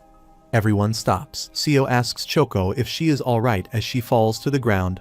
A person says that they are finally here. He thought he was going to fall asleep from waiting so long. Damien asks if it was him who was trying to kill him, and the person replies thanks to him. They lost the favor of the higher-ups, and the Jensen startup is in danger of disappearing. He snaps his fingers, and numerous users appear on both sides of the cliff. They are holding the red balls in their hands. Sio says it is the same thing that Amoeba King was holding earlier. The system warns Damien that Tessa Ring senses a strong feeling of darkness, and Damien wonders if he is trying to kill him. At the same time, Damien sees a strange thing approaching them. The system notifies him that it is a stitched-up predator of demon species, and its level is 95. This monster type, level, and abilities are decided depending on the beings that make up its body, so pay close attention. It looks like a hideous monster. The system warns Damien that it is a champion monster, so be careful not to die. Damien starts smiling and says he didn't have to look for one because a champion-level monster appeared on its own. Meanwhile, at Aldean Fortress, Mikhail asks Peterson if the Giorno reconnaissance team hasn't returned yet. Peterson says yes. He tells Mikhail that according to the words of the other reconnaissance groups, the monsters did not show any special traits. Mikhail says that's a bit strange. He asks how are the preparations for the defense of the Day of the Twin Moons going. He replies that they are about 80% complete. Even if they fight right now, there won't be a big issue. Although the fact that Reconnaissance Group 6 hasn't returned yet bothers me. That has never happened before. Mikhail says the reconnaissance group 6 not having returned yet must be because of a different reason than what they have normally prepared for. Mikhail says he has a bad feeling about this. Damien looks at the hideous monster and asks what is that. The monster grabs person. She starts shouting for someone to save her, but the monster swallows her whole. Damien and Seo are shocked to see that. Giorno tells them to leave this to him and return to the Aldean fortress. Giorno orders them to let Vice Commander Peterson know to prepare to fight like the day of the twin moons immediately. Damien clenches his teeth and thinks that even Captain Giorno will not be able to face the monsters alone, and to top it off they are flanking them, so escaping will be very difficult. Damien says even if they leave everything to him, they will not be able to return safely. He says that they should fight them together. The enemy asks if they have not grasped the situation yet, and if they still think that they are in a situation to run away. He tells them that this is called the Destruction Orb and he brought it here to catch him. He raises the Destruction Orb and tells them to try defeating this nasty monster. Damien asks if he is an idiot. He says that he doesn't know where he got that cheat item, but it is obvious that that's an experimental weapon used with Lifeline. He asks if he even knows who the guys who gave that to them are. Damien says that they must not even know their names or goals and why they give them that item. Yet they are running around all excited playing with it. Damien says the basics of magic is equivalent exchange. He asks if they think it makes sense that they can use that much power with no risk. Everyone is annoyed to hear that. Damien asks if they think they will get some kind of reward after this. He tells them to use their brains and think. Mingchen gets furious and says that it doesn't matter no matter what kind of object this is or what risk there is to it. He can handle it. Mingchen asks if this is enough to kill him. He tells Damien that he will take out his tongue and cut it to pieces. At the same time, the monster starts attacking everyone with its thorn of death. Everyone jumps back, but the thorns start following Damien from the ground. Giorno used his Night Crow skill and cuts the tentacles that are attacking Damien. Damien thinks that Giorno is as amazing as he expected. He thinks that he should leave the things to him for now until he analyzes that thing's pattern. Bundle tells Damien to look over there, and Damien sees that the monster starts using the skill of stitching predator skills, such as rotten meat showers. Damien is surprised to see that it can do wide-range attacks as well. Damien starts running and tells Seo to watch his back, and he tells everyone to spread apart for now. Seo asks where he's going on his own. Some people standing on the cliff start smiling, and one of them tells Seo that her boyfriend has run away. Seo gets angry to hear that. She instantly jumps in the air and says if they want to run their mouth, then she will help them by permanently shutting their mouth. She attacks and kills one of them while the other points his crossbow at Seo. But Seo moves at an insane speed and cuts his head off. Damien is rushing towards the monster. Seo tells Damien if his plan fails then she will kill him. Damien thinks that Seo managed to kill them easily. This means they are nothing if they fight them one by one. Dandy Man and Choco have recovered and Giorno is busy fighting the monster. Damien thinks that he should go for the win now. Damien brings out a dagger. The system notifies him that it is Kirinai, a one-handed weapon with very fast attack speed. Its attack power is 104, with a 50% chance of making the target into a state of bleeding on the attack. If one attacks the target in a state of bleeding, then a curse of blood will take effect. As a result, the level of the target continuously decreases for 180 seconds. Damien prepares himself to fight the stitched predator. Damien uses Bloody Impulse and attacks the monster. Seo is shocked to see that. Damien starts moving at an amazing speed and kicks Mingchen in the stomach. Damien looks at the monster and sees that the monster starts evolving again. He thinks that the more they attack it, the more it changes crudely, that thing's not normal. The Orbs, those Jansen startup guys, are holding a show that only one group would do something like this. Damien thinks that the mastermind behind this must be the Crucifix's Dawn. Damien tells everyone the more the champion monster uses its abilities, the harder it gets for them to control it. They have to make it keep focusing on them. Damien thinks that right now, what's important is to return with his teammates. Finding the mastermind should come after that. Giorno attacks the monster on its legs and Seo jumps from the cliff to attack the monster. Damien tells Bundle to attack. Bundle waves a red flag, and all the chicks start shooting poison needles at the monster. The monster loses its senses and starts attacking the people standing on the cliff. It starts eating the party members one by one. Mingchen is shocked to see that and asks what is wrong with the monster. Damien starts smiling and says that they can't control the monster anymore. He tells everyone to lead the monster towards the cliff.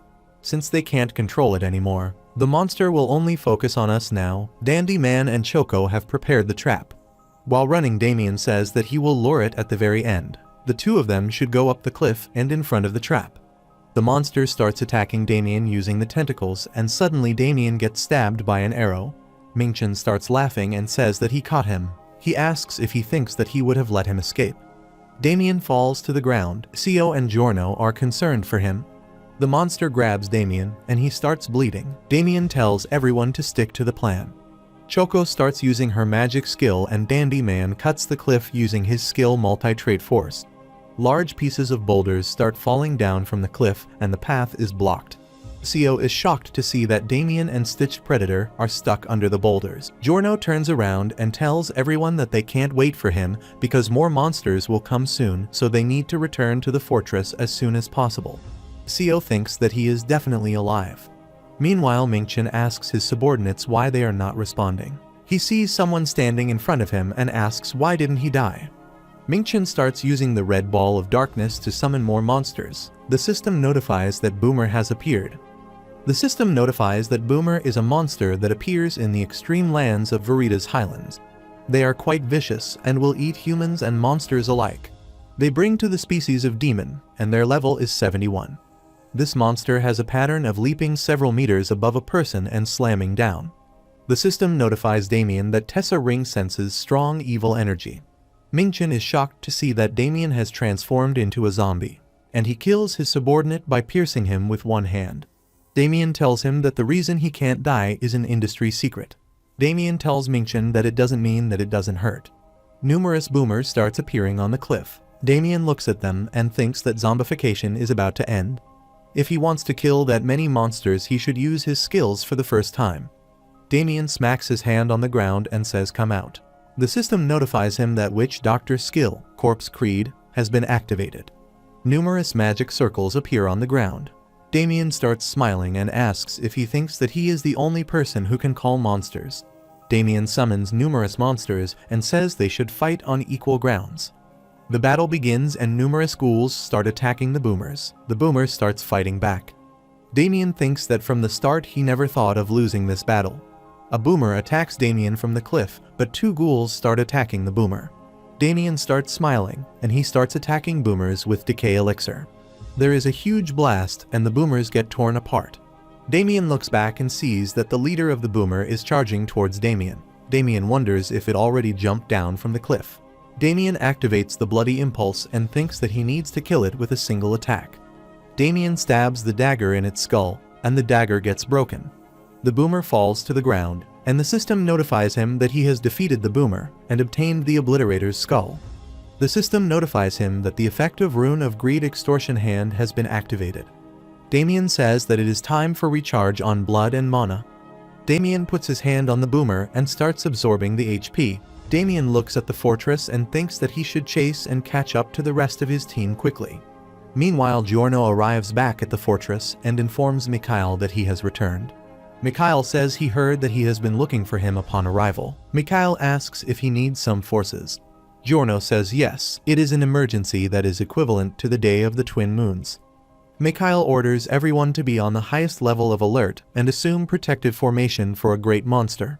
Everyone starts holding their positions at the fortress. Peterson orders everyone to go to their positions and prepare to go into combat. Choco says that it is a shame that Damien is not here with them. Seo says he probably logged out and is watching this through the stream. A person announced that the monsters were coming, and everyone was surprised to hear that. Numerous monsters start marching towards the fortress. A knight activates the Night Crow skill scan and says the monster army at the front line is around 798 meters away. Peterson says the special strike force of the Night Crow Knights should descend first when the monsters are within 500 meters and break through the battle line. He orders everyone to prepare to descend. A knight tells everyone to wait because something is approaching towards the fortress at an incredible speed. Giorno says there are no monsters in the highlands that can go that quick. Giorno is shocked to see a boomer jumping towards the fortress. He tells everyone that he will fight the leader boomer. Damien is riding on the back of the boomer, and Giorno jumps in the air. He uses his skillful new moon to cut the boomer in half. Damien jumps and lands near Giorno. Giorno is shocked to see that Damien is naked and alive. He starts smiling and says, "Please accept his apologies." Everyone is stunned to see Damien. Damien and Giorno are surrounded by numerous monsters. Damien asks if he should start all over again, and Giorno starts smiling and says that is what he's hoping for.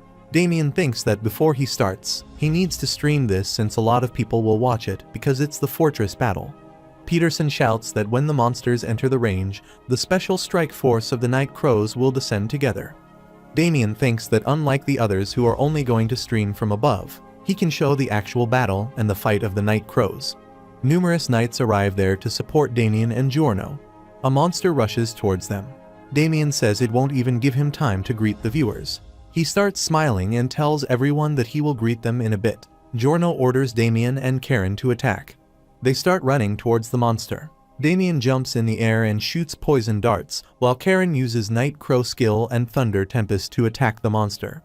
The monster falls to the ground, but numerous monsters remain.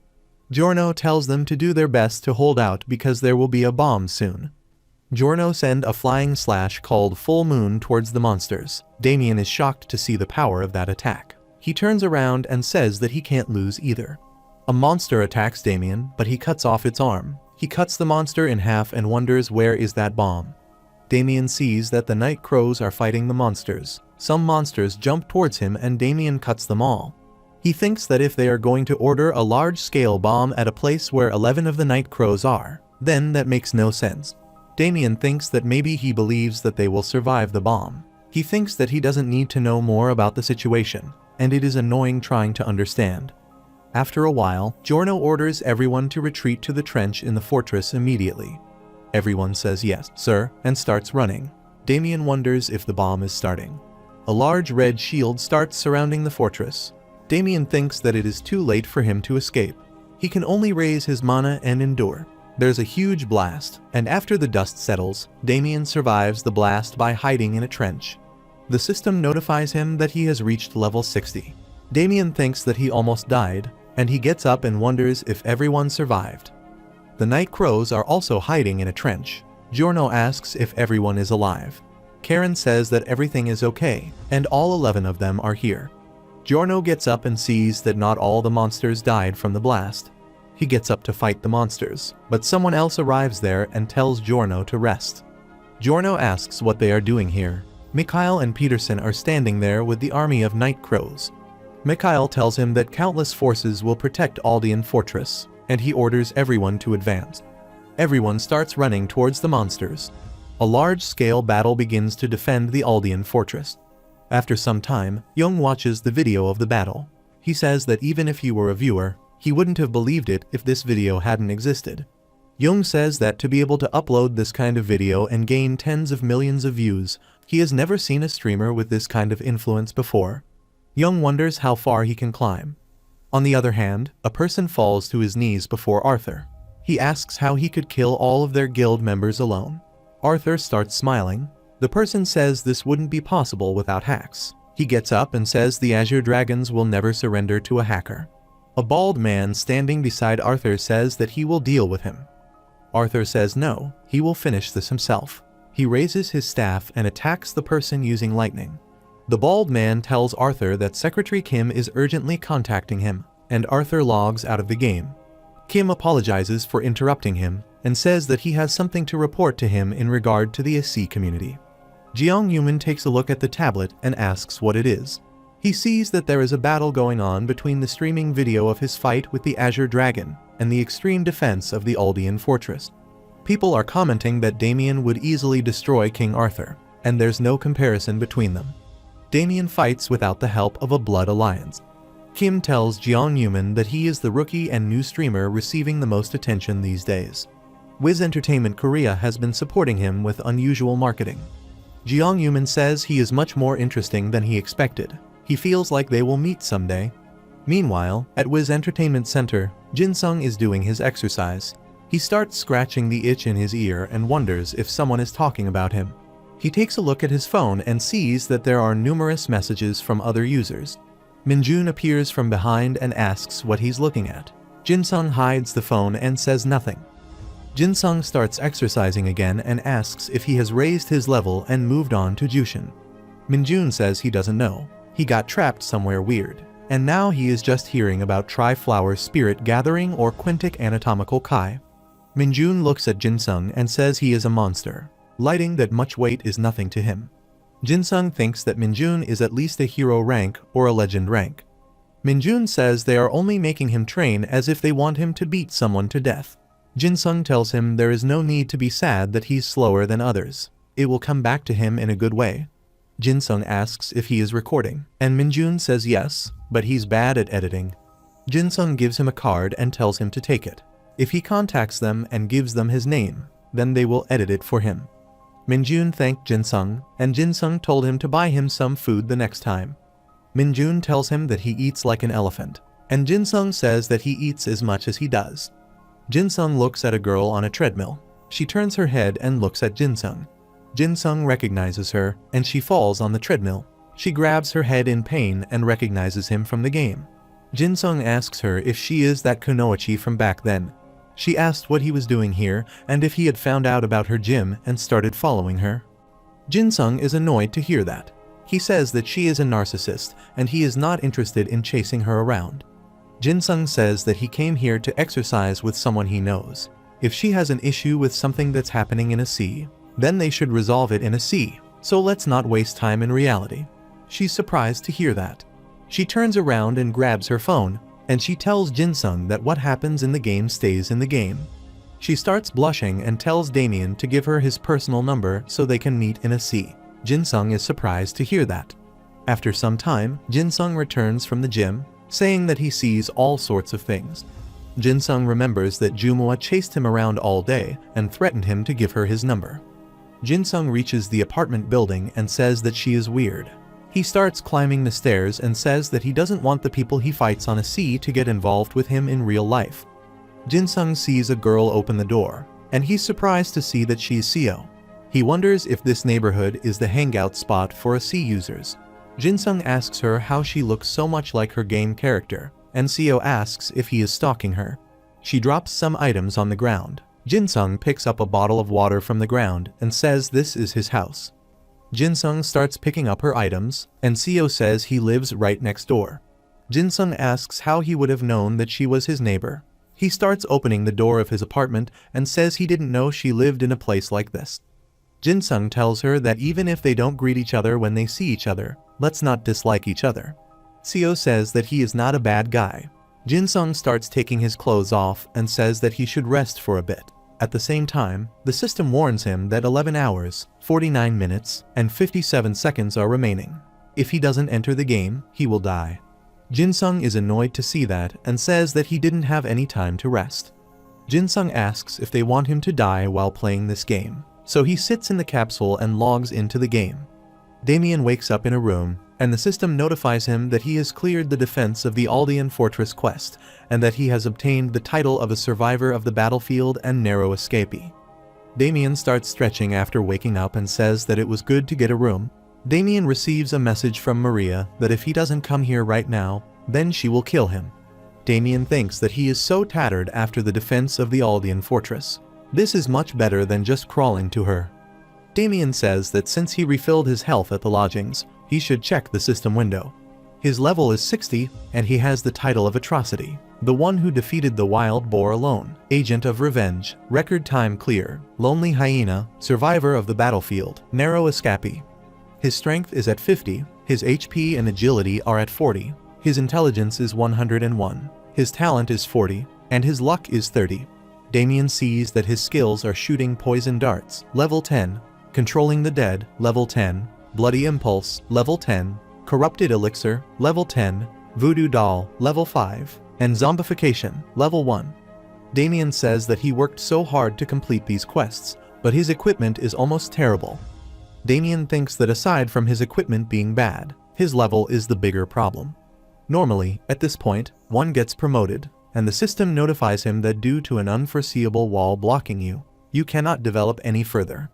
Find the related quest and complete it to reach higher stages. Damien gets annoyed to see that. He wonders what if they only let him change jobs if he completes the 7 deadly sins tree. The system notifies him that he has one unchecked item, opens the inventory, and confirms the item. Damien is surprised to see that. The system notifies him that the destruction orb fragment piece has appeared.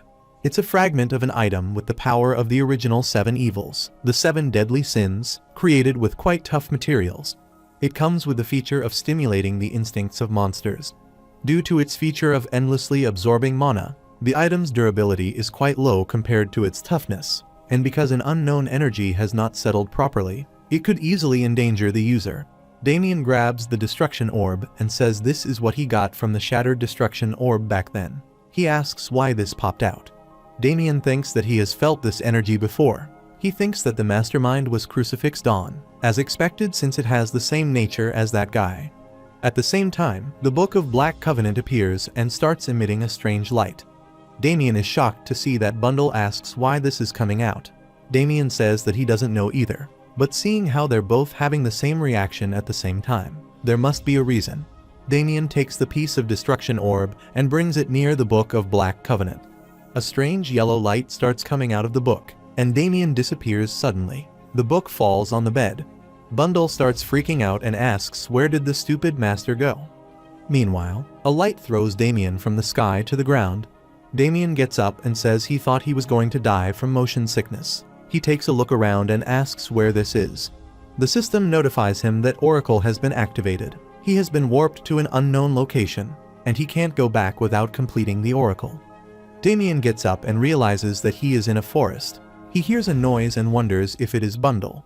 Damien thinks that it almost sounds like a human voice. He starts walking in the direction of the voice and sees that there is a bonfire, and a few chicks are present there. Suddenly, Shaka appears out of nowhere and says hello, friend. Damien is startled to see him there. Shaka gets angry and asks why he didn't come to meet him all this time. He hugs Damien and starts smiling. Shaka says that he thought he was going to die of boredom. Damien wonders if this is Shaka's place. He wonders what would have happened if he had just entered it. He is furious at Karun and thinks that the old man knocked him out without any reason. After some time, Damien looks at his status window, and Shaka starts dancing with joy in circles. The system notifies him that Oracle has been activated to try again shortly. Damien wonders why this notification keeps popping up on the screen. Damien thinks that traditionally, oracles are given to humans after they ask gods a question. Shaka asks Damien why he is just sitting there. Damien apologizes and says he was just thinking. Shaka asks Damien to explain why he didn't visit. He looks annoyed. Damien thinks that he still can't believe that this childish kid is Shaka, and that he's equal to the Queen of Gods, Arya, in the mainstream. The unprecedented god of darkness who stands over all darkness. Damien tells Shaka that he is very busy, and Shaka starts calling him a liar. Damien gets down on his knee and says that he is sorry he will come here more often. Shaka tells Damien that he shouldn't do that again from now on, and Damien promises him that he will not do that again. Damien thinks that it is a relief that he has these chicks with him. Shaka asks Damien if he can bring presents. The system notifies him that a condition of reconciliation has occurred. Reconciliation means that he must resolve any negative emotions towards each other. There is nothing better than a genuine present when reconciling with an old acquaintance. Let them try to ease the anger of someone with all of their hearts and feelings whom they want to reconcile with. Damien thinks that they are trying to rip him off, so he starts looking at his inventory. Shaka is excited to see that and asks why did he bring so much. Damien starts smiling and tells him to wait 1 second. Shaka grabs the inventory and starts playing with it. Damien has tears in his eyes, and he wonders if he can just take someone's inventory like that. Shaka starts distributing all the items to the chicks, and Damien starts screaming to see that. The system notifies him that he has been robbed of all the items. Damien starts crying and says then stop this robbery. Damien gets furious and starts running after Shaka. He tells Shaka to stop right there. The system notifies him that the 7th god, Shaka, likes his present. Shaka puts his hand on the screen and says this is so cool. Damien asks what he is taking now. Shaka pulls out the destruction orb and asks if he is giving this to him, too. Damien starts thinking about it and says maybe this robbery in the pretext of an oracle is because of that. He thinks there must be a reason for all of this. Damien presses yes on the screen, and the system notifies him that he has given a present to the seventh god, Shaka, and he has cleared the quest condition of reconciliation. Shaka starts running in circles with excitement. Damien asks if he is an athlete. Shaka suddenly stops and tells Damien that he will give him a present, too. Damien is surprised to hear that. Shaka touches Damien with his finger and tells him to take this present. Damien asks what he's doing right now. He feels a strange glow at his core. Suddenly, Damien appears out of the Book of Black Covenant. Bundle is surprised to see that. Damien asks if he is back, and Bundle asks Damien where did he go. Damien asks how much time has passed. Bundle says that it has only been 10 seconds since he vanished into that book. Damien is surprised to hear Bundle start pecking him. Damien wonders if it was a dream. The system notifies him that a strong surge of darkness has filled his body, and the seventh god's power is reconfiguring his mana hall. Damien starts feeling pain in his chest. The system notifies him that his incomplete mana hall is now forming its complete shape. Damien starts feeling a tremendous amount of pain. He starts screaming. After a while, the system notifies him that his mana hall is now complete, and it has formed a new ring. His body has knocked down an unknown wall and developed into a higher stage. Damien clenches his fist and says that he can feel the change in his body. Damien is surprised to see that he has reached level 70. His strength and HP are at 100, intelligence is at 200, and talent and luck are at 100. Damien takes a look at his skill window and sees that he has numerous me skills: Vengeful Spirit's Arrow, Epidemic Rage, Reviving the Dead, Blood's Craving, Blood's Curse, Ghost and Saint of Death. All of them are at level 1 currently. Damien thinks that this is the meeting of the Oracle. He starts smiling and says that this is a new beginning. The system notifies Damien that the doctor class has changed. Damien starts smiling and says they should test it out. He starts running and thinks that the flow of mana in his body has definitely increased. Damien uses a 1-inch punch and says that this is absurd. He thinks that he has basically formed a new circle. If his sixth sense activates here, then he might be able to raise his senses like from his devoted days. Bundle tells Damien that he is so fast. Damien lies down, and Bundle tells him to go away because there's little space. At the same time, a pigeon arrives outside the window carrying a note. Damien gets up and opens the window. He opens the note and asks what it is. Damien is scared to see that it is a note from Maria. She tells Damien if he doesn't come immediately, then she will kill him so that others can't even find his corpse. Damien says that he totally forgot about this. Meanwhile, at Holy Theocracy Orna's capital area, Goddess of Light, is sitting on her throne. She opens her eyes and sees a black star in the sky. She says that the star of darkness that swallowed everything is brewing, even though it has already died once. Arya looks closely at the star and sees that its shell is breaking. She closes her eyes and says there's nothing more to see. Arya thinks that tens of millions of years ago, she definitely dropped that star, and she can't believe that it's still emitting such a strong energy. Arya says that she needs to make preparations. She says light and summons the White Pledge book that calls for the creation of the world. Meanwhile, Damien is extremely happy. He arrives at the Adventurer Guild, opens the door, and says that he is back. Damien sees that a pen is flying towards him. He barely dodges the pen and sees that it is the fountain pen of an employee of the Adventurer Guild. Maria looks at Damien and says that he is here. Damien tells Hatson to save him from her, and Hatson tells him to figure it out himself. Maria grabs Damien by his face and asks where he's looking. She tells Damien that they have not seen each other for a while, so he should focus on her. Maria is angry at Damien and says that he managed to come back alive, but he didn't contact her, so she thought he was dead. Damien says that he is sorry and thinks that Maria is the one who sent him to the Aldean fortress, so he feels a bit bad about this. Damien asks if she has waited for him a long time, and Maria says that she is not very patient.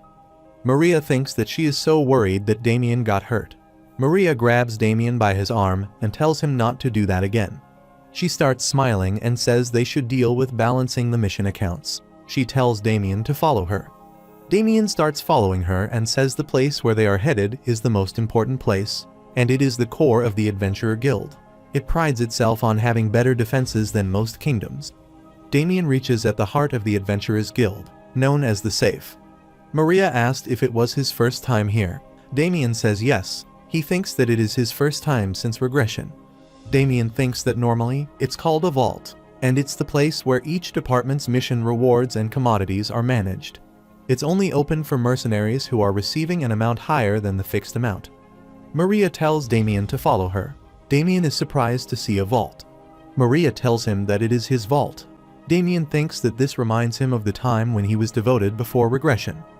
Maria asks what he did so that the people at Aldean Fortress would favor him. Maria tells Damien to put his hand here. Damien puts his hand on the door. The vault starts opening, and light starts coming out of it. Damien sees that there are numerous items, including equipment and gold. Damien says that he can swim here. He has a huge smile on his face. Damien asks Bundle if this is a dream, and Bundle starts slapping him. He says he looks weird. Maria tells him that she will quickly explain the rewards he received, which is a total of 7 million gold. Maria starts smiling and says that she has a good eye for recognizing talent. Damien thinks that if he changes that to cash, then it will be approximately $60,000. Damien jumps on the gold and thinks that he never knew it would pay so well. He looks at the Night Crow armor and asks who gave him that. Damien sees that there's a letter in the belt. He starts reading the letter, and Giorno tells Damien that it is an honor to be able to fight together on the battlefield. Damien starts smiling and says that he is touched. Maria claps her hands and says one last thing. Damien asks what it is. Maria holds a box in her hand and says that this is probably the best gift. Damien opens the box, and he's excited to see a badge inside. Maria congratulates him on entering the top 20% of mercenaries. The system notifies him that it is an adventurer certificate of platinum tier. Damien is extremely happy to get the badge. After some time, Damien sits outside holding his badge. He says that although the difficulty level of the missions will get higher, what he can do as a mercenary will diversify. Damien starts smiling and says this isn't all he has. The system notifies him that he has a new title, Survivor of the Battlefield. It is a title given to someone who survives a fierce battle that was not possible to survive in. It seems to contain a strong will that does not come from normal people. There's a chance of achieving a critical hit for 30 seconds when attacking and a chance of attribute resistance and status effect tolerance for 30 seconds when under attack. Damien also received the title of Narrow Escapee. It is a title given to one who has repeatedly escaped death's strong grip. It is as if the user is able to survive from any hopeless situation. In the case that HP is lower than 50%, the title holder receives an increase in attack speed, movement speed, casting speed, and stamina recovery speed of 10%. In the case that HP is lower than 10%, the title holder receives an increase in attack speed, movement speed, casting speed, and stamina recovery speed of 100%. In the case that HP is lower than 1%, the title holder receives an increase in attack speed, movement speed, casting speed, and stamina recovery speed of 400%. Damien says this might be enough, and he thinks that it will be okay to leave this place slowly because he has done everything he can do here. Damien thinks that he has reached level 70. For normal classes, this level would mean the third occupation change. Damien touches the screen and says farming here is limited. Nothing good will come out of staying in one place for a long time. Damien says that he needs to move to the central part now. At the same time, some soldiers are passing through. One of them stumbles and falls to the ground, and he starts bleeding from his nose. He asks Damien what he's looking at. He tells his teammates that Damien tripped him when he was passing by. Damien thinks that judging from the fancy insignia on their chest, they must be quite a famous brotherhood. Suddenly, Damien remembers that it is the crest of the Emperor Blood Alliance, and Arthur is their leader. A person says he obviously looks like a newbie and asks if he is scared. Damien is annoyed to hear that. Damien grabs his arm and twists it. He tells them not to start a fight with the wrong person.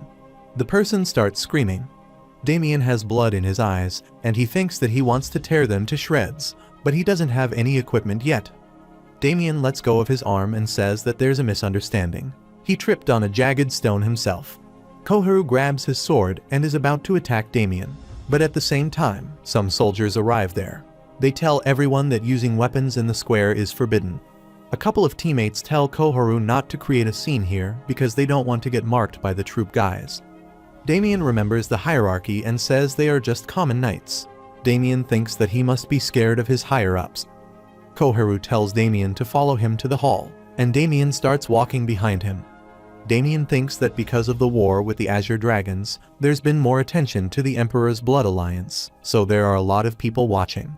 Damien tells Koharu that he doesn't want to make things embarrassing for them, so they should end this quickly because he's busy. Koharu tells Damien if he wants to get destroyed, then keep talking. A person calms him down and says that he should fight him at the gate, not here. Koharu tells Damien to follow him and says that he will kill him today. Koharu is furious to see a weird grin on Damien's face. Damien passes through the portal gate. The system notifies him that he has been warped, and the current location is Fighter Street Endless Hall. Damien looks at a tall tower and says it has been a long time. He thinks that it is a neutral zone where adventurers can enter through the gate and a ferocious battlefield where adventurers are ranked by battle. A place where the strongest person owns the highest place of the tower. This is the place that made him devoted in my last life. Koharu follows Damien and starts cursing him. He asks if he is going without fighting him. Damien ignores him and starts walking towards the tower. The system welcomes Damien to the Endless Hall.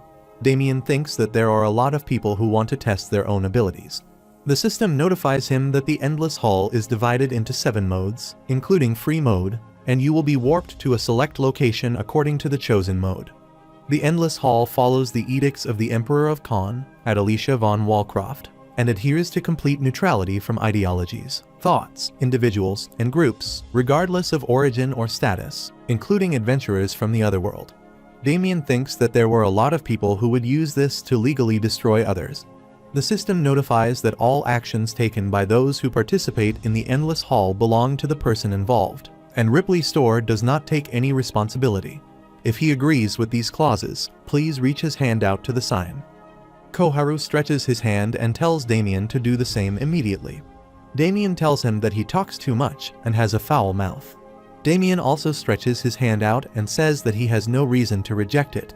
The system notifies him that users Koharu and Damien have entered the field of honor.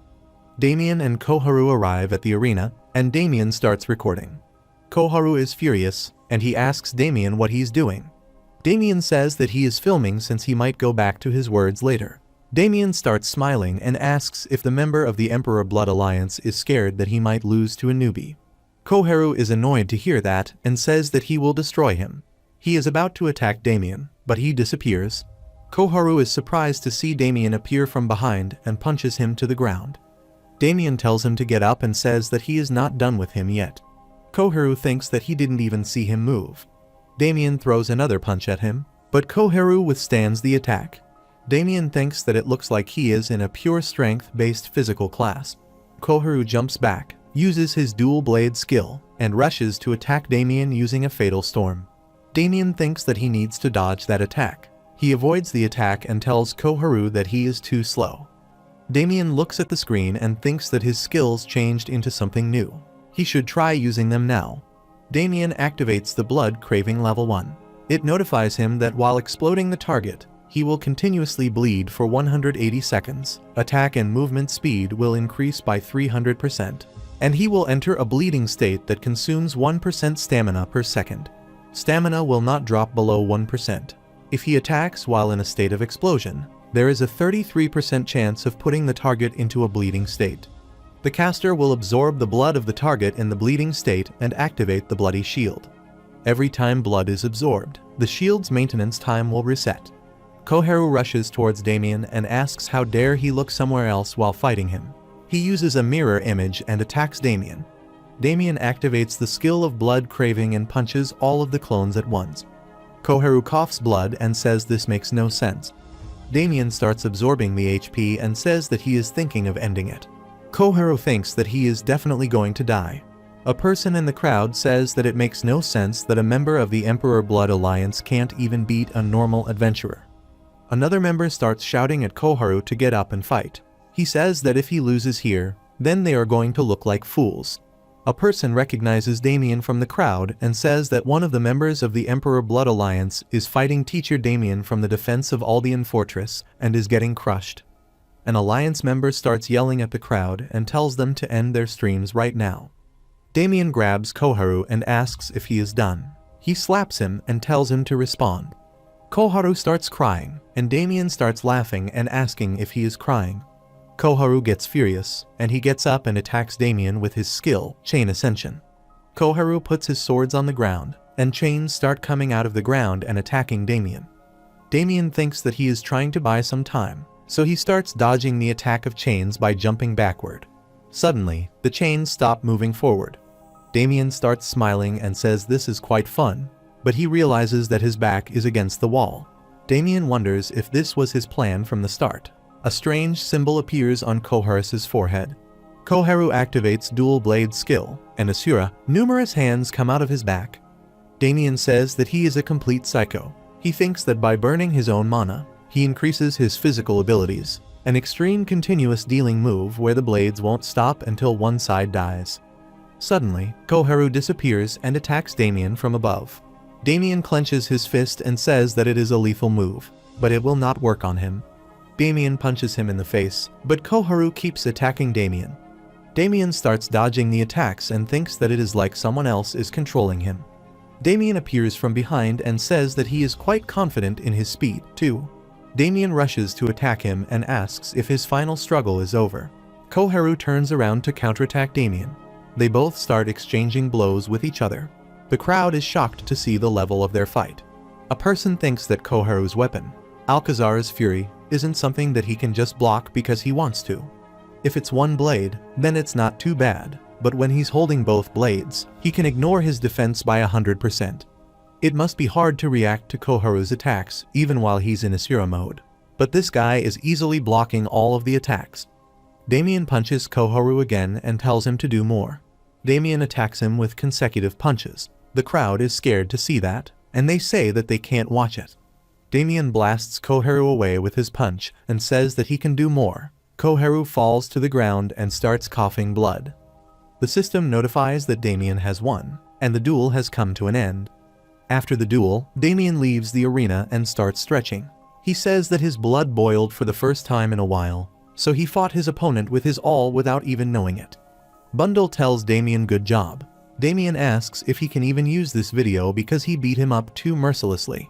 Damien says if he uploads it to YouTube, then his image might just worsen.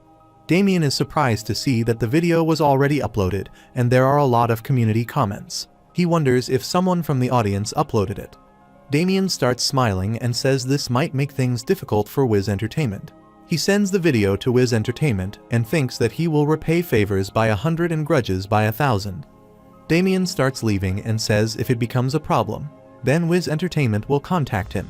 He doesn't need to worry about that now. Damien thinks that this place is kind of like his heart's hometown. He wishes he could challenge it right now, but the situation is quite ironic, so he can't. Even if it is a common knight whose honor has been shattered, it will cause him to clash with the Emperor Blood Alliance. Damien thinks that even if Arthur doesn't move right away, he will pick a fight with him soon. Damien says it is too early to challenge him right now. Bundle asks what he's thinking. Damien starts smiling and says nothing much. He just thinks that he will have to prepare a lot. Meanwhile, Jeong Yuman is on a date, and he's driving his car. Dahai starts blushing and says that she had a lot of fun today, and that she had been a fan of him since before his debut. She tells him that being cast in the same drama alone truly felt like a dream. Jeong Yuman thinks that she's not much. She looks naive, but she's too easy. He tells her that it is late, and that she should head inside. Dahai says that she needs to go. She is about to leave the car, but Jeong Yuman tells her to wait. He comes closer to her, and Dahai starts freaking out. Dahai closes her eyes to kiss him. Jeong Yuman tells her that she forgot to undo her seatbelt. Dahai is shocked to hear that. Her face turns red as she quickly gets out of the car and says that she will see him on the set. Jeong Yuman tells her to get back safely, and she starts running inside. Jeong Yuman starts grinning. He checks his phone and sees that there are so many messages. There is a message from Lee Rasung. He apologizes for contacting him so late and says that he has an urgent matter regarding the Emperor Blood Alliance. Please check the link below. Jeong Yuman says that Lee should be managing a C. He wonders why he's contacting him right now. Jeong Yuman clicks on the link, and he's furious to see the video of Damien beating up a member of the Blood Alliance. He starts driving and says call Lee now. After some time, Damien is riding on a carriage. He looks at the screen and says there's nothing to buy. He thinks that the return to village spell and the usage fee for the warp gate were so expensive. Damien and Bundle start crying. The system notifies Damien that the item he's trying to search for can't be found, so he tries to search for something else. Damien grabs his head in disappointment and says nothing is going the way he wants. Damien remembers that before regression, the contents of the week-long dungeon, Sealed Demon's Altar, opens around the 100th day, and the reward one receives after clearing it is what he's looking for right now, the Sealed Mana Stone's fragment. But the problem is that he doesn't have time right now to wait for Sealed Demon's Altar to come out. Damien starts crying again. He looks at the screen and starts smiling after seeing that the Emperor Blood Alliance has declared war on him. Damien gets disappointed and thinks that he will be able to get all the items he wants. Damien says if there are no good items, then he has no choice. He starts typing and says that he needs to make them himself. Meanwhile, some people are trying to look for something in the forest. Yihen tells his brothers that he found some tracks. He's the youngest of the 3 Yi trio. Yi-hyuk and Yi-young tell him that he did a good job. They are the 3 Yi trio fighters from the Holy Theocracy Ornas. Among them, the oldest, Yi-young, who is called the oldest of the bulletin board, posts many tips and is a pioneer of the fighter class. He is quite famous as a YouTuber with several 100,000 subscribers and quite a hold on the SC community. Yi-young tells Yihen he did all the work, and Yihen tells his brother that he is not the type to wander around a forest like this. Yi-young says it is fine and tells him to finish explaining. Yihen says that they are roughly around the right location. Suddenly, they are shocked to see that Yi-hyuk starts punching the tree and says that he is so hungry that he could die. At the same time, a large spider falls from above. Yi-young activates the temple monk skill and punches the spider away. Yi-young starts yelling at Yi-hyuk and asks why he's making such a fuss. Yi-hyuk grabs his stomach and says that he is hungry. Yi-young asks if that looks like food to him. Yi-hyuk throws the spider away and says that it looks yummy. He tells his brother that he is so mean and he's not giving him any food. Yihen tells his brothers that there's no need to worry anymore because he got the tail of the monster. Yi-hyuk starts drooling and says their youngest is the best. Yi-young thinks that the process of getting here wasn't all that enjoyable. It started from a quest of the Holy Order Selenes, which serves Aria, the goddess of light. For anyone else, this is a quest they wouldn't even be able to fathom. But they were confident that this quest would connect to the main quest, since what they heard that day was a story about the stars. That is why, unlike others, they were able to take a step forward. He tells Yihen to finish tracking. He uses his skill, Kyria Lesson, and starts tracking. Meanwhile, Bundle tells Damien that it will starve to death at this rate and asks how much longer it will take. Damien says around 36 hours and 27 minutes. Bundle starts pecking Damien and says it will kill him. Damien says stop, it tickles. Damien looks at the castle on top of the mountain. Bundle asks if they have arrived. Damien says no, but they must be popping up somewhere around here. At the same time, a spider appears out of nowhere, and the system notifies him that it is an ungoliant, a type of spider that is observed in valleys or bogs without human traces and, in rare cases, in coastside caves and the kingdom culverts.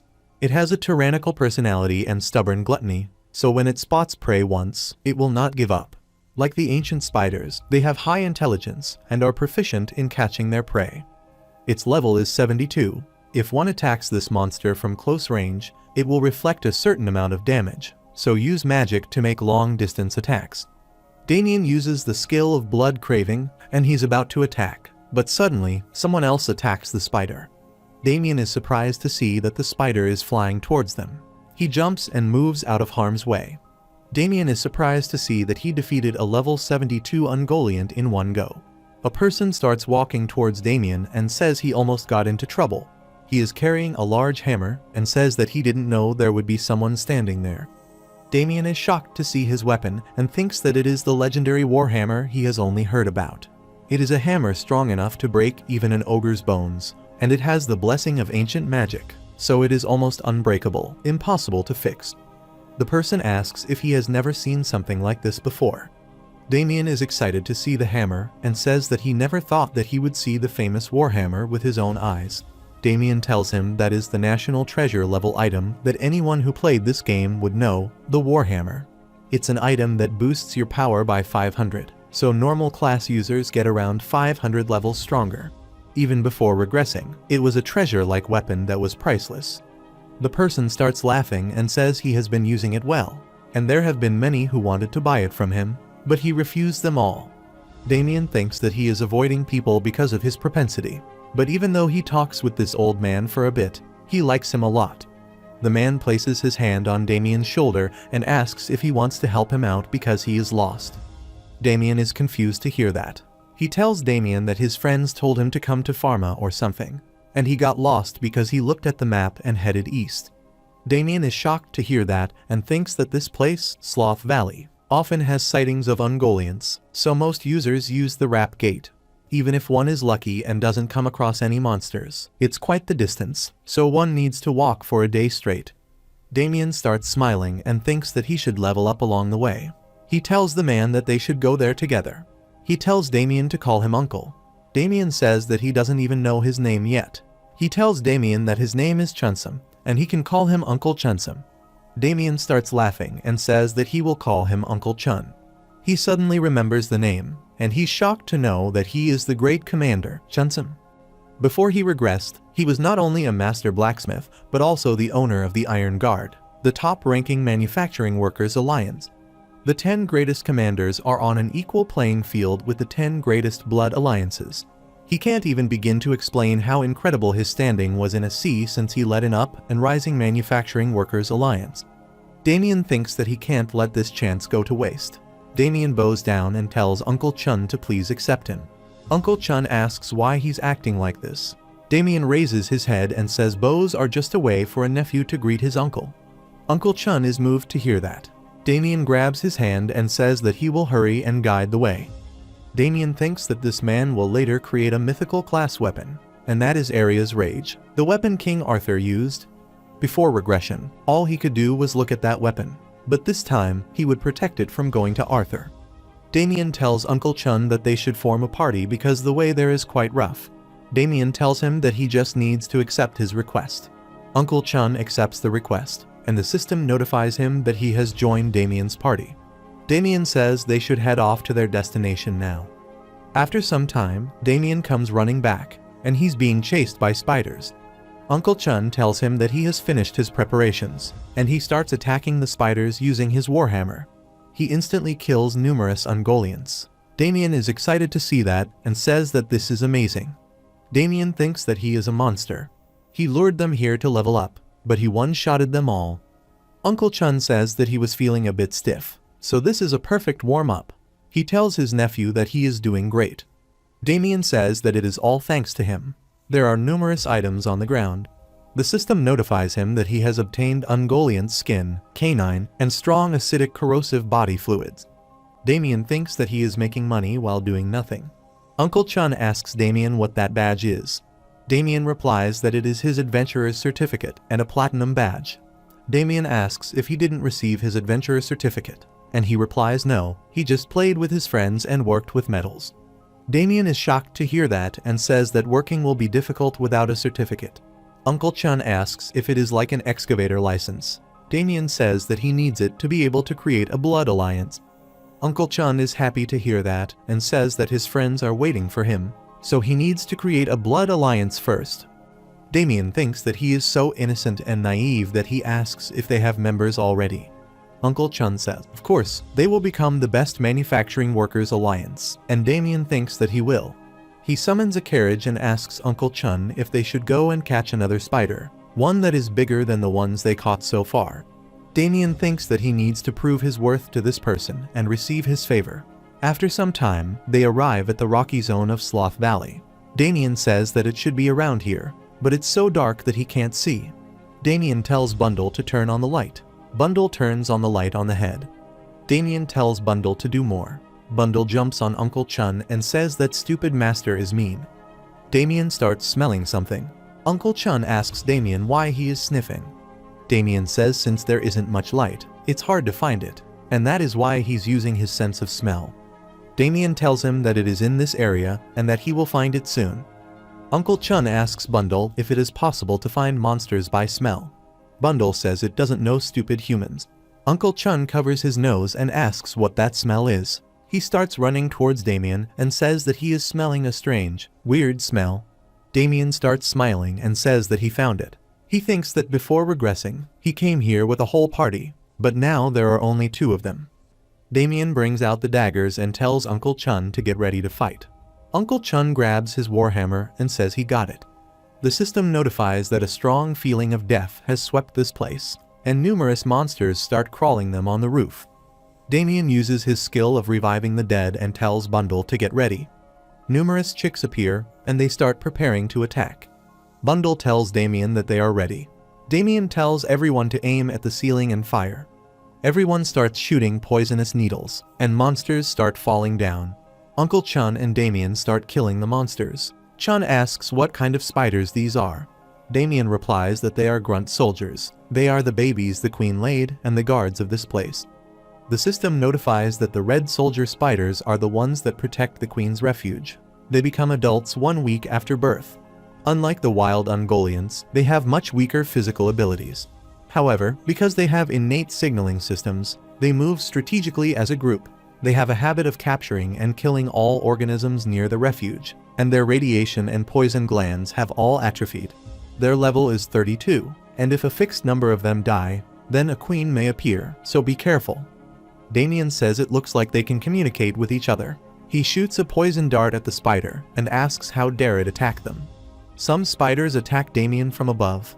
Uncle Chun tells him to duck and smashes the monsters with a single swing of his warhammer. Damien says that they are going to come non-stop now. He tells Uncle Chun to take care of his back. Uncle Chun tells him to leave it to him. Damien uses his skill in the Vengeful Spirit's arrow to attack the spiders.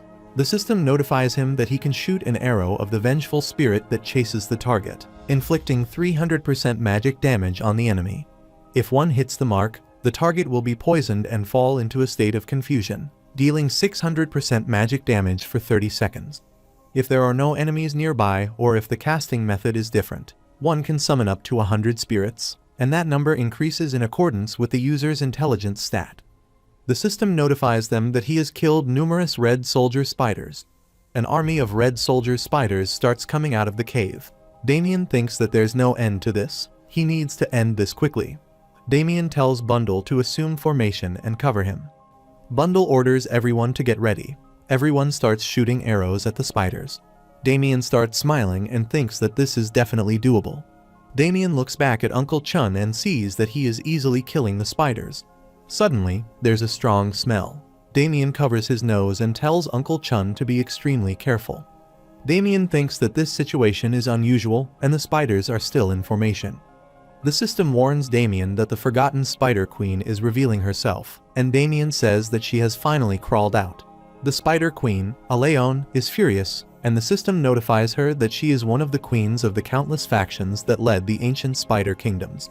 She was defeated by one of the 12 pure-blooded branches princesses, Arakan, and lost most of her lineage's abilities, with only the remaining instinctual desire to survive. Compared to several hundred years ago, she has atrophied in several aspects, but she possesses strong, acidic bodily fluids to digest most organisms and a strong obsession for her prey. She is much greedier than before. Her level is 85, and she is of noble blood and has quite high physical abilities and remaining techniques, so please be careful. Uncle Chun asks Damien what it is. Damien tells him that he can think of it as a free pass to receive the adventurer certificate. Damien thinks that she is the same as ever. They need to be extremely careful now. Damien thinks that she will run at them at a fast pace, but he has a plan. He creates a group chat and asks Uncle Chun if he can see the chat. Uncle Chun asks why he's not talking. Damien tells him that they can't move brashly while facing a Leon. He tells Uncle Chun that if she moves them, he will prepare his strongest attack. Uncle Chun is surprised to see that. He asks if that is what it will take to defeat her, and Damien says yes. Uncle Chun thinks that judging from what he has seen so far, his nephew seems to have a plan. The warhammer starts emitting electricity. Aleon uses her blood explosion skill, but Damien manages to block her attacks. Aleon is furious to see that. Damien says that it is unfair to attack without uttering a single word. Uncle Chun wonders when she got so close and if his nephew saw that attack. Damien tells his Uncle Chun that he should just think of that one blow no matter what he does. Aleon is glaring at them, and Damien tells her to stop while he's asking nicely, or else he will pluck out her eyes. Damien rushes to attack her, and Aleon opens her mouth and creates multiple blood explosions. Damien uses his skill Blood Craving to block her explosive attacks and thinks that it is the same attack pattern as earlier. If it was any other user, they would have helplessly fallen for it because the cave is so dark, but thanks to his sixth sense, he can see everything. Damien starts shooting vengeful spirit arrows at her, but she uses red spiders as a shield to evade the attack. Damien thinks that he needs to tie her feet before his uncle finishes preparing his final blow. Damien uses a new skill, Epidemic Rage, and numerous bugs start flying toward Aleon. The system notifies that Epidemic Rage applies 50% of magic damage per second by releasing the Epidemic's Aura to those around the caster. If the caster hits the mark, the target's defense ability, magic resistance, and abnormal status resistance will be reduced by 1% every second. The increase in the radius of the cast is proportionate to the caster's intelligence stat, and if there is an enemy nearby that is not affected, they can move without being influenced by the casting radius. Uncle Chun tells Damien that he is ready. Damien thinks that is perfect timing. He looks back, and he's shocked to see the scarlet light Aura coming out of the Warhammer. Damien thinks that no monster can survive the hit, so he tells his uncle that it is time to attack. Uncle Chun uses the skill of Unnatural Death and rushes to attack Aleone, but she starts howling and spewing a highly acidic aura. Damien is worried to see that. He thinks that Poison Nova takes an incredible amount of mana. Damien tells his uncle if he gets hit by that, then he will die. He uses the skill of Downward Blow and swings the hammer with all of his might. Numerous boulders start falling from the ceiling, and Aleon's attack gets nullified under the boulders. Damien starts running towards Uncle Chun with joy. He asks what he should do next, and he tells Damien that he is terrible at dodging, so he uses that one blow. Damien looks back at Aleone and thinks that if that attack had hit her head, she would have died immediately. Damien says it's fine, they should focus on surviving from now on until they get the opportunity to hit the final blow, and his nephew will take care of the rest. Damien thinks that thanks to the gravity pose skill, most of the red soldier spiders are dead, but this will cause the Spider Queen to rage. Damien uses both of his skills, Blood Craving and Epidemic Rage. Aleone is furious and starts screaming. Damien combines both of the attacks using his compressing skill. He also activates Vengeful Spirit Arrows and increases them by 100%. Damien attacks Aleone and tells her to die. Damien thinks that Aleone, who has lost most of her bloodline skills, has limited skills at her disposal. She can't use inherent traps or domain expansion attacks either. Damien wonders if he can use domain expansion. He jumps in the air and starts using his skill. Epidemic Rage activates domain expansion and punches Aleone. The darkness starts expanding around Damien and Aleone. Damien starts smiling and says that this works even if it is not a typical domain expansion. Uncle Chun asks Damien if he is okay. Damien thinks that he must be shocked because he didn't let him know beforehand. Damien tells Uncle Chun that he is okay, so don't worry and just prepare for the final blow. Damien looks at Aleone and sees that she is screaming in pain. The system notifies him that she has been poisoned. Damien says one feels like dying after coming into someone's domain. The system notifies him that Aleone's magic resistance has decreased. Damien rushes towards her.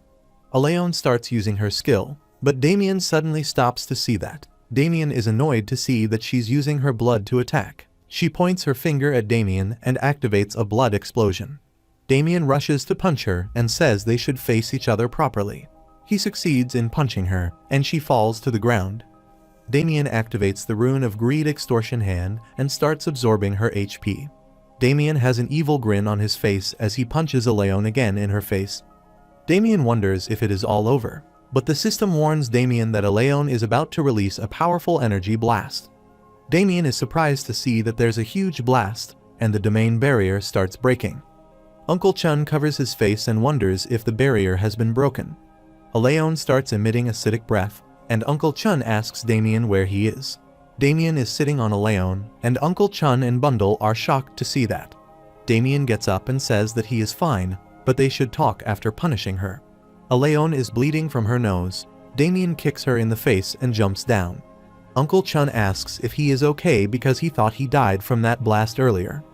Damien says he was fortunate to have the perfect skill to use at that time, although it was his first time using it. Damien remembers that he used Ghost Skill Level 1, transformed his body into a spirit state, and moved it to the spirit world, leaving a puppet in his place. The system notifies him that it is a skill in which the body, which will be transported to the spirit world, will move to a designated location within a 10-meter radius, and once time passes or the puppet is attacked, it will disappear. However, items and skills cannot be used when in a spirit state. Damien tells Uncle Chun that it is not over yet, and he asks if there's something left. Damien brings out a magic potion and says the most important thing. Damien starts pouring the healing potion on a Leon and asks Uncle Chun if his attack is ready. Uncle Chun is surprised to hear that. Damien tells him that the last hit should come from him. Uncle Chun tells Damien that he did all the work, and he asks if it is okay for him to deal the finishing blow. Damien starts smiling and says yes, it is a present he prepared for him. Uncle Chun looks at Leon and attacks her using his warhammer. The system notifies them that he has defeated Spider Queen Leon. Damien starts clapping and says nice shot. Uncle Chun starts laughing and says this feels exhilarating. The system notifies that they have obtained a Leon core, blood, awakening bead, and 100,000 gold. Damien starts smiling and says the rewards are crazy. Bundle says this is amazing. The system notifies Damien that he has reached level 71. Damien thinks that he used mana for the Vengeful Spirit's arrow to make it a beam, and he succeeded in creating an area through Epidemic Rage to expand Darkness Spiritual Food Fruit and obtained a new skill. Damien tells Uncle Chun that he did great. He starts laughing and says that he did most of the work. Uncle Chun shows Damien a piece of red stone and says that this entered his inventory. Damien is shocked to see that it is the Bloodstone. It is a transparent gem that shines an ominous light and contains the blood abilities of the ancient Spider Kingdom.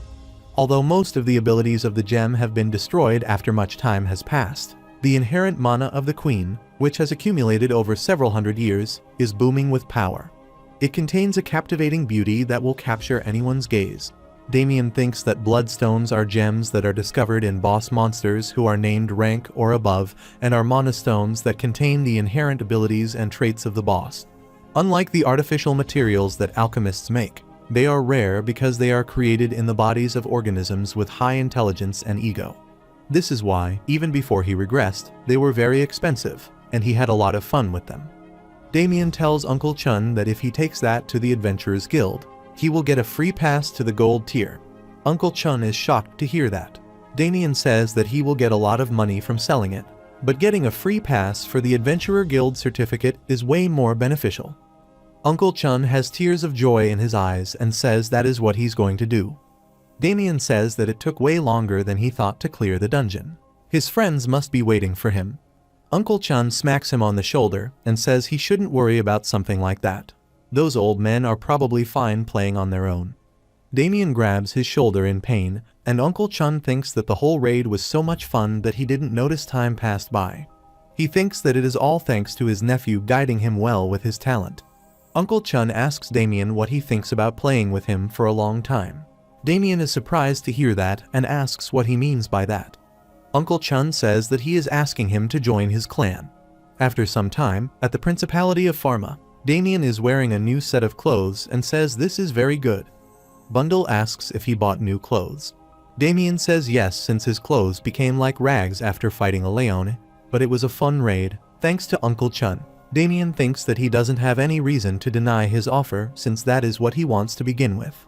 If anything, he feels sorry for everything he has given him. Damien thinks that he should buy Uncle Chun a gift later. Damien is looking at the screen, and Bundle tells him to look ahead. There are so many amazing towers. Damien says they are finally here, the Mage Tower Street called the Ivory Tower of Truth.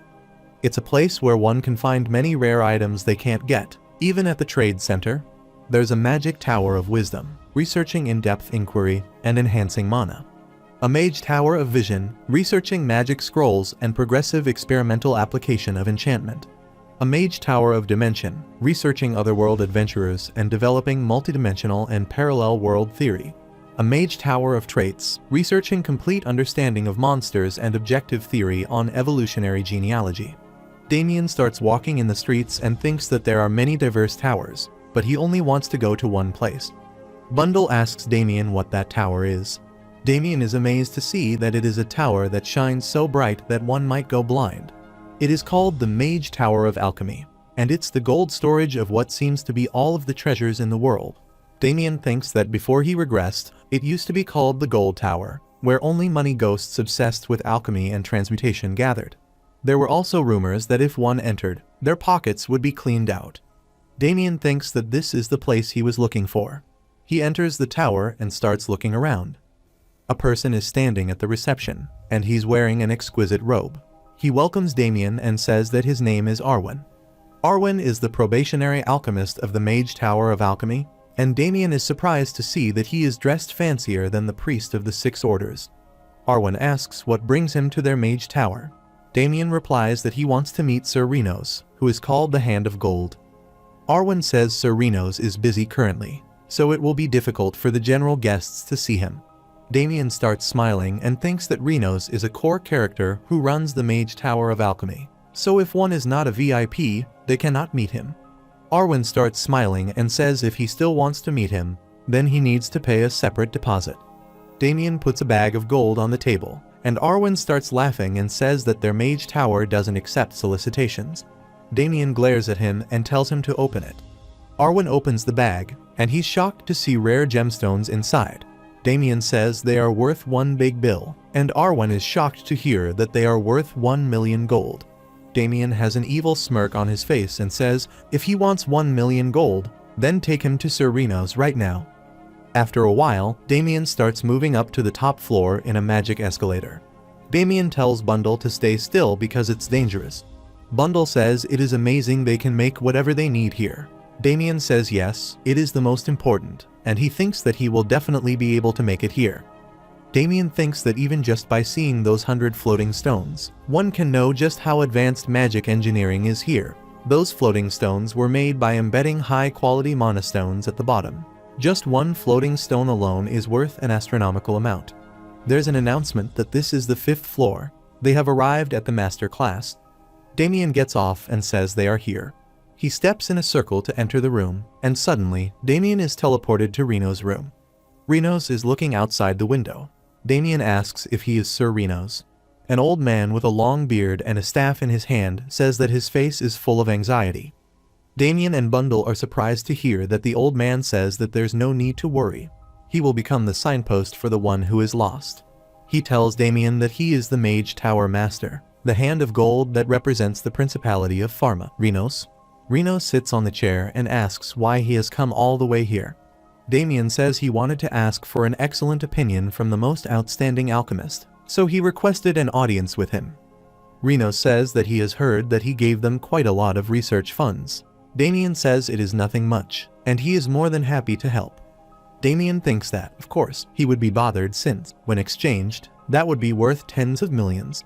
Damien thinks that he needs to get his money's worth because, other than spending it on friends and family, he doesn't waste a single dime. Renos asks Damien why he's opening his eyes like that, and he tells Damien that he seems different from normal adventurers. Damien is startled to hear that and thinks that this is no ordinary man. He catches a gaze he had for maybe a fraction of a second. Damien says that he couldn't hide his excitement after seeing his face. He thinks that exposing his intentions would be stupid right now. Renos looks at Damien and thinks that he has a strange gaze on his face. He tells Damien to get to the point. Damien says it is not something that could be done with ease, but Renos gets annoyed to hear that and asks if he knows who he is. Damien says that he is the Hand of Gold that can make something out of nothing, the living legend of alchemy. Renos starts smiling after hearing his praise and says that he is quite well aware. He asks if he still thinks that he can't make that item. Damien starts smiling and says if it is him, then it might be possible. Renos says to hurry up and tell him what it is because he is the type of person who returns as much as he has been given. Damien asks if he has heard of the World Tree's Tears. Renos is shocked to hear that. Damien thinks that the World Tree's Tear is an ingredient of hero rank. Even seeing it would prove to be difficult as it is protected by fairies due to the World Tree's crystals that sprouted through the will of causality. Renos asks what he wants to use that for. He wonders if he is trying to get the crystals of such a holy tree with just a few words. That's something that cannot and should not happen. Renos tells Damien that there's one problem, and Damien asks what it is. Renos whispers something in his ear and asks if he understands the situation. They don't have the ingredients at their magic tower right now. Even if he wanted to make the World Tree's Tears for him, it's difficult right now. If he had the ingredients, then he would have agreed to his request. Damien brings out a large bag and says he shouldn't worry about that part because he has already collected everything he needs. Renos is shocked to see that. Renos opens the bag and sees that there is the pendant of light, the marble of awakening, fairy wing powder, and the conch of the abyss. Renos asks Damien where he got these rare items, and Damien says that he bought them. Renos is shocked to hear that. Damien starts smiling and says he thought he would need them. Renos thinks that this is what he was after all along. Damien grabs his hand and says it is a present for their hand of gold, Sir Renos. Damien asks if it is possible now. He locks the door from inside and glares at Reno. Damien tells him to make the world trees tears. Renos is scared to see that and starts screaming. At night, Renos starts trembling as he holds the tears of the world's trees. Damien starts laughing after eating dinner in an inn and says he just needs to try a little hard to make it. Damien starts cleaning his teeth and says it took a bit of time, but it looks like he has made back his money. A person sitting at the next table asks Damien if he has heard that rumor about the artisan murderer. Damien, the one who hides his face and goes around to all types of mage towers, starts coughing after hearing that. They tell Damien to be careful because no one is safe right now. Damien tells them that the same goes for them. Damien gets up and starts leaving. Bundle asks if they are talking about them. Damien says yes, it looks like he has made a bad reputation for himself, but he got everything he needs, so that is good. Damien thinks that this is the result of squeezing the masters of countless mage towers dry. Damien says they should move to their next location and change into a new outfit, Wolf Totemic Set. The system notifies him that a long time ago, the heir of the Mbadu tribe, Lakamja Dume, spent his whole life with the wolf he raised. When he united 46 tribes, people called him the incarnation of the Silver Wolf. It has different options. The Vengeful Spirit's arrow will change into the form of a wolf and, upon hitting the mark, will go into the abnormal status of blood loss. Upon attacking, the Vengeful Spirit's arrow will automatically activate and be divided with a 50% chance. Automatically activated Vengeful Spirit's arrows will not consume any mana. The Vengeful Spirit's arrow's continued magic damage will increase from 30 seconds to 300 seconds, and enduring magic damage will be immediately given. Damien starts smiling and says these options are crazy. He closes his eyes and says, including the money he spent on his masters, he used around 100 million in real life, so, of course, it should be this good. Damien looks at his hand and says it would be nice to get rid of this curse. Damien thinks that the curse he got after regressing back 10 years will reveal the identity of the OVO system. If it wasn't for this curse, he wouldn't have felt so pressured to raise his specs like this. Damien thinks that he is tracking a Leicester, who seems suspicious, and the crucifix Dawn for now. He starts leaving the city and thinks that he needs to do what he can, and then results will naturally follow. After some time, Damien is traveling through the mountains. Bundle asks how far they are going. Damien tells Bundle to be quiet. He's sure it is somewhere around here, but Bundle says it is already dark here. Bundle asks Damien what would happen if a ghost came out. Damien starts laughing and says that he is a ghost, too. Damien starts passing through the bushes and says it must be here. He sees a glow in the dark. Damien slides down with the help of a branch of a tree and thinks that this place has been disconnected from the world and that it is a place where one might lose one's life if one is not strong. Damien starts walking towards the cave and says they are here, a place where ancient monsters live eternally. Damien asks if anyone is there, and the system notifies him that he has discovered a hidden street, and the current location is the Aldir Furnace. Bundle starts panicking and says that this place feels weird. It feels like he's going to become chicken soup. Damien looks around and wonders if there is no one here. He looks at a hideout and thinks that there's noise coming from over there. A voice asks who is there. Damien is surprised to hear that and asks if it is Sir Lexar. A huge beast is standing in front of Damien and asks what a human is and how he knows his name. The orc Lexar glares at Damien. Damien thinks that his overwhelming presence is as incredible as ever. If he makes the wrong move, then he might die. Damien bows and asks how he could not know Sir Lexar, who led the Red Hammer Alliance, the sole heir of the incredible warrior, Sir Roctor, and the owner of the immortal King Hammer. Lexar starts rubbing his face and says that it was several hundred years ago. He tells Damien that he is quite knowledgeable for a human. Damien thanks him and thinks that it wouldn't be an exaggeration to call Lexar a mythical hero. After the heavenly demon battle, he was the orc that single-handedly defeated the rampant black dragon.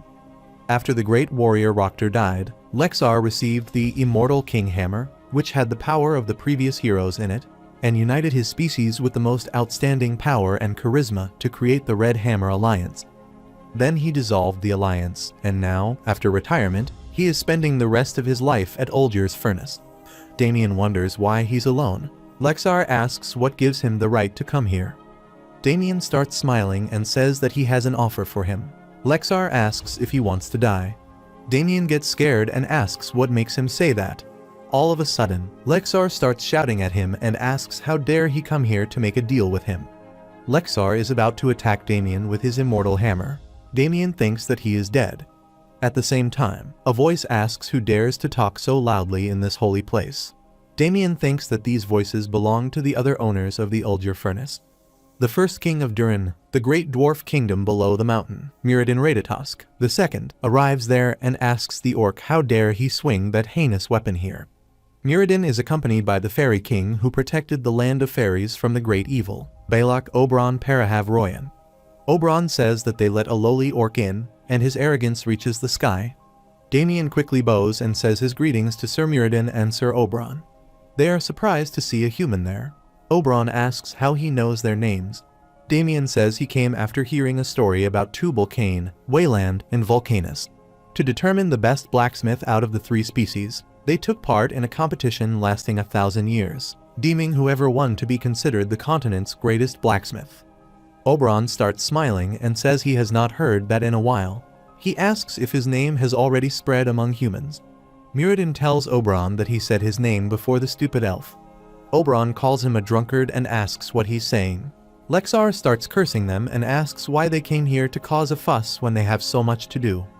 Damien thinks that they're just as crazy as ever. He wonders if they aren't tired of staying here and fighting every day. That's why Ulger Furnace was a place everyone wanted to fight in his past life. A fight like this can lead to the creation of a random craft item that has advanced abilities. However, it's because they put their all into this that they have no social skills and are so ill-tempered. Oberon gets furious and says he can't stand this. He will beat him up first.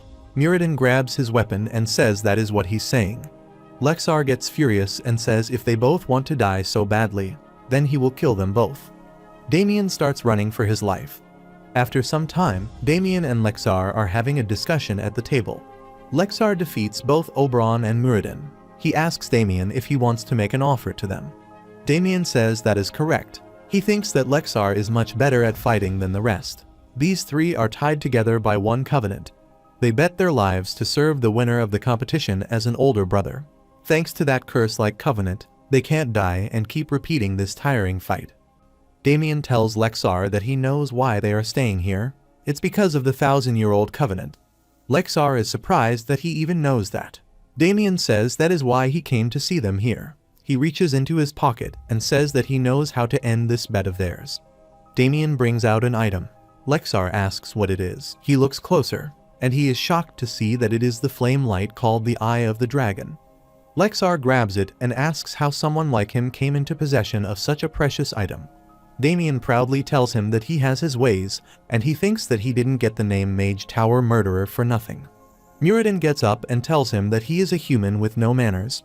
Oberon says if such a thing does exist, then he should have made an offering to him first and taken his opinion. Damien starts smiling and says, of course, he has something to give them as well. He tells Bundle to take it out. The bundle brings out 2 more items and says these are their presents.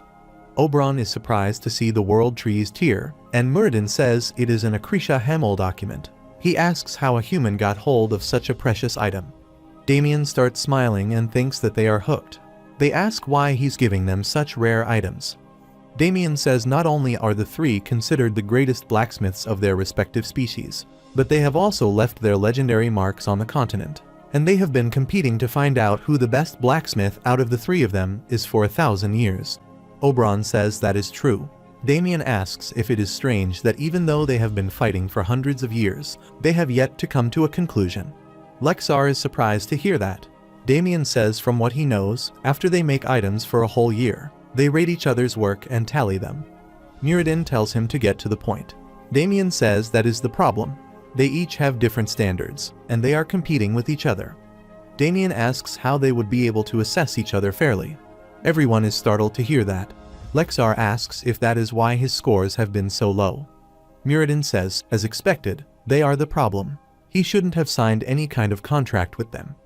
Oberon asks what the dirty old dwarf said, and they both start glaring at each other.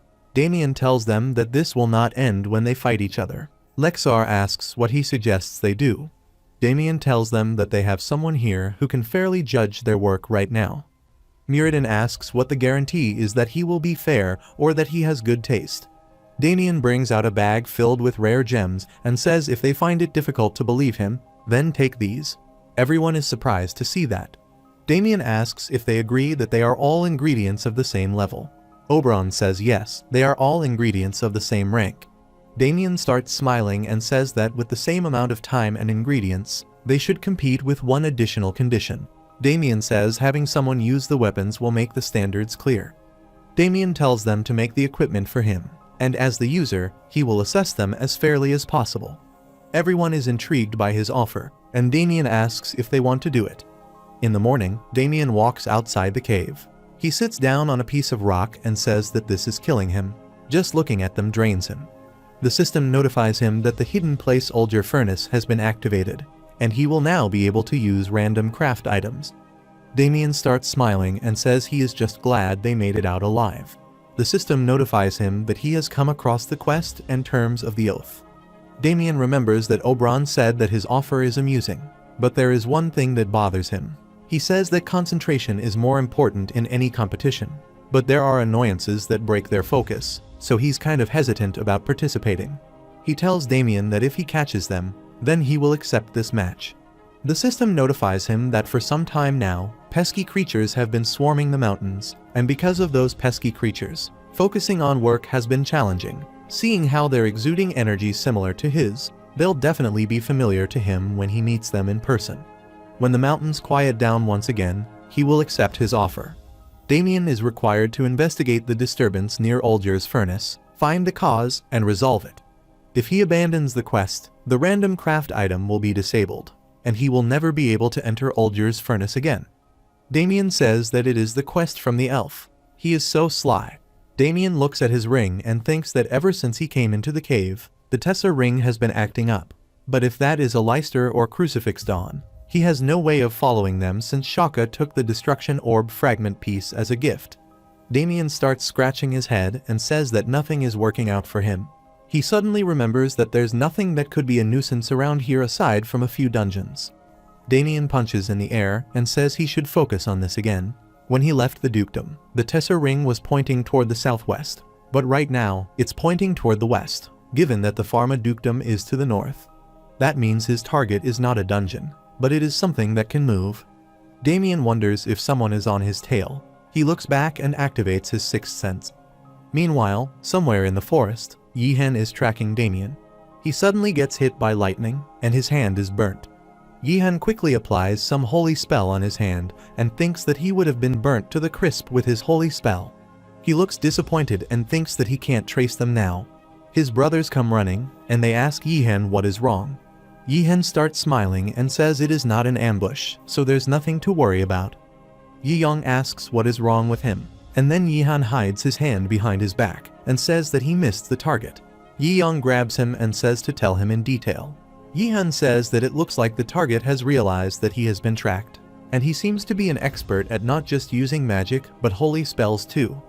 Yiyong is surprised to see his hand. Yihen says, even so, it's not like the target went to the heights of heaven or the depths of hell. If anything, their encounter just now made it easy to track him down. They can't rule out the possibility that a third party detected the tracking spell and broke it, but he's sure that he's in the vicinity. Yiyong says that either way, this can't be good. Suddenly, a strange voice says they have an unannounced visitor. Everyone is shocked to hear that. Yihyuk asks who it is. Yiyong tells his brothers to keep their heads down, and he activates the Holy Fighter skill. Yiyong activates the Six Fists and throws a strong punch. He destroys some monsters, but a lot of monsters start surrounding them. Yihyuk asks where they came from, and Yiyong tells his brothers to prepare for battle. They start chanting light. Yihen says that the Lord Almighty has mercy on them, forgives their sins, and gives them eternal salvation. The monsters also start preparing for attack. Yihan attacks using Fierce Dragon's mighty power. The two attacks collide with each other. Yiyong tells Yihan to hang in there a bit more.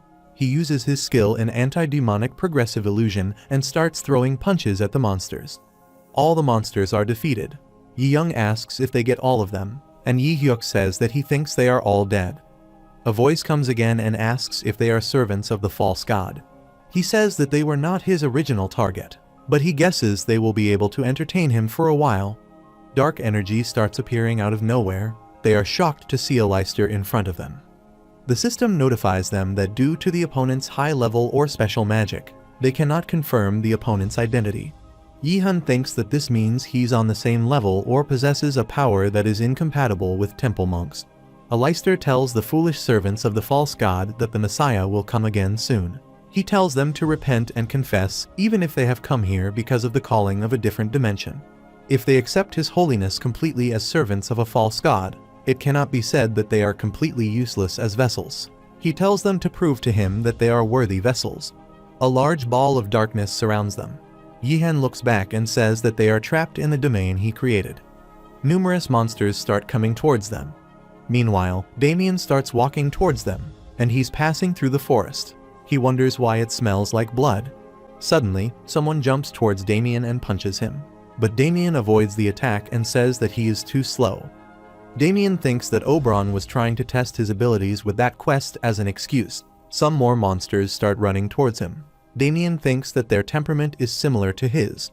Damien punches a hole in the monster, and the system notifies him that he has defeated a twisted, modified specimen. Damien thinks that it is obvious who made them. He activates the vengeful spirit arrows, and numerous wolves start attacking the monsters and destroying them.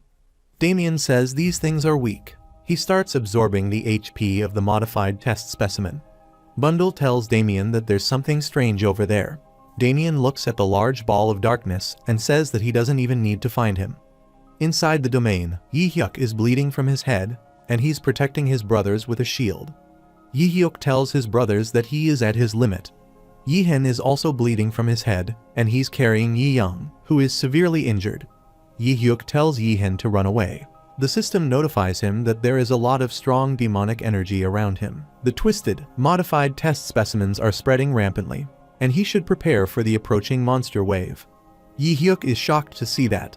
He tells Yihen to leave with Yiyang, and that he will make sure that they escape through the dome. Yihen asks what about him, and Yihyuk tells him that there's no other way.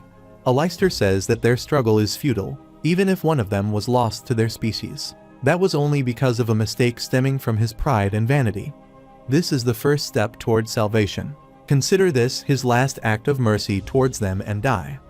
Yihyuk gets furious and uses his skilled temple monk mountain tiger to attack a Leicester.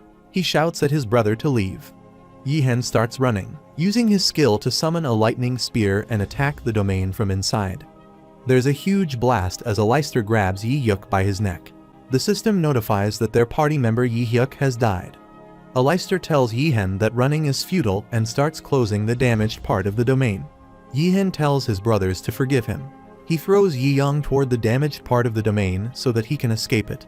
Suddenly, the system notifies him that party member Yiyang has died. Yihen falls to his knees and starts crying. He wonders if this is the end.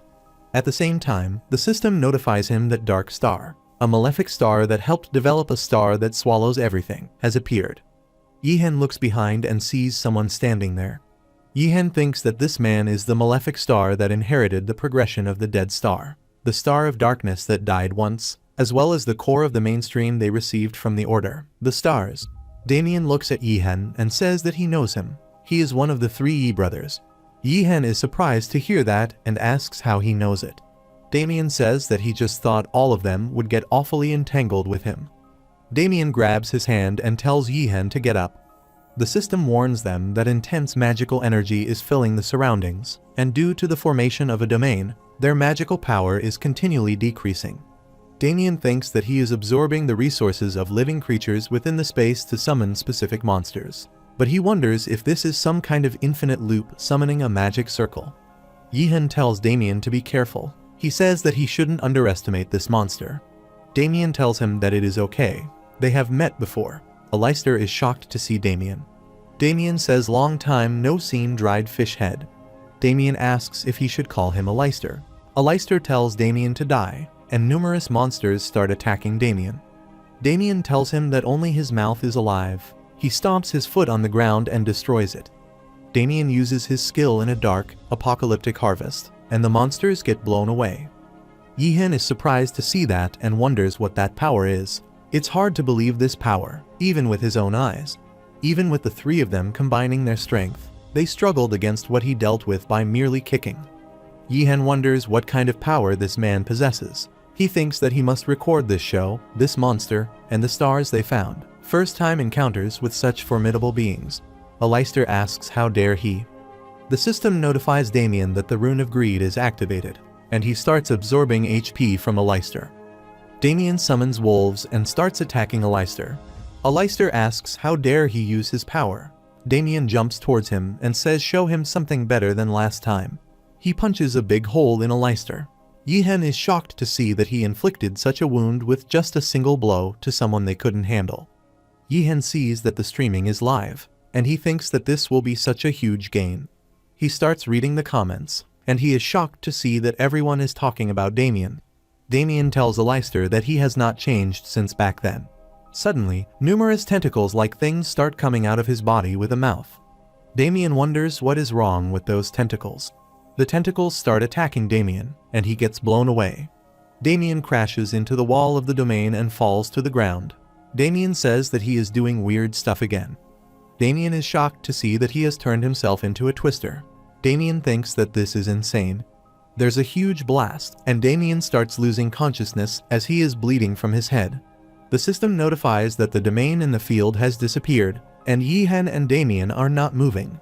Aleister tells Damien that he has grown stronger. He summons the curlicue of Enhushtan, and a large snake appears. The system notifies that it is the serpent living under the Skull Mountain Golgotha, where the demon of greed, Curlicue, resides. After the Sin War, the arrival of the Saint of Sin and the Seven Sins was characterized by their savage and intense presence, leading to divided opinions on whether it was a type of demon or a malevolent spirit. Being a spirit that cannot exist in the physical realm, it has a characteristic of not being able to stay long in the intermediate realm, but the abilities it exhibits vary greatly depending on the means and capabilities of the summoner, so one must definitely flee. Aleister tells Damien that this will not be as easy as before as he summons two snakes. Yihen thinks that they can't win this, and even if the three of them were to face this monster at 100%, it's overwhelmingly daunting. Instantly Damien jumps on the snake's head and asks if this is the new eel he's raising. He asks if it costs tens of millions of dollars just for food, and Bundle says Aleister is a miser owner. Aleister says he never thought that he would die easily. He attacks Damien, but Damien jumps in the air. He lands on the ground and says he doesn't understand one thing. Damien asks if he worshipped Balak, and if everything about the Lord of the Underworld is fake. Aleister gets furious and says that his faith is not so shallow to be swayed by his vile words. He tells Damien that he will separate his flesh and spirit to offer as a sacrifice to the coming Messiah. The tentacles start attacking Damien. Damien activates the skill Phantasm, a unique spirit skill of the Witch Doctor that teleports the caster to a designated location within a 10-meter radius. Damien teleports behind Aleister and starts throwing punches at him. Damien jumps back to the ground, and the system warns him that snakes are using death echoes. It is an attack that twists the mana flow of those who hear it, hindering spell casting and skill activation, causing stun and damage by itself depending on the physical condition. The system notifies Damien that powerful magical sound waves are approaching. Beware of various status abnormalities and attacks. Damien instantly jumps towards Aleister and asks if he looks like a fool who falls for the same trick twice. Damien attacks him using his fists and crushes him to the ground. He activates the Blood Lust level 1. The system notifies him that it causes continuous bleeding in exchange for berserking the target.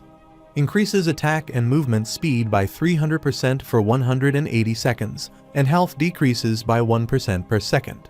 Health does not drop below 1%.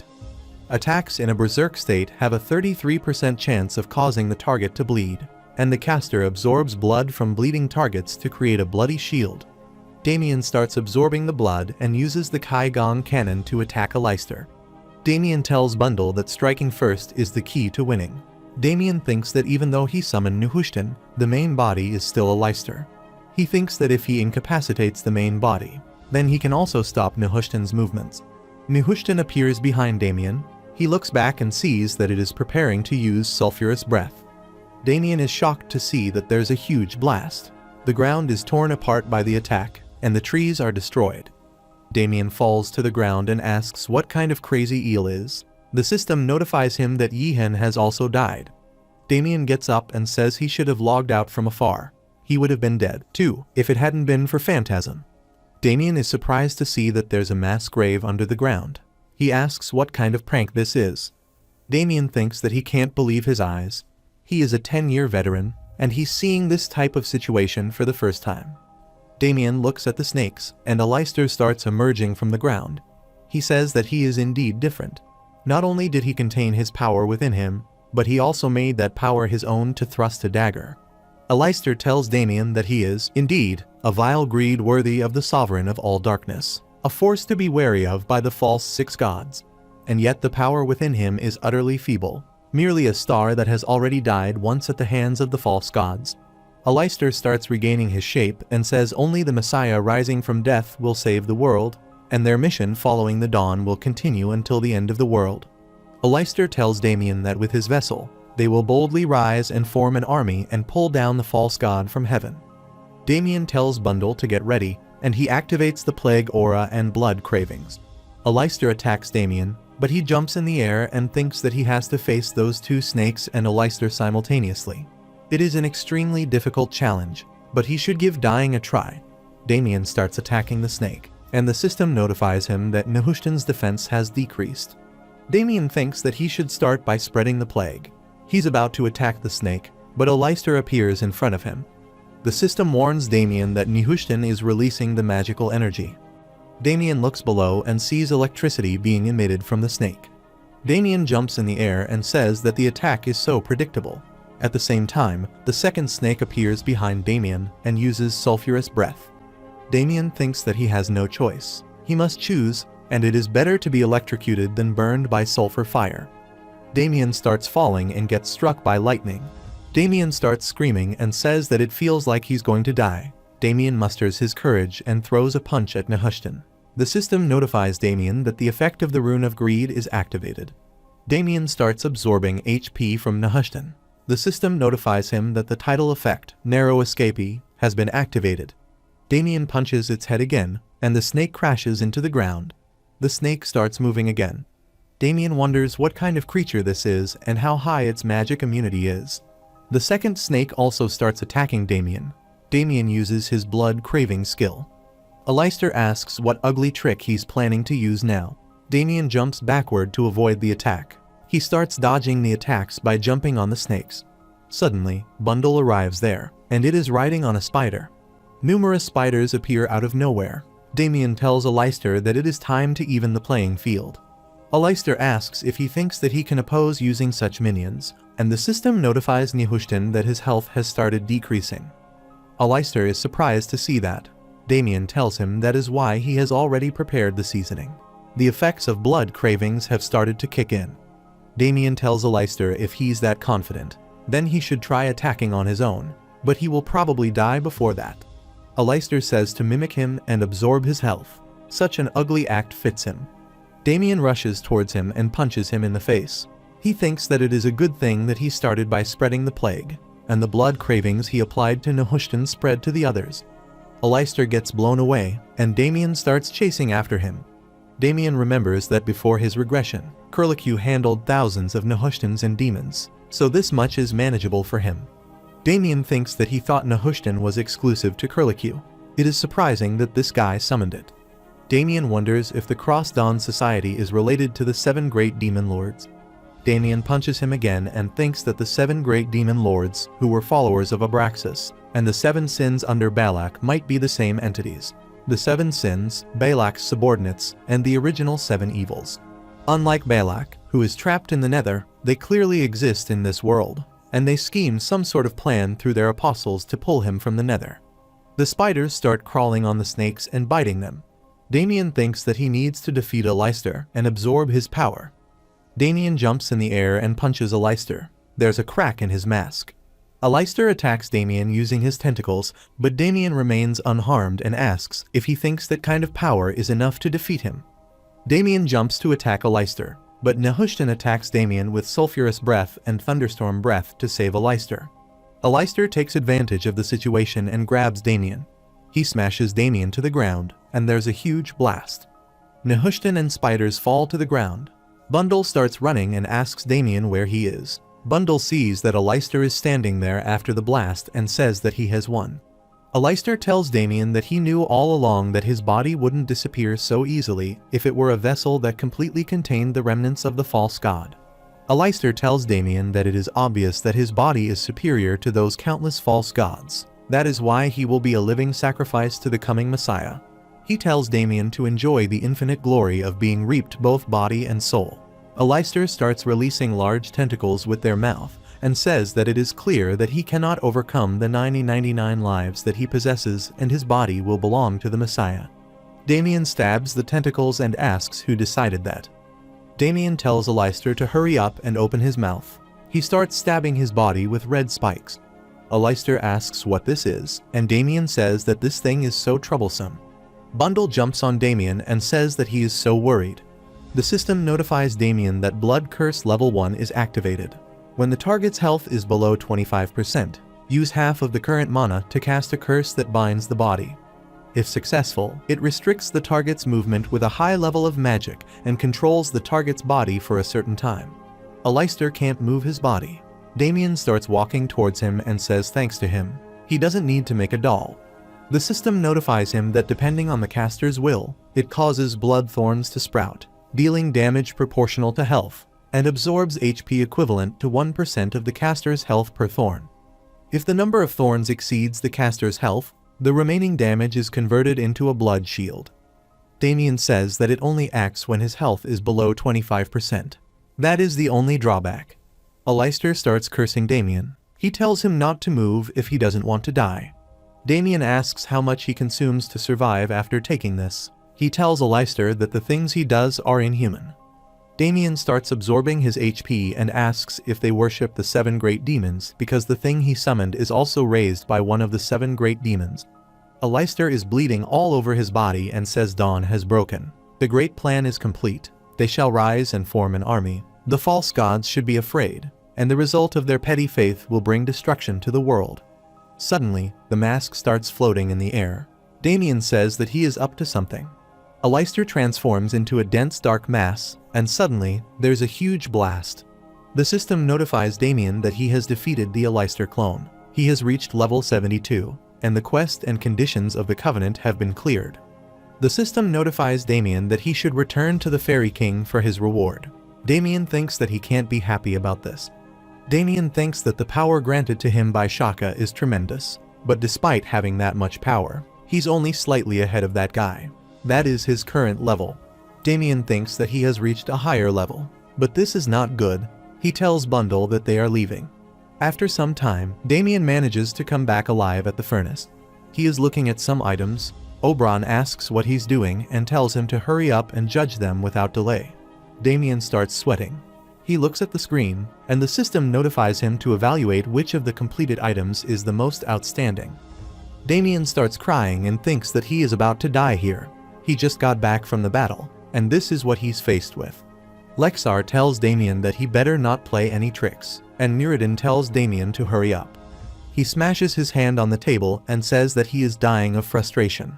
Damien is scared to see that.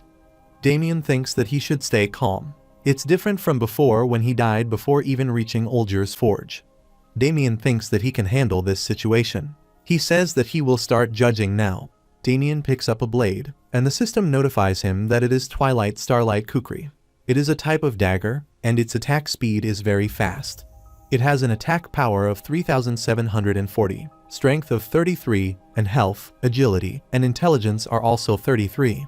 Additional damage is at 10%. It has a fire attribute, and it is indestructible. There's some writing carved into the blade. The system notifies him when using explosive skills, and it triggers an additional explosion, and explosions from skills spread to other enemies. Damien says that it is amazing. Lexar starts smiling and says that he is quite surprised. Damien thinks that it's the first time he has seen a fire attribute weapon with such a high damage increase rate. There's nothing bad about it. Other options include indestructibility and explosive traits, which are desirable for both physical and magical classes. Damien says Eshiganer's black crystal is said to be difficult to process due to its purity and magic properties. Lexar tells Damien that he won't believe it at his level. Damien says it is an insane weapon. Indeed. Oberon says he's praising such a skinny knife and asks what is so great about it. Muradin tells Damien that he will kill him if he doesn't judge properly. Damien puts the dagger down and says he should proceed to the next judgment. Oberon and Muradin are glaring at Damien. His hand starts trembling, and Damien thinks that each one is of insane quality. The craftsmen of the continent couldn't even come close to this level of perfection. Damien picks up the ring, and it slips out of his hand. Muradin is furious to see that and says that he is such a crazy human. Muradin asks how dare he throw away a masterpiece filled with his sweat and blood. Damien barely manages to catch the ring. He looks at the ring and says it is unreal to engrave 12 zodiac signs on this tiny ring. Moreover, these zodiac signs are from Akrisha's harmonial document.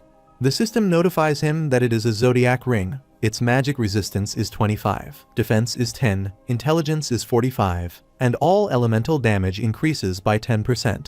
When dealing elemental damage, attack power increases by 25%, stacking up to 12 times. When receiving elemental damage, defense increases by 25%, stacking up to 12 times. Muradin says only a fool wouldn't utilize the power held by such superb ancient runes. Damien thinks that Muradin is right. It is said that no one can match him in the utilization of runes. Rune, in this world, is not just the language of a nation but a transcendent speech and script.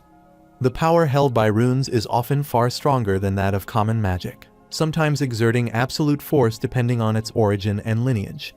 Whether the language of the main god or the demon god, the language of a transcendent being alone influences this world. That's why runes are called the origin of magic and the language of gods.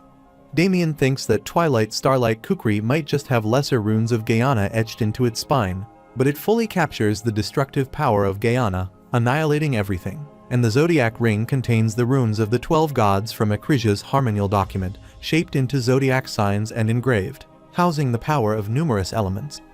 Damien thinks that it's not about the level of superiority but the difference in methods.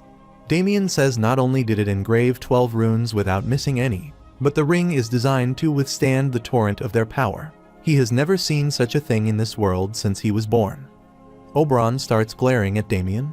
He quickly rushes to his side and says they can't keep the most senior among them waiting any longer.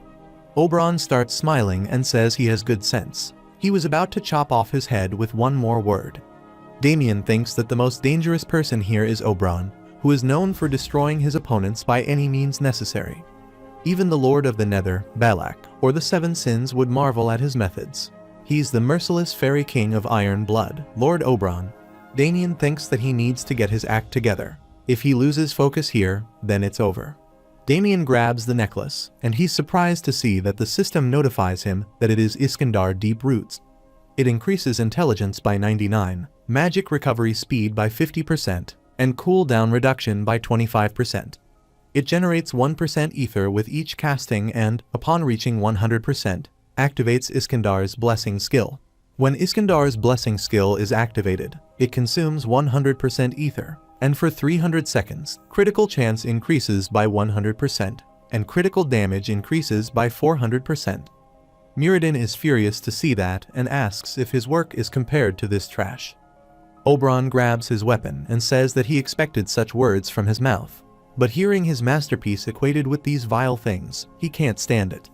Lexar also grabs his hammer and says he should adjust the judgment he made of him. He tells Damien that his dark innards resemble that black lizard whose skull he crushed with this hammer. Damien quickly grabs all the items and starts running. In the morning, Damien is walking through the forest, and he is exhausted. He falls to the ground and says that he is going to die. Damien thinks that lucky for him, those guys couldn't leave the forge because of the pact. He looks at the dagger and says it is a relief that he managed to get all the items. Damien thinks that it is basically a stroke of luck. If he had been caught by those guys, he would have met an undeniable death. He thinks that he needs to become much stronger. Damien decides to take a look at the status window. His level is 72, and his titles are utterly ruthless. The one who hunted a boar alone, Agent of Revenge, Fastest Breakthrough, the Lone Hyena, Survivor of the Battlefield, 9 lives. His strength, health, agility, dexterity, and luck are at 100. His skills include Spirit Arrow, Plague Arrow, Lion's Resurgence, Blood Curse, Phantom, and Saint of Death. Damien thinks that if it had been him before regression, he would have calculated thoroughly to achieve the fastest growth possible, and he actually did that before. Even for his unique abilities, Kai Explosion or Dark Apocalyptic Harvest, he would have researched them all night by casting them on the Millennium Solid Rock.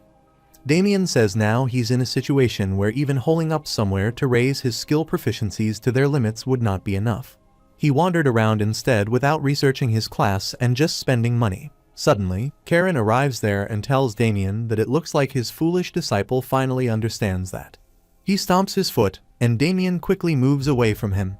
Karen says he has some nerves.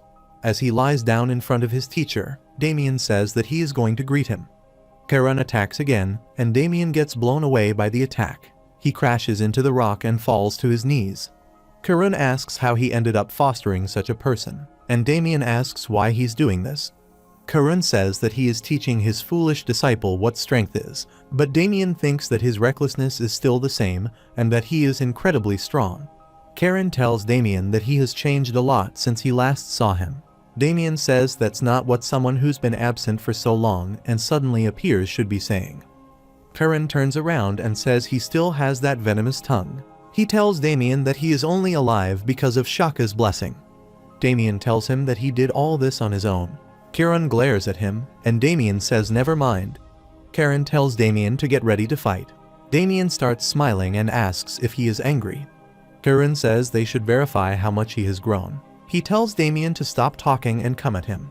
Karen tells Damien to show him the full extent of his power. Damien thinks that it seems the items he risked his life for in the forge weren't a total waste after all.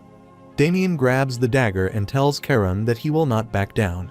Karen tells Damien to bring it on. Damien uses blood craving and rushes to attack Karen. Karen blocks his punch using a shield and says that he is just like his tongue, trying to hide his essence behind a flashy facade. Damien activates the skill Plague Aura. Numerous monsters start attacking Karen, but he blocks them without moving an inch. Damien instantly jumps behind him. Karen tells him that he is predictable, and Damien starts throwing punches at him. Karen tells Damien to use all of his power, including those peculiar things. Damien jumps backward and thinks that this is not enough. Damien uses his skilled spirit arrows to attack Karen. The system notifies him that Iskandar Deep Roots has been activated in the 12th constellation of the Zodiac Ring. Pisces has been activated, and all attack power has increased by 300%. Damien sits down and crushes the rock. Karen tells Damien that one of his tricks is worth knowing. He starts moving his hand and that this is an old man's amusement. Damien thinks that he is using some kind of shield, and he starts releasing a strong amount of dark energy. Karen asks if this is all he got. He says for all the posturing and pretense, this is disappointingly inadequate. Karen tells Damien that he still has a long way to go. Damien creates a huge ball of energy and asks what he thinks about this. Karen tells Damien that he had anticipated something like this, but the timing is quite exquisite. Damien thinks that if the opponent is reading his attacks, then he must read their movements as well, and he attacks Karen with the energy blast. Karen averted the attack. Damien leaps towards him to attack with his dagger, but Karen stops it using his fingers and says that he can try everything he can. Karen tells Damien that it wouldn't be fun if he just kept getting hit. The system warns Damien that a powerful aura of apocalypse engulfs the space. Numerous dark balls of energy start hovering in the air. The system warns Damien that his character has been slowed and his character has been engulfed in darkness. Damien thinks that gravity has intensified and visibility is blocked. Karen tells Damien that he has 5 minutes. If he can't deal with him in 5 minutes, then he will die. Karen tells Damien that if he needs motivation, then this is still not enough to be called going all out. Damien gets furious. He charges at Karen and asks if he is planning to blow up the Yuta mountain range just for that. Damien starts attacking him, but Karen stops the attacks using his shield and says if he dislikes it, then he should stop him. Damien uses his skill to walk and attacks Karen using his clones from all sides. Karen flicks him, and Damien gets blown away. Damien crashes into the mountain again and starts coughing blood. Karen tells him that sometimes blocking is impossible, and also keeps in mind that it could lead to death. Karen notices someone at the edge of the cliff. Bundle is standing there with some chicks and asking Damien if he is okay. Damien wipes blood from his mouth and thinks that those dark things are gradually growing larger. Even just standing up is consuming a lot of mana. Damien tells Bundle to fire. Bundle tells his brothers to save the master, and they start shooting at Karen. Karen says that he is showing promise, but there are only 3 minutes left. Suddenly, Damien disappears and appears again behind Karen. He activates his skill Blood Craving and attacks Karen. Karen asks if he is planning to use the power of that thing in reverse to increase its strength. The system notifies Damien that the effect of the 9 lives is exerted. Damien starts bleeding again, and the system warns him that HP has fallen below 10%. Karen tells Damien that his life is hanging by a thread. He punches Damien and says there's nothing more to see. Damien falls to the ground. Karen tells him even as a mere adventurer, he has shown commendable tenacity, but thinking that it will always work is nothing but arrogance. Damien jumps toward Karen. Karen closes his eyes and says time is up. Damien starts coughing and falls to the ground. Karen tells him that he isn't bad, but his opponent happens to be him. He starts walking away and says that he will not die because the power of the darkness is with him. Suddenly, Karen is shocked to see that Damien starts getting back up, and he has an evil grin on his face. Damien jumps at Karen, but he stops him using his shield and asks how dare he reveal his wicked nature. A mysterious dark aura starts surrounding Damien, and Karen tells him that his body must have been transformed into one that could not die because of Shaka's power. However, what's inside him is not him but a vile beast. Karen says that he has no choice but to revert it back, and he tells Damien to try and withstand this attack. Karen attacks Damien using his skill of Earth's 4-wheel emptiness. After some time, Damien is lying on the ground. He wakes up and wonders if he fainted. He remembers being hit by his master, but he has no memory of what happened after that. Damien says that he did his best, but he still ended up passing out. Karen hits Damien from behind and asks what he's doing. He tells Damien if he is awake, then he should check for his master immediately. Karen tells Damien that it looks like he hasn't been hit enough. Damien asks how his level was, in his opinion. Karen replies that it was trash. Damien is surprised to hear that. Karen sits down and tells Damien that true power is about using limited resources to suppress the opponent as efficiently as possible. If one possessed infinite power like himself, the definition might change, but he hardly possessed any strength. Karen asks why he always shows off his strength when he is nothing compared to his level. Furthermore, without even researching the nature of the darkness that sleeps within him, his current state is like a castle built on sand. Damien is worried to hear that. He thinks that everything his master has said is true. The reason he has been able to flourish while recklessly using power is due to the absurd stat amounts and job characteristics of the witch doctor, a hidden class. Fighting with the habits from his past life, based on those overflowing resources, it was inevitable that he couldn't fully harness the power of the witch doctor. He has been trapped in his old habits and has not changed his combat style. Karen tells Damien that he doesn't need to push his own power to its limit because his power is far from insignificant, and his mercilessness towards his enemies is more than enough. However, not contemplating how that power works is like a fatal poison. It's not just about the one-dimensional aspect of how to suppress the opponent. It's about how much power he has left and how to use it to bring down the opponent most efficiently and quickly. In short, he needs strategic contemplation. Karen tells Damien that he should stop boasting about his strength. If he can suppress the opponent with the minimum resource expenditure for maximum efficiency, he might not reach his level, but he can achieve higher growth. He tells Damien that he shouldn't gaze into the abyss because if he looks into the abyss also looks into him. Karen tells Damien to be aware of the beast within him because one must be careful not to become a monster while fighting monsters. Damien logs out of the game and says that he can't understand what all of that means. Damien wonders if something happened after he lost consciousness. He suddenly starts feeling pain in his head and falls to the ground. Damien tries to reach for his mobile and thinks that it feels like his head is about to split open. He starts losing consciousness. After some time, Damien wakes up in a hospital. Seo asks Damien if he recognizes her. Damien asks where he is, and Seo tells him that they are in a hospital and that he has been unconscious for 2 days. She was on her way to the convenience store and ran into the paramedics. The doctor said it seemed like vasovagal syncope, and they needed to conduct further tests for more details. Damien thinks that he played the game for too long. Damien tells Seo that he didn't mean to cause her trouble and thanks her for taking care of him. Seo tells him that she is worried about him, but he can thank her by buying a coffee later. Seo tells Damien that she has to go, and if anything happens, then make contact with her. Damien tells her that they don't have each other's numbers, so she tells him to give her his phone. She puts her number in Damien's phone and tells him that his phone has been ringing a lot since earlier. Damien says that he will check it. Seo leaves and tells Damien to rest well, and Damien tells her to take care of it as well. At the same time, Minjun enters the room and asks Jinsung why he's not answering his phone. Damien starts laughing and asks how he can yell in the hospital. Minjun tells him that he was so worried that he wasn't answering his calls after he logged out of the game, and his brother was going crazy, so he went to his apartment. He thought a thief had broken into his apartment. Jinsung told him that it was nothing serious, and he was immediately taken to the hospital. Minjun sits down and tells Jinsung to limit his gaming. He asks if he has any idea what happened. Jinsung asks what happened, and Minjun shows him the video on his mobile. There's news going on that famous gamer and streamer Damien hasn't been logging in for days, but it's becoming a topic of concern.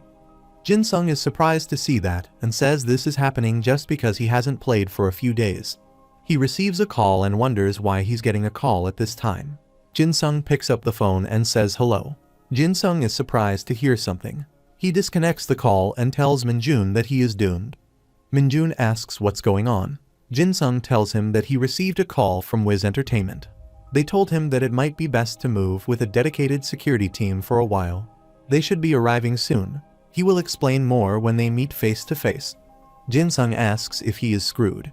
After some time, Jinsung arrives at the Wiz Entertainment office. Young told him that it was urgent, so they had to bring him from the hospital quickly so he could take his time to think it over. Jinsung looks at the documents and says he is not sure if he is someone who should receive such an offer.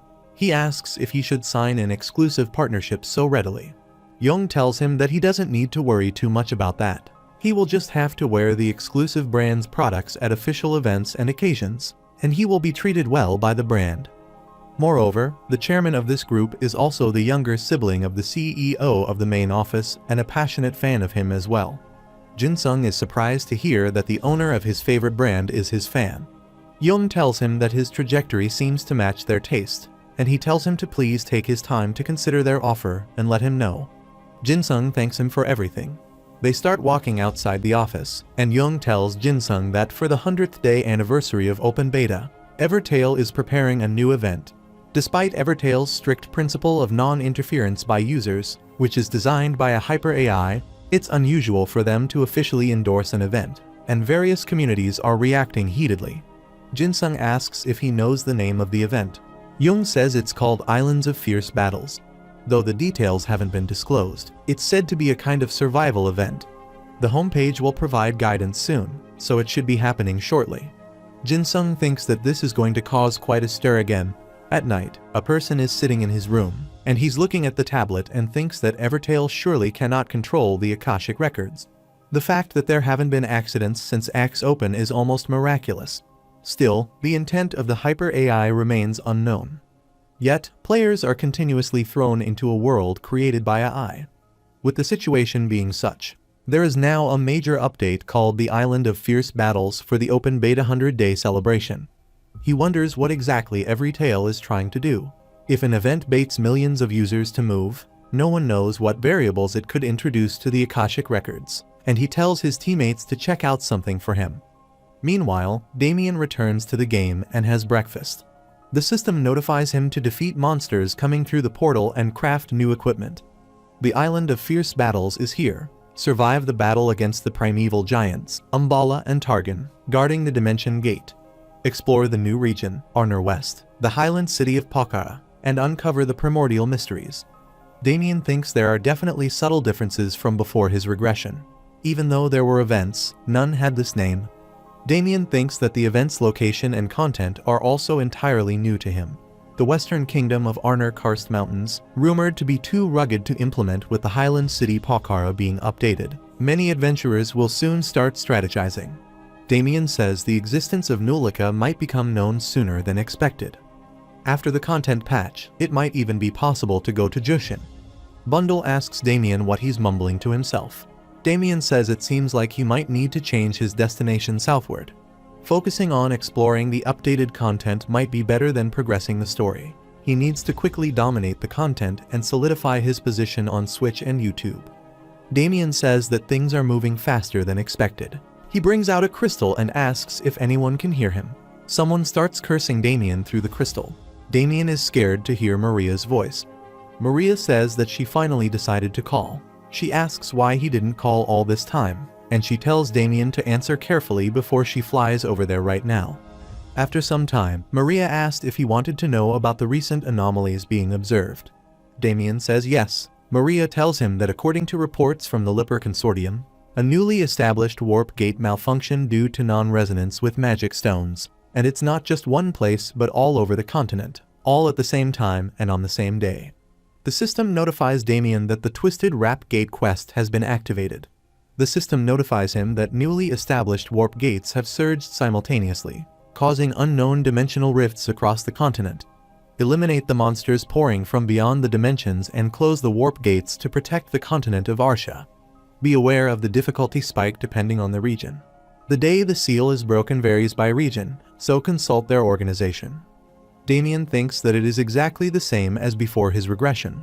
Back then, he cleared a dungeon daily. Damien accepts the quest and thinks that the level design, and even the types of monsters, vary depending on the location and stage, making it hard to clear if he doesn't know the strategy. Maria asks if she should continue explaining. She tells him that a total of 355 warp gates have surged across the continent, and the Adventurer Guild is responsible for 172 of them. The rest are divided among the kingdom's Knights of Selenes, 6 orders, academies, and others. The Emperor's decree has been proclaimed, so they should all be in action by now. Damien says it seems like the Adventurer Guild is handling almost half. Maria says their affiliated mercenaries are most numerous, but it is not as light an issue as he might think. According to the decree, all orders and organizations must share information until the dimensional gates are closed, and depending on the situation, they are required to cooperate with each other, regardless of their doctrines or creeds. The phenomena occurring at each dimensional gate vary, making it difficult to allocate personnel. There are reports of entire squads of gold-tier adventurers being wiped out. Damien says the overall difficulty is expected to be high in the eastern and southern continents.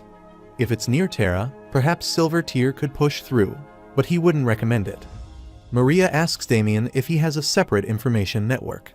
Damien starts laughing and says that he has his own way of hearing things. Damien remembers that he had to run through dimensional gates every week before his regression. He naturally came to know these things. Damien says that for the eastern side, at least platinum tier adventurers will be necessary. In the southern regions of the Arnor Kingdom, like Ardatane Plains and Tatoik Forest, diamond tier adventurers are needed. Maria asks if that information is reliable. Damien says if she can't trust it, then feel free to check it herself. Damien tells her that he is only sharing this with her. Maria starts blushing and says she has to believe him. Damien asks Maria if they have any people dispatched to the ancient castle Agilante. Maria asked if he was referring to the Forgotten Tower. As far as she knew, no one had been assigned there yet. Gold-tier adventurers are guarding the exterior, but it seems difficult to penetrate the interior. Damien says it is bound to be tough. That place is more dangerous than the locations he mentioned. Maria tells him that the Arnor Kingdom's branch has already requested help with manpower. Damien says the situation must be pretty bad. It sounds like they're planning to use them as cannon fodder. Maria asks Damien if he is interested. Damien starts smiling and leaves for the abandoned estate. After some time, Damien arrives at the Forgotten Tower and says thanks to Maria, saying that getting here was easy. There is fighting going on in the forest. Damien asks what it is. Meanwhile, some people are fighting the monsters. A person says it is the 7th monster wave. There's a fierce battle going on. A monster rushes towards them and punches a person. A girl jumps in the air and slashes the monster on its chest. The monster punches her, but she dodges the attack. The monster starts coughing blood and falls to the ground. A knight appears on the horse and tells the knights of the great Satan to sweep away these vile creatures and save the kingdom of Arnor. He orders his troops to march towards the Forgotten Tower. The knights start marching towards the tower. The horse stomps on a person, and the rider tells another person not to block his path. At the same time, the girl appears in front of the horse, and the horse jumps in the air, and the rider falls from the horse. The girl asks if he is out of his mind and says that they need to retreat quickly now. Suddenly, a person gets killed, and she's shocked to see that a werewolf is standing there glaring at her. The knight gets up and tells the girl that she's lucky. He picks up the sword and says that she is next. He puts magic on his sword, and it starts glowing. The monster charges at him, but he throws a dead body towards the monster. The monster cuts the dead body in half. At the same time, the knight jumps in the air and cuts down the monster. He tells the adventurers that they are of no help at all and asks what he should do with her. He tells her that she is quite beautiful. She wonders if he is insane or if she should give up on the quest because most of the members have logged out anyway. She looks around and thinks that she doesn't want to succeed by getting help from such scoundrels, and the situation doesn't look good for her. She thinks that monster waves have been erupting about every hour. With a third line of defense, they could hold off up to the 7th wave, but now that it has collapsed, there's no chance of winning. A knight orders everyone to retreat, and the adventurer looks ahead and sees that a monster has killed the knight. The system notifies that it is an armored lizard, a lizardman mutated by some power, skin as tough as steel and a grip strength of hundreds of kilograms. Its 2-meter-long tail can strike with more force than a full-speed cavalry lance. Its level is 87. She gets scared to see that and asks what is happening. The lizard jumps towards her to kill her.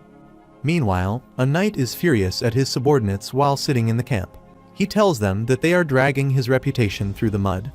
At the same time, Damien enters the camp and says that this is such a mess, and this is why they haven't made any progress with the command center. Everyone points their swords at Damien and asks how dare he enter here so carelessly. Damien starts picking his nose and says that with this level of capability, they should be joining the front lines. A soldier tells Damien to reveal his identity to one. Damien throws a scroll toward them and says that he is here to clean up their mess. Everyone is shocked to read the letter. It states that the headquarters confirms the identity of Damien, a platinum-tier adventurer affiliated with the guild, and includes a response to Prince Iron of Mollywood's request for reinforcements. It has been decided to not only increase the number of troops at Crescent Cove, but also fundamentally address the underlying causes through qualitative improvement of the forces. This notice is in accordance with the decree of His Imperial Majesty Adelarich von Wilkerfortz of the Great Khan Empire and has been processed through legal procedures. The knight is annoyed to read the letter. A soldier tells him that this is undoubtedly the seal of the branch chiefs of the Adventurers Guild of the Arnor Kingdom and the Terra Kingdom. The knight asks how a single person can be equivalent to the first expedition team. Damien says, now is not the time to worry about that. Suddenly, a strong wind starts blowing. Everyone is surprised to see that. On the other hand, the girl uses her skill as a vampire lord, Blood Massacre. She falls to the ground and thinks that even a lizardman would have fallen by now. No matter how heavily armored it is, it can't withstand her damage. She looks up and sees that a lizard has attacked her, and her blade is broken. The armored lizard jumps in the air and attacks using a destruction roar. She smashes to the ground. The armored lizard punches her again, but she grabs the punch and uses a blood explosion. The monster starts bleeding and falls to the ground. She gets up and thinks that she barely managed to kill it. She needs to retreat before another one arrives. She starts walking towards the forest, but suddenly, a lizard attacks from behind and stabs her. She starts bleeding, and the armored lizard throws her away, but Damien arrives at the right time and catches her. Damien tells the armored lizard that it has been a long time. Damien carefully puts down the girl near the tree and tells her to log out while she still can. He tells her not to die and lose her gear for nothing. The armored lizard rushes to attack Damien, but Damien also throws a punch at the lizard. Their attacks collide with each other. Damien says that he was being nice, and yet it dared to attack him. Damien says he should teach it some manners. Damien punches the lizard, and it gets pushed back. The girl tells Damien to watch out. Damien says the vampire doesn't die easily, and Bundle tells him to worry about himself. The girl grabs her head and says that a chick is talking. The armored lizard attacks again. Damien uses his skill to haunt the arrow and attacks the armored lizard. It easily destroys the attack using its claws and jumps towards Damien. Damien uses a strong attack, and the armored lizard gets blown away. Damien starts walking towards the girl and asks if she can get up. She replies yes. Damien says it looks like she drained a lot of blood. He tells her that he killed the monster quicker than expected. She gets scared to see something and tells Damien to look behind. Damien turns around and sees that numerous armored lizards are approaching them. Damien says this is getting tiresome. He asks the girl if she can fight, and she nods her head in approval. They both start charging at the monsters. An intense battle begins in the forest. The knights are shocked to see that. One of them asks how that is possible, and the Crescent Cove turns pitch black. After some time, everyone starts rejoicing that they survived, and the knight tells his subordinates to stop joking around. They even pushed the adventurers away for fame, and now some guy shows up and tries to take all the credit. He tells Targo the moment those adventurers steal the glory, tell everyone here to be prepared. After some time, the system notifies Damien that he has killed the armored lizard, and he has reached level 73. Damien starts celebrating. He starts collecting the items and says the experience points are insane. Damien asks the girl if she is okay, and she replies that it is thanks to him that they managed to defeat them all. Damien says it looks like most of Satan's forces have been killed, and the Forgotten Tower seems empty. It seems the remaining quests will be tough. Damien asks if they should part ways here. She asks Damien if she could ask him for a favor. After a while, she introduces Damien to her team. Damien asks if she wants to complete the quest with these people, and she tells Damien that they are the only survivors. She says that she will introduce them one by one. The guy with silver hair is Vile, and he's a level 85 ranger. The guy with the brown hair is Gramdatic, and he's a level 77 alchemist. The girl with glasses is called Yuichin, and her level is 82. Vile shakes Damien's hand and says thanks to him, they survived. He thought this expedition was over. Damien says he is welcome and asks if they are all affiliated with the Arner branch. Vile says that is correct, but now only a few of them are left. After the Satan family's betrayal, all adventurers below the gold tier have perished, and the few survivors have abandoned the quest and left. Honestly, they barely managed to save their own lives, so he's not sure what they can do in this situation. Graham starts cursing them and says he will make them pay. Yuichin says it might be better for them to pull out at this point unless they want to end up like this card. Graham says that it is a creepy card, and Yuichin says it means death. The girl tells Damien that everyone here has a strong personality. Damien starts laughing and thinks that they look familiar. Vile, the pioneer of the full power rangers and a walking siege weapon. Grammatic pioneered the path of combat alchemy with unprecedented techniques. Yuichin, a rising star of the heroic class Arcana. Damien thinks that he is sure he has seen them on Switch streaming. He thinks that this could be useful. Damien tells everyone to calm down and says that the task they were assigned was to ensure the monsters of the abandoned estate should not escape Crescent Cove. Graham says that was the initial goal. Reclaiming the Forgotten Tower became a secondary objective when Count Satan's family joined the fight. Damien thinks that he is naive to think of this as something easy. Blocking monsters and tackling the twisted dimensional gates are two different challenges. If they don't address the root cause, the twisted dimensional gates, the monster invasions will never end, and they won't be able to defend the estate. Damien thinks that there's a reason why Colin promised a huge reward. Damien starts smiling and says he has a suggestion about whether they are okay with it. Damien asks if they would like to clear the ancient Castle Agilante with him. Graham asks if they should go in there now. Yuichin says it will be them against the source of all the monster waves. Damien tells them that he could go alone if necessary. He tells them that the 8th wave has just ended, and the Forgotten Tower should be empty now. If they don't go in now, they will have to break through when the monsters swarm. If they give up on the quest now, they will not receive any rewards and might even have to compensate the Satan family for damages.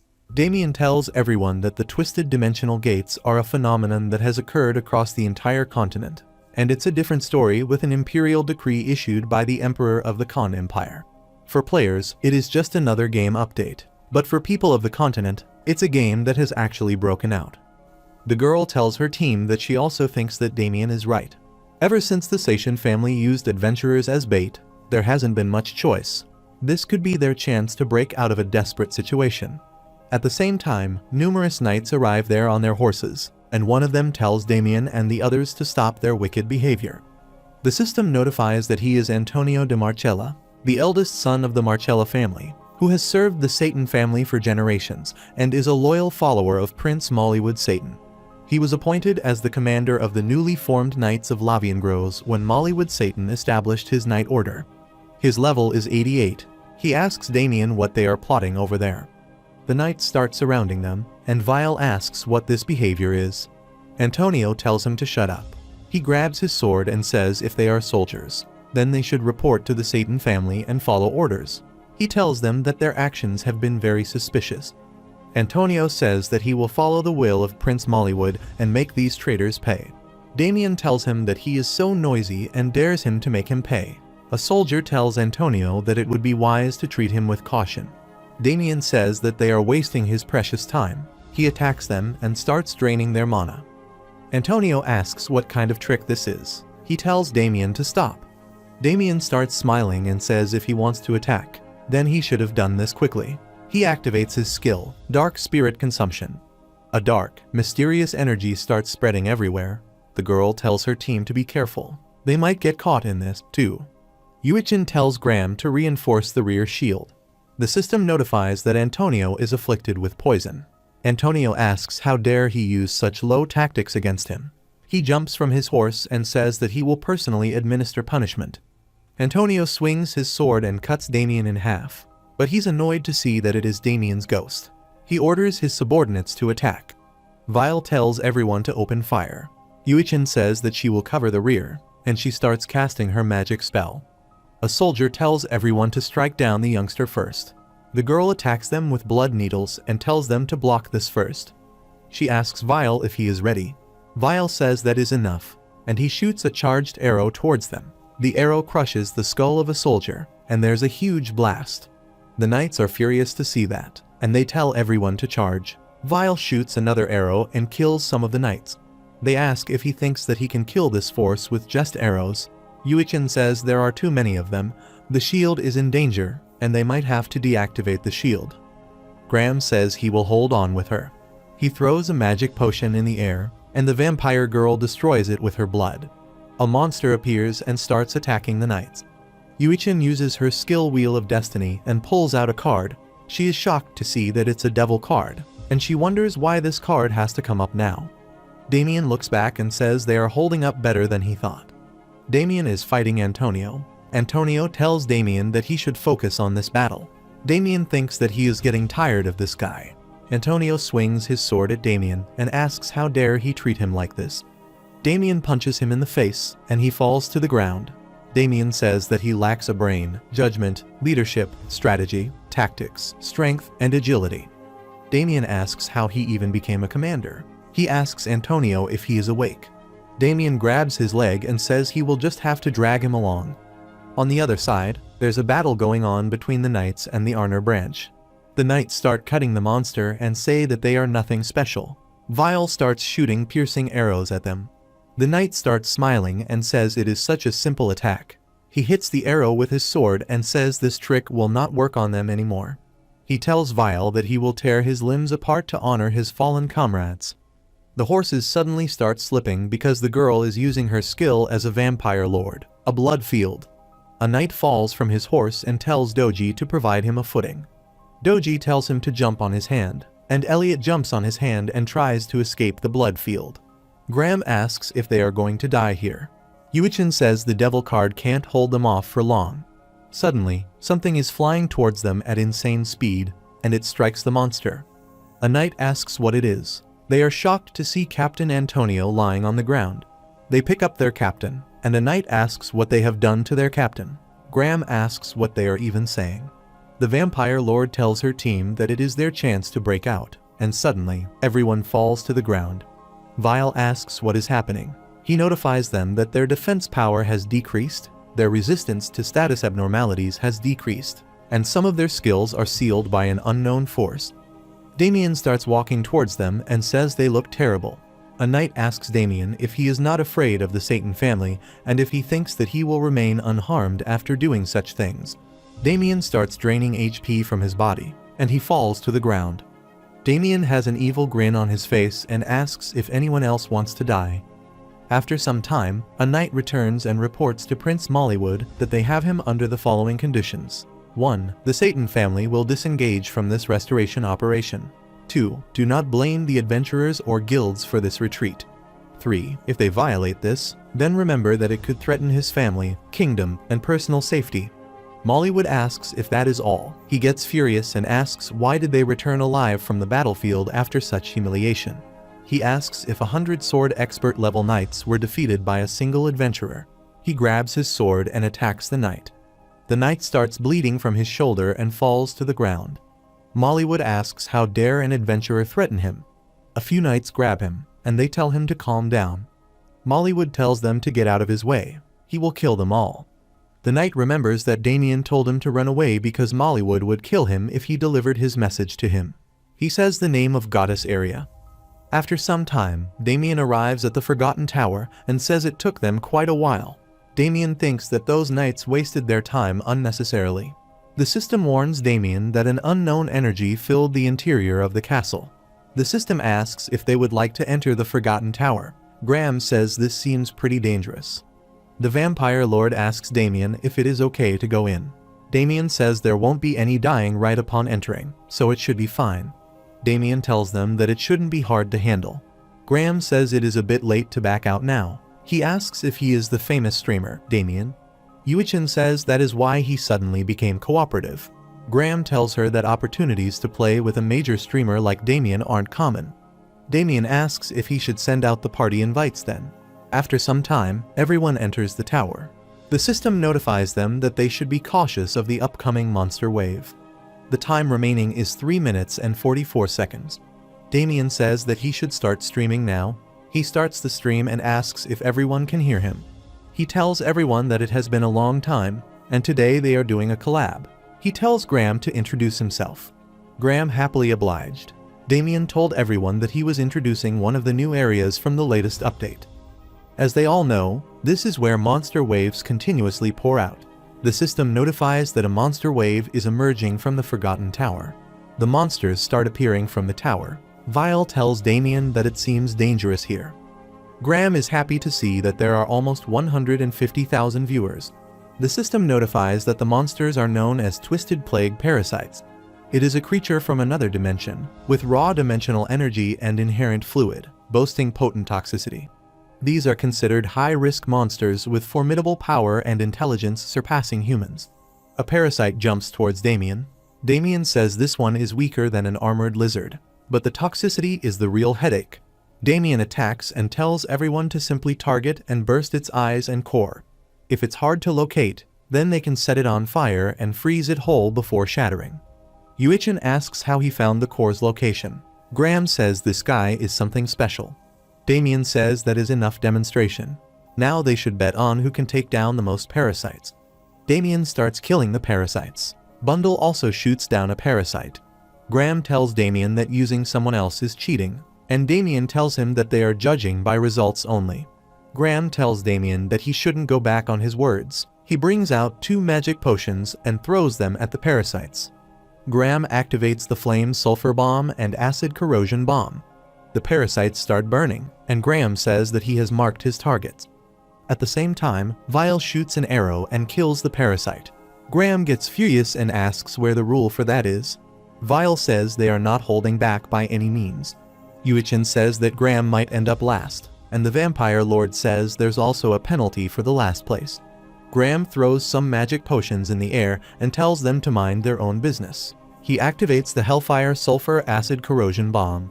It starts raining fire bombs. Yuichin says this is crazy, and the Vampire Lord says it feels like his personality has changed.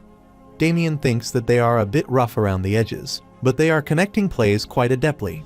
Graham says that he is going to win that prize at all costs, but suddenly, numerous parasites start rushing toward him. Graham is shocked to see that and asks where they are coming from.